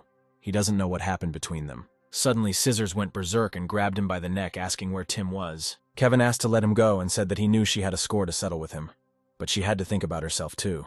She helped him get here and he regrets that he can't repay her. Kevin put some food on her plate and asked her to take care of herself and left. Savannah gave Kevin the axe and said the boss asked him to give it to him. And he added that he knows Tim is okay. He will get to the factory. He is stronger than Kevin thinks. He just hoped that Kevin wouldn't be late. Kevin replied that he knew a shortcut and thanked him for everything. Kevin left and Savannah asked if he would be okay, if he could take care of himself there. The man replied that he could handle it. He was one of the morning locusts, and they robbed and killed people all over the country. Steve asked if it was worth letting him go alone. June replied that they had their own work, and they didn't have extra people. They can't sacrifice people for the SHDPs when everyone is working so hard to rebuild this place. Kevin thought he just needed to head north from that intersection. Then he will see the 4th exit from the subway station if he walks 5 blocks. And he turns right and comes out straight into a large residential area. Suddenly, Scissors appeared and ordered Kevin to take her to Tim. It turns out Scissors used the fat from the can to squeeze through the bars. Jun asked who gave her the canned food. He clearly told her to give only rice porridge. The man replied that this jar belonged to that guy. He must have come here before leaving. The guard said that she managed to escape and also took her weapon. June was afraid that she would return to the Crimson Stone. but her aunt said that she definitely went after Kevin. Scissors asked how much longer it would take to get to the factory. Kevin replied, 2 days or 1 if all went well. Then she said, if she was that close, Tim must have gotten there by now. Kevin replied that the boss had told him that the 3 were planning to take the long way to the factory, and if his calculations are correct, they will hit several dangerous points and lose a lot of time and effort. Scissors asked if he thought they could catch up with them. Kevin replied that time was running out, but there was a chance. Of course, they'll need a boat in the end, but he knows where to find one. Scissors said that she noticed that he knew very well where to go. He senses danger where there is none, and he turns out to be right, and dangerous areas turn out to be safe. Kevin replied, it was all because he had no choice when he was in the clan. He was a stone bridge. People like him were at the very bottom of the hierarchy, practically slaves. They were trackers, and because the Locusts were a group of raiders, they needed the safest routes. For the clan, they were guinea pigs, and if they couldn't find a safe route, they were simply killed by zombies. If not, they were accused of putting the entire clan in danger and sentenced to death. They were not comrades. They always pushed each other into the abyss in order to avoid it themselves. The only thing he could rely on was his own knowledge and himself. Scissors smirked and said that camaraderie was for weaklings. If he wanted to stop being a slave, he should have become stronger and climbed over people's heads to the top. But he lived like trash. Kevin replied that she was right. It seemed he expected too much from this hellish world. Then he said that she was a good person no matter what. She still saved him. He's been expendable his whole life, so he knows that even though she can be harsh in places, she's still good. Scissors said she noticed that he wanted to get to Tim before her. She doesn't care why he's looking for Tim, and it's better for him to shut his mouth. Then Kevin said that he understood everything, and apparently he would not go with her. Scissors said he had no choice. Kevin asked what Tim's death would do for her. Red is dead. Scissors hit him and said he was a slave in a shitty clan. How dare he mention his name? He thinks he's worth something just because she travels with him. Kevin took the axe and said he didn't want to do it, but he wasn't going to leave it like this. She asked if he would fight her. Kevin replied no, but he would do what he could to protect her. Scissors said he could only hide shaking in fear. Kevin said he would protect Tim. Then Scissors wondered why he was willing to go so far. It turned out that on that day, Scissors jumped into the hatch, thereby surviving. She realized that she too had been betrayed. Not that she hadn't taken it, that it would happen sooner or later. Scissors asked herself why she was still pursuing Tim, but then she realized that she was not pursuing Tim, but the general. Scissors said that she would kill him, the one who made her like this. Will and his team reached the island. Will ordered to check the condition of the explosives. He said the factory was divided into 3 large areas, so they would split into 3 teams and plant explosives in each. The first one will be him, Bengal, June, and Nolbu. The second one will be Doc and Wolfgang. And the third one will be Kay and Cherry. After they plant the explosives, they will go to the meeting point in the center of the factory. Wolfgang asked if it was true that there were no SHDPs left. Doc replied that they would really be working their asses off if there really weren't any SHDPs here. Most of their clan died fighting against the Ash Haven. Their clan was finished. Now is the time to start increasing their numbers. But no, they are risking their lives to blow this place up. It doesn't make sense, which means there are still SHDPs here. Will wants to become more powerful than before. He was fanatically loyal to Red and remained in his shadow. He is afraid of this place. Doc asked the guy if he was afraid of Will. Wolfgang started joking that he couldn't believe he was backing out just now. Then Doc asked if he didn't want to see his parents again, and to provide Cherry with a safe, stable life. She is his first love. Wolfgang said he was sick of this hole. He would turn this place inside out. He shouldn't be sneaking around. I should have shot that bastard at the entrance. Doc said it was dangerous here. No reason to conflict with him as long as he didn't touch them. It turns out that Sam and Doc were planning to run away in search of the SHDPs. Doc asked that if they don't find the SHDPs, Red will hunt them until he dies. Sam replied that he had only told 1/10 of what he knew, and that Doc needed to listen to him and protect him. They had been planning this since the day his aunt brought Tim to their camp. Sam became interested in the newcomer, and after a while he dumped Doc and left with him. If he had just stuck with it, he wouldn't have met such a senseless end. Cherry thought that Will would blow up all 3 zones at once, which meant that she and Wolfgang had to hurry. But now Will had tied this idiot to her. How could she get rid of this fool? Suddenly, Kay began to click his teeth so hard that he bit off his tongue. Cherry screamed, and Wolfgang and Doc ran to her. Wolfgang found her first. This angered the guy. He shot at Kay's hands and started beating him. But it turned out that the guy didn't realize that Kay was a zombie. He thought that Kay was hitting on his girlfriend. Then Kay quickly bit the guy. Cherry got angry and started shooting at Kay. Doc found them and asked if the guys were okay as Kay ran out of the room. Cherry cried and said that Kay bit Wolfgang. That bastard is infected. Doc asked to show the bite. Blood began to flow. Cherry told her beloved that she would stop the bleeding. Then Doc said that they had made a lot of noise and needed to leave. But Cherry, of course, couldn't leave the guy. She screamed at him to look for the SHDPs himself, and she would stay with him if she died, then only with him. Doc heard the zombie, and then he hit Cherry on the head and lifted her up. The guys were also at the factory and also haven't found anything yet. Yun said he had no idea how they could search everything here. They only knew that there used to be a factory here. They don't have a plan of the building. They'll have to wander around here quite a bit. Gina said they need to search every corner. Tim said he had a good feeling there was definitely a SHDP here. Gina said of course they are here. Luck is on their side. Yoon apologized for his pessimistic attitude and suggested that they continue their search. Suddenly they heard a terrible scream. Yoon looked out and saw Kay. Tim asked if he was human. Yoon replied that there weren't any more. Apparently there might be more people here. Then Gina suggested finishing him off before he woke up all the zombies. Tim asked if the shot wouldn't attract the zombies.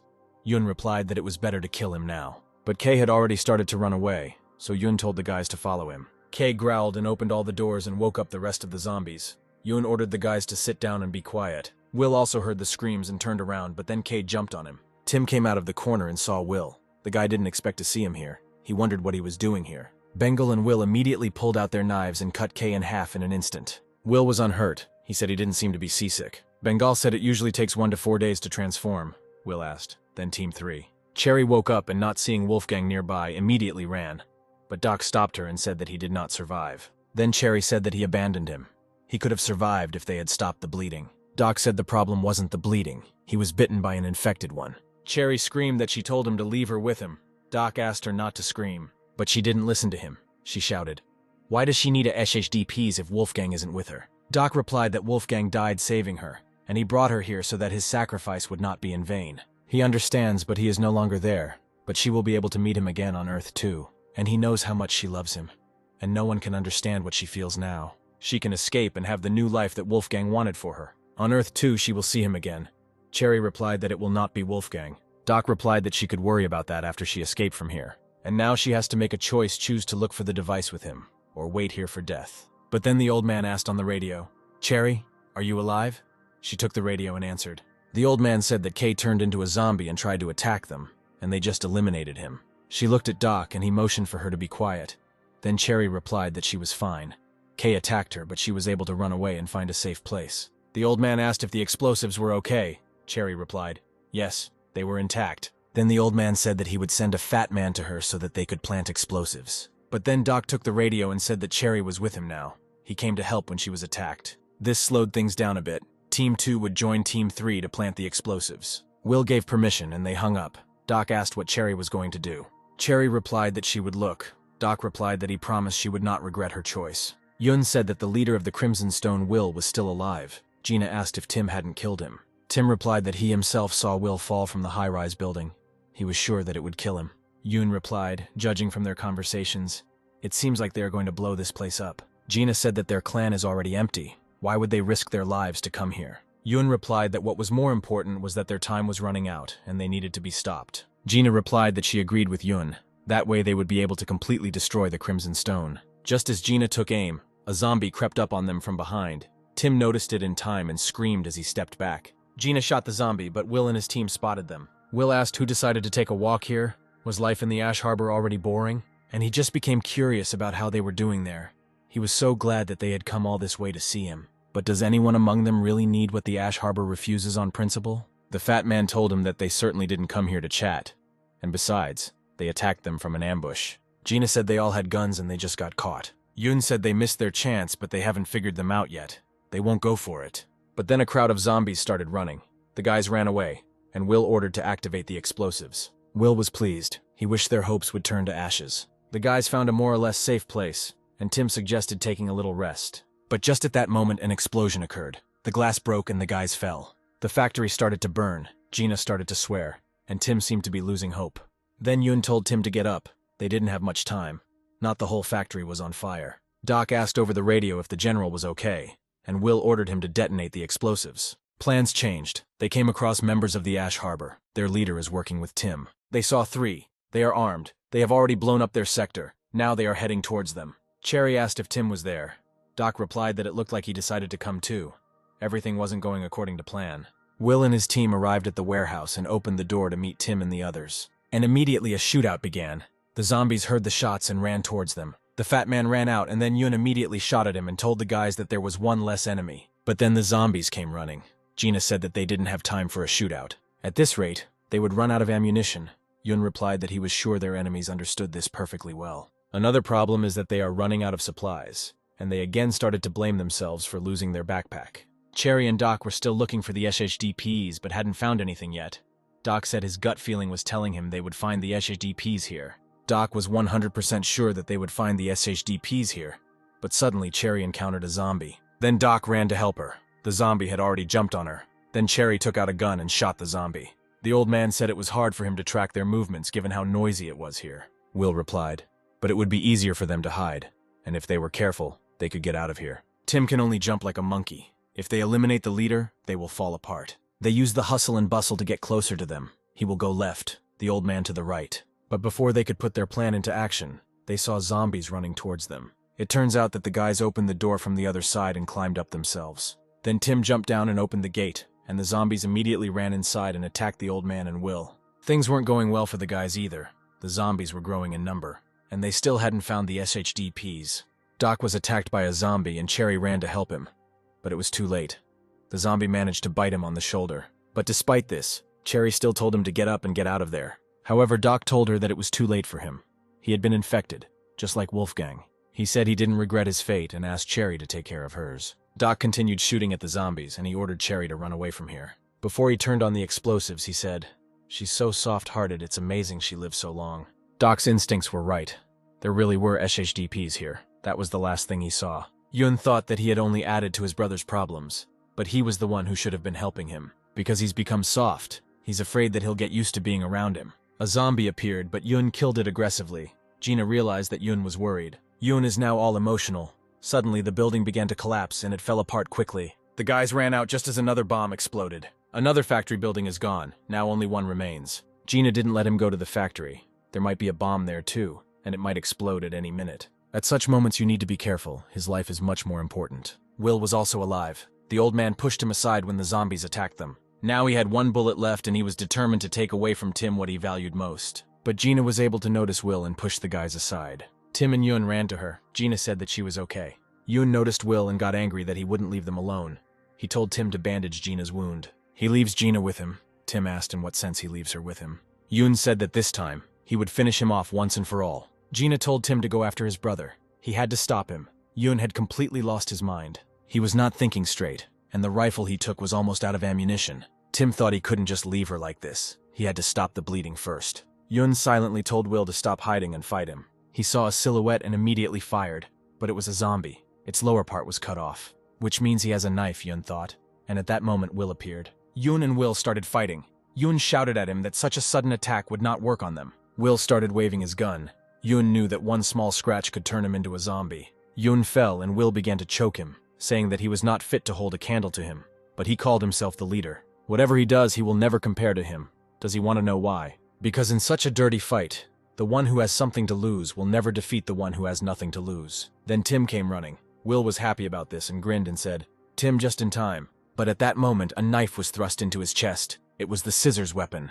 Tim met Kevin and Scissors. He couldn't believe what he saw these two, but still ran to help his brother. The scissors came down, but she walked past Tim and went to Will. Will asked how she managed to survive, but then said that he still assumed that she would not be so easy to kill, and then called her a rat. Scissors said that Will is the traitor here, but it seems like he wants to talk more. Will said she had nothing left. When he died with the Crimson Stone, it would be over. He began to tease her about Red, saying that Red would be disappointed in her, but then Scissors pulled out her knife and killed him. She said that he was right.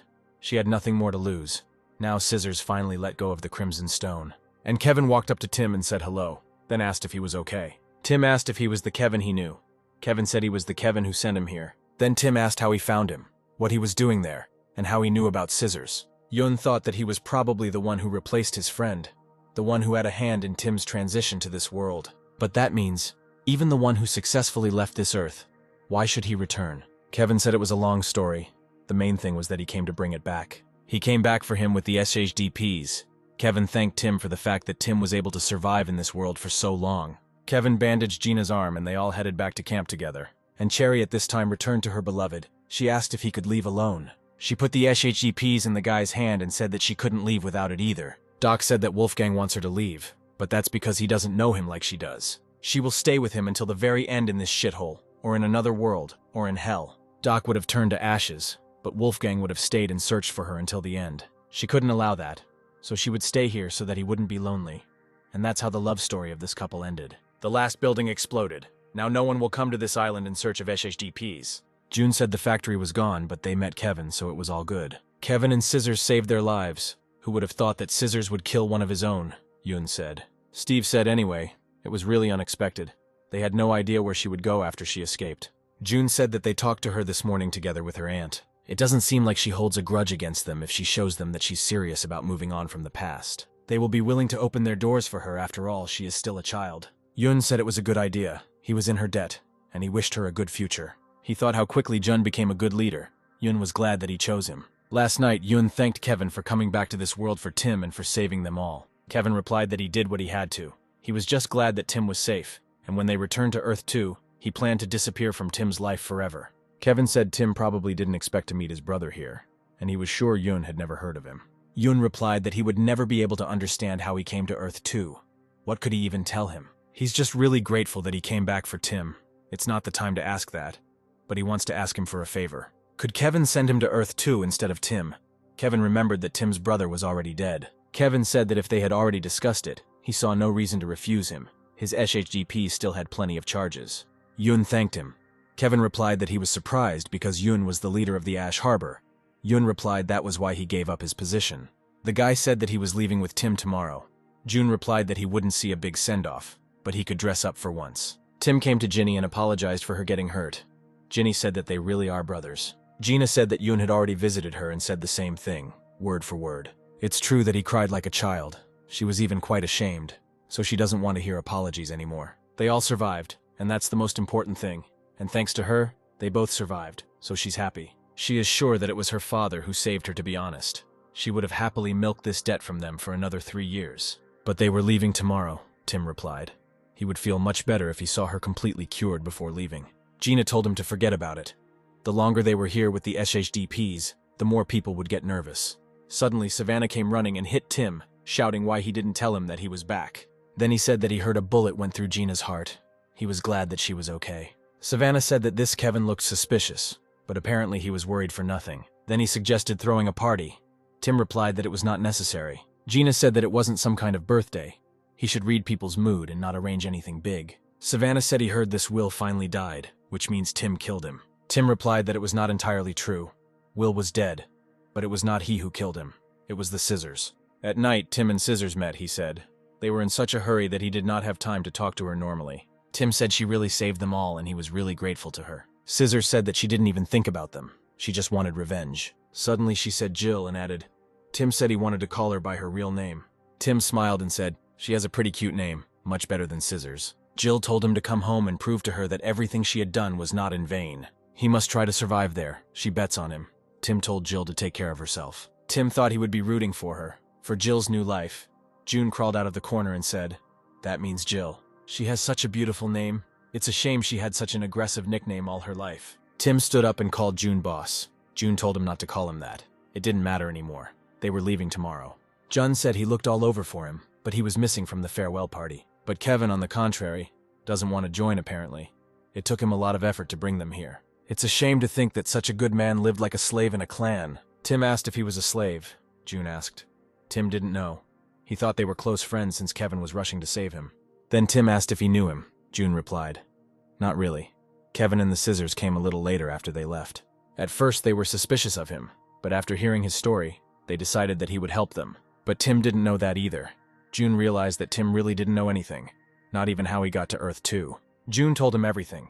Tim found out how Kevin got to Earth 2, but he still didn't think it was any excuse. It was because of him that his Kevin disappeared so that he could live. But if he really ran away to survive, why did he then come back to save him? Tim started to remember watching the news about Kevin going missing and suddenly remembered. His Kevin's belongings were found a week after he disappeared.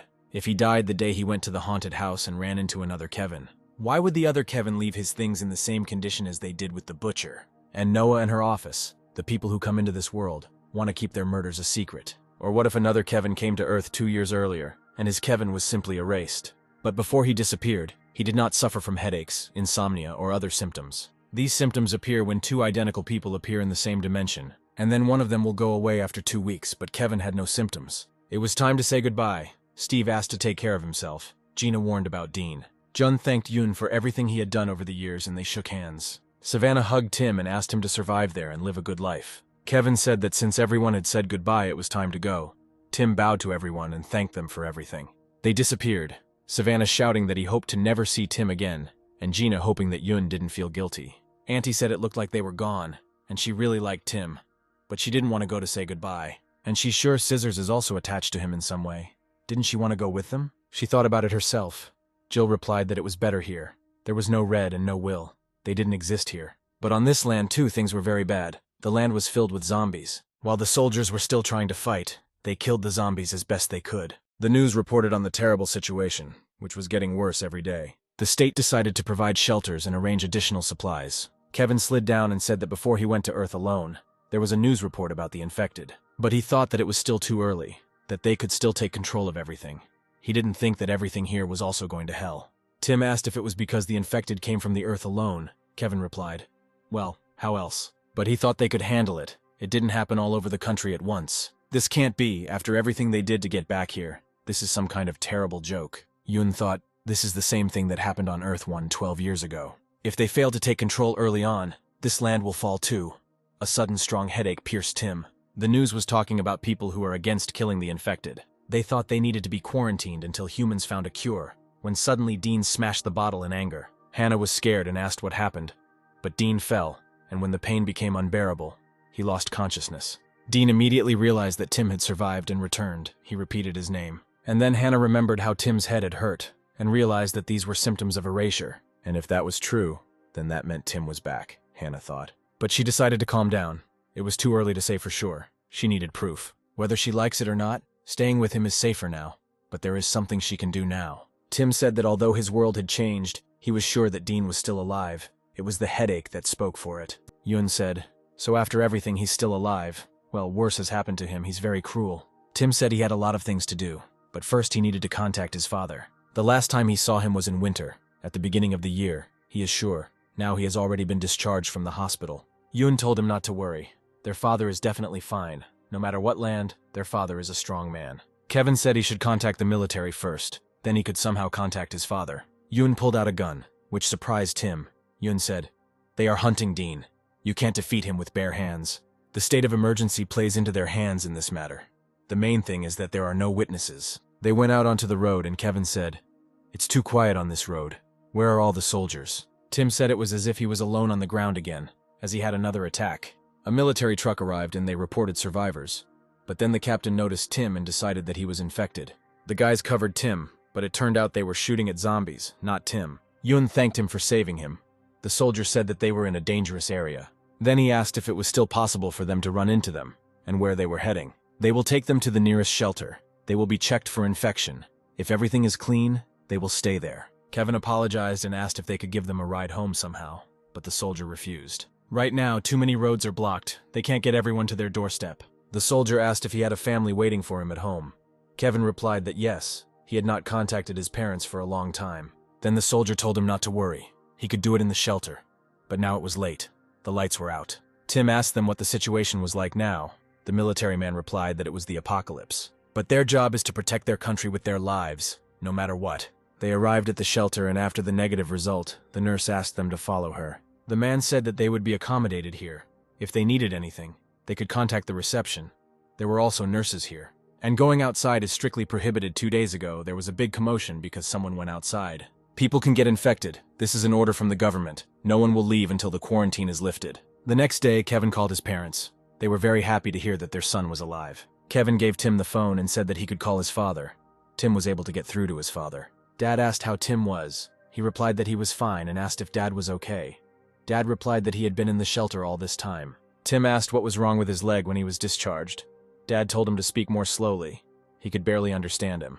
The father replied that he was perfectly fine and was in the can area, where he had left him. He can't leave here, but everything is fine here. His father asked where he was, why he didn't call. It was necessary to torment his father like that, Tim thought. Dean must have sent his father to the shelter. Tim said he was fine and then handed the phone to Yoon, whose hands were shaking with excitement. Father asked if something was wrong, if Tim was sick or something, and said that if he was so worried about his father, he could have called at least sometimes. Overall, he's glad that Tim is okay. His father asked him to take care of himself and not to worry about him. Yoon quietly called his father, but his father did not hear him and asked if he was eating well. But then Yoon handed the phone to Tim. Tim said that he would call him more often, and then Tim apologized to his father. Then Tim called each friend and everyone was alive and well. He talked with his friends until the evening. The military said that the walking time was over, and it was time for everyone to return. Yoon told Tim that it was already time. Tim said he had contacted all his friends, all but one. Her name was Hannah. Then Tim asked if he could write one message. It was a bit urgent and he had lost his phone. The girl gave her phone number and Tim went to his Instagram, but Hannah had not been online for a month. Hannah said her phone was broken, as was the TV. Apparently it only feels good when everything around it is broken. Then she asked, "What are they going to do now?" Dean asked. "Fiction." Hannah said that it was he who brought them here. He has a plan. They're here illegally. It's a break-in.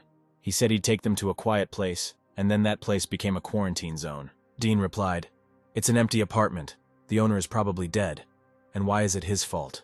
She forgot why they are here. She can't even walk after jumping out of the car. Hannah said she didn't ask to be dragged here. And her legs are already healed. Stop using that as an excuse," Dean asked.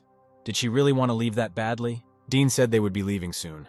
He looked around the city every time he went out to look for food. There is one exit that the military has not blocked. He will find a car and get out of here in it. And then he'll find the three bastards, get the vaccine back, and go straight to the pharmaceutical company. The perfect time to get rid of them. The military started shooting to kill. If he throws them into the undead, then it's only a matter of time before the military deals with them. Hannah asked if he was crazy to think they would give away the vaccine. He was overestimating himself. "Doesn't he understand whose side she's on?" Dean replied. "Of course it's his." Hannah screamed at him, wondering why he thought that. But she thought, he really knows how to put pressure on her. If she had helped Noah, they would already have a vaccine. He already stole Tim's life, and now he wants to monopolize the vaccine too. "Does he really want to live like this?" Hannah asked. "And she finds him disgusting," Hannah added. Dean said that if that's what she thought, he could live with it. Hannah got angry and called him an imposter. Then Dean came up to her and said that he had forgiven her a lot because she was nice. But now she was really asking for trouble. If she calls him that again, he will tie her hands and feet and throw her out into the street. But then the quarantine message came and Dean felt the pain in his head again. Then Hannah took the knife and went out onto the roof, she thought. If this was really the erasing phenomenon, she should be sure. She ran past all the zombies and came to the internet cafe. She thought that Tim would have contacted everyone, and she will contact him. She opened Instagram and saw that Tim was online an hour ago.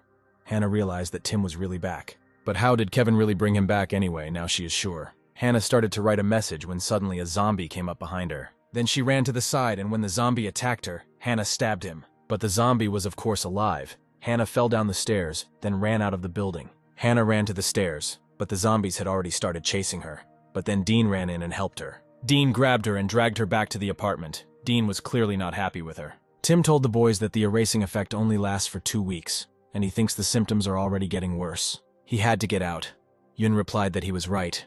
They had to leave together. Kevin asked how they could get out of here. Tim said it would be easy to climb over the wall. The problem here was security. As soon as they get out, they will immediately head to the metro station.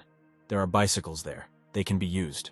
Yoon said then they will do it early in the morning when there is a shift change. While the soldiers were talking to each other, Tim and the boys climbed over the wall. The boys took the bikes and started riding them while the zombies ran after them. They arrived at Kevin's house and Tim said that Kevin would be staying with his parents. Yoon said Tim was right. Everything else was on them. Then thanked Kevin for everything. Kevin walked in and the parents immediately ran crying to hug their son. Kevin asked Tim to take care of himself and never forgive him. Yoon and Tim entered the apartment, but there was no one there. Yoon noticed that no one had come here for a long time. Tim sat down on the couch and sighed, telling Yoon that he was home and they should take a shower. While Tim was in the shower, Yoon looked around the apartment, entering his father's room.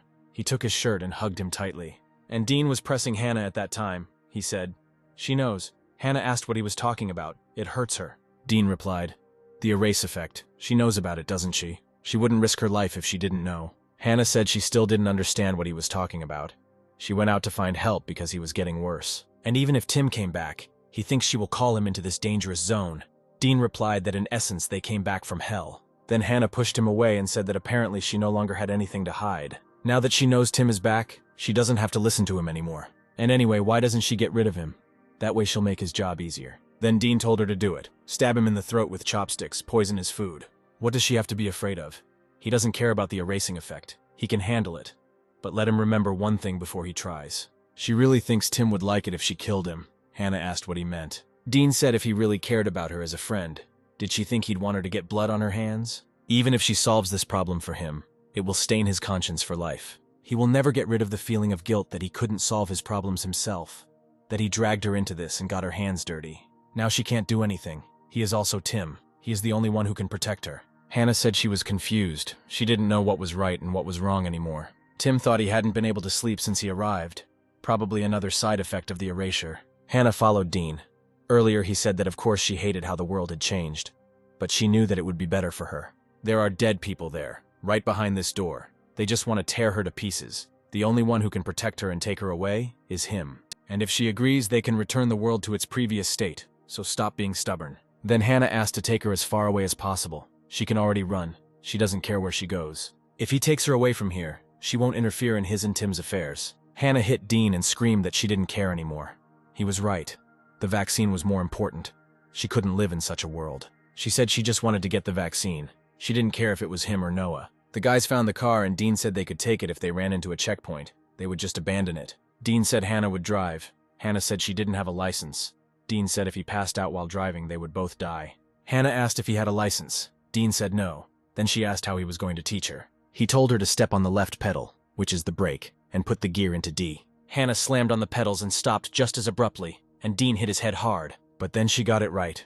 Hannah said she had to get the vaccine from Noah first. However, Dean said that they would find Tim first, and told her to drive towards the house so that he could call his father. Hannah replied that they should find a vaccine first. He knows what's going on in the country. Dean said he didn't have time. If he was going to protect her, he had to deal with his own issues first. Once he finds Tim, he'll quickly get rid of him, and then they'll get to work on the vaccine. Hannah said there are more and more dangerous areas. Tim's area is not safe. She tried to convince Dean again, but he said no, and told her to keep her eyes on the road. Then Hannah asked how he was going to find Tim and where he was going to track down Noah. She kept talking, then Dean told her to stop talking and just drive. Without him there will be no vaccine, so she needs to shut up and just lead. Hannah apologized and said that she understood everything, so he shouldn't be angry. Dean said it took them 2 hours for the 30-minute drive. Hannah told him to be thankful they didn't crash. Then Dean replied that she was right. There were dead people here. Maybe this area would be closed soon. Dean asked what she would do. Maybe she wanted to go down and check if Tim was home. Hannah ran to the door and blocked it, and told him to let him convince her why she should go with him. Dean came down and saw his brother. He said it was like he died once. That's how it was. So they teamed up and came all this way to kill him. Then Tim ran up and hit Dean and stood in front of Yun. This picture had a strong impact on Dean and he ran away. Tim grabbed the gun from Yun's hands and rushed forward. He asked to let him do it and let him stay here. Yun shouted that it was too dangerous to go at it alone. Tim shouted back that he understood how hard it was for him. Who would want to see their little brother die at their own hands? He doesn't have to go that far, so he begs him to stay here. As Dean ran away, he remembered the day when Yun held him tightly and asked Dean to trust him. Yun swore that he would always be by his side. Dean hugged his brother tightly and closed his eyes. And now, when his brother wounded him, he ran away from the zombies while bleeding and convinced himself that he never trusted his brother. Tim was after Dean and thought he had to get everything he had back. They both returned to the construction site where Tim was sent to the ground alone. Dean ran out from around the corner and attacked Tim. The guys started fighting each other. The forces were equal. Tim didn't even notice how the gun fell out of his hands and fell from the building. Dean punched Tim in the eye and he bled. Tim couldn't even open his eyes before Dean pounced on him again. But Tim jumped on him first and, pressing him against the pole, began to press on his wound. Then Tim started beating Dean. He hit him several times and then Dean flew to the side and fell. But when Tim decided to finish him off, Dean jumped out and attacked him. He told Tim that he had grown up. He has never seen such bloodthirstiness in his eyes. He is serious. So he thinks about his world. He will gladly listen to his thoughts. What is it like to visit hell? Now he understands him. He couldn't do otherwise, so don't take it personally. Tim would have done the same. Tim replied that he had tasted his world properly, and now he understood it even less. Because if he were in that world, in his place, he wouldn't have done what Dean did. Dean used people, betrayed them, and killed them, all for his own selfish purposes. He does not dare to justify his actions. He met many people there. Maybe not all of them were good. But he was able to return only because there were people there who cared for each other, helped each other, and were willing to sacrifice themselves. And the main one among them was Yun. It's ironic that Dean thinks his world is hell, but it was just right for him. Does he really think the world made him this way? He's wrong. It's just an excuse, Tim said. He is a weakling stuck in the past, a coward who has decided to use the harshness of the world as a shield. Dean is no better than the dead. He only follows his base instincts. Dean replied that Tim grew balls when he came back. Only someone who understands him can say that. It looks like he walked a couple of miles there in his shoes. Self-analysis, meeting with his brother, Tim should be grateful to him. Maybe this moron teamed up with him because Tim is so flexible. Tim made the same choice he did, using people to come back here so he could kill the doppelganger. If he were as good a man as he says he is, he would have stayed there and been grateful that he didn't kill him. He can pretend he's better, but when push comes to shove, he's no better. Now it's time to end this. Kill or be killed. That's the only thing left for them. But then the guys heard a clatter and turned around to see Noah. She greeted Tim. Dean wondered what she was even thinking.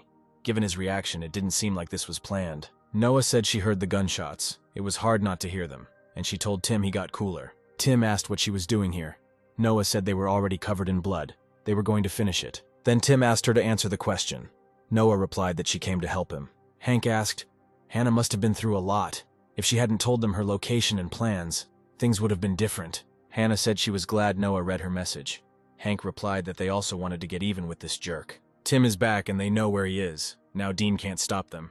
Then Hank asks if the man could introduce himself. Dean said Noah should have stayed in the hospital. She wasn't in a position to help anyone. He can't believe that everyone is so brave to come to him. He should probably thank Noah. Noah replied that she should be thanking him for protecting Hannah for them. It seems that on this earth things are not going as he would like, especially with women. There will be no good ending for him here because he doesn't even have a soul to go to heaven. Tim stepped forward and said that he would finish it himself, and he asked her to step aside. Noah replied that this freak had caused her so much pain. It was not their duel anymore. Dean said they've already got him, 1 or 2. It makes no difference. He'll kill them all. But as for what she said earlier, that he would leave empty-handed, let him start praying that it will be so. Then Bill jumped out of the corner and hit Dean several times, grabbing him by the throat. But Dean pushed him away and decided to run away. But Tim blocked his way, and Noah took out her taser. Noah hit him, and from the strong electric charge, Dean retreated and fell from the building. Yun walked up to Tim and shook his shoulder and went to the edge of the building. Hannah ran up to Tim. She said his head was bleeding.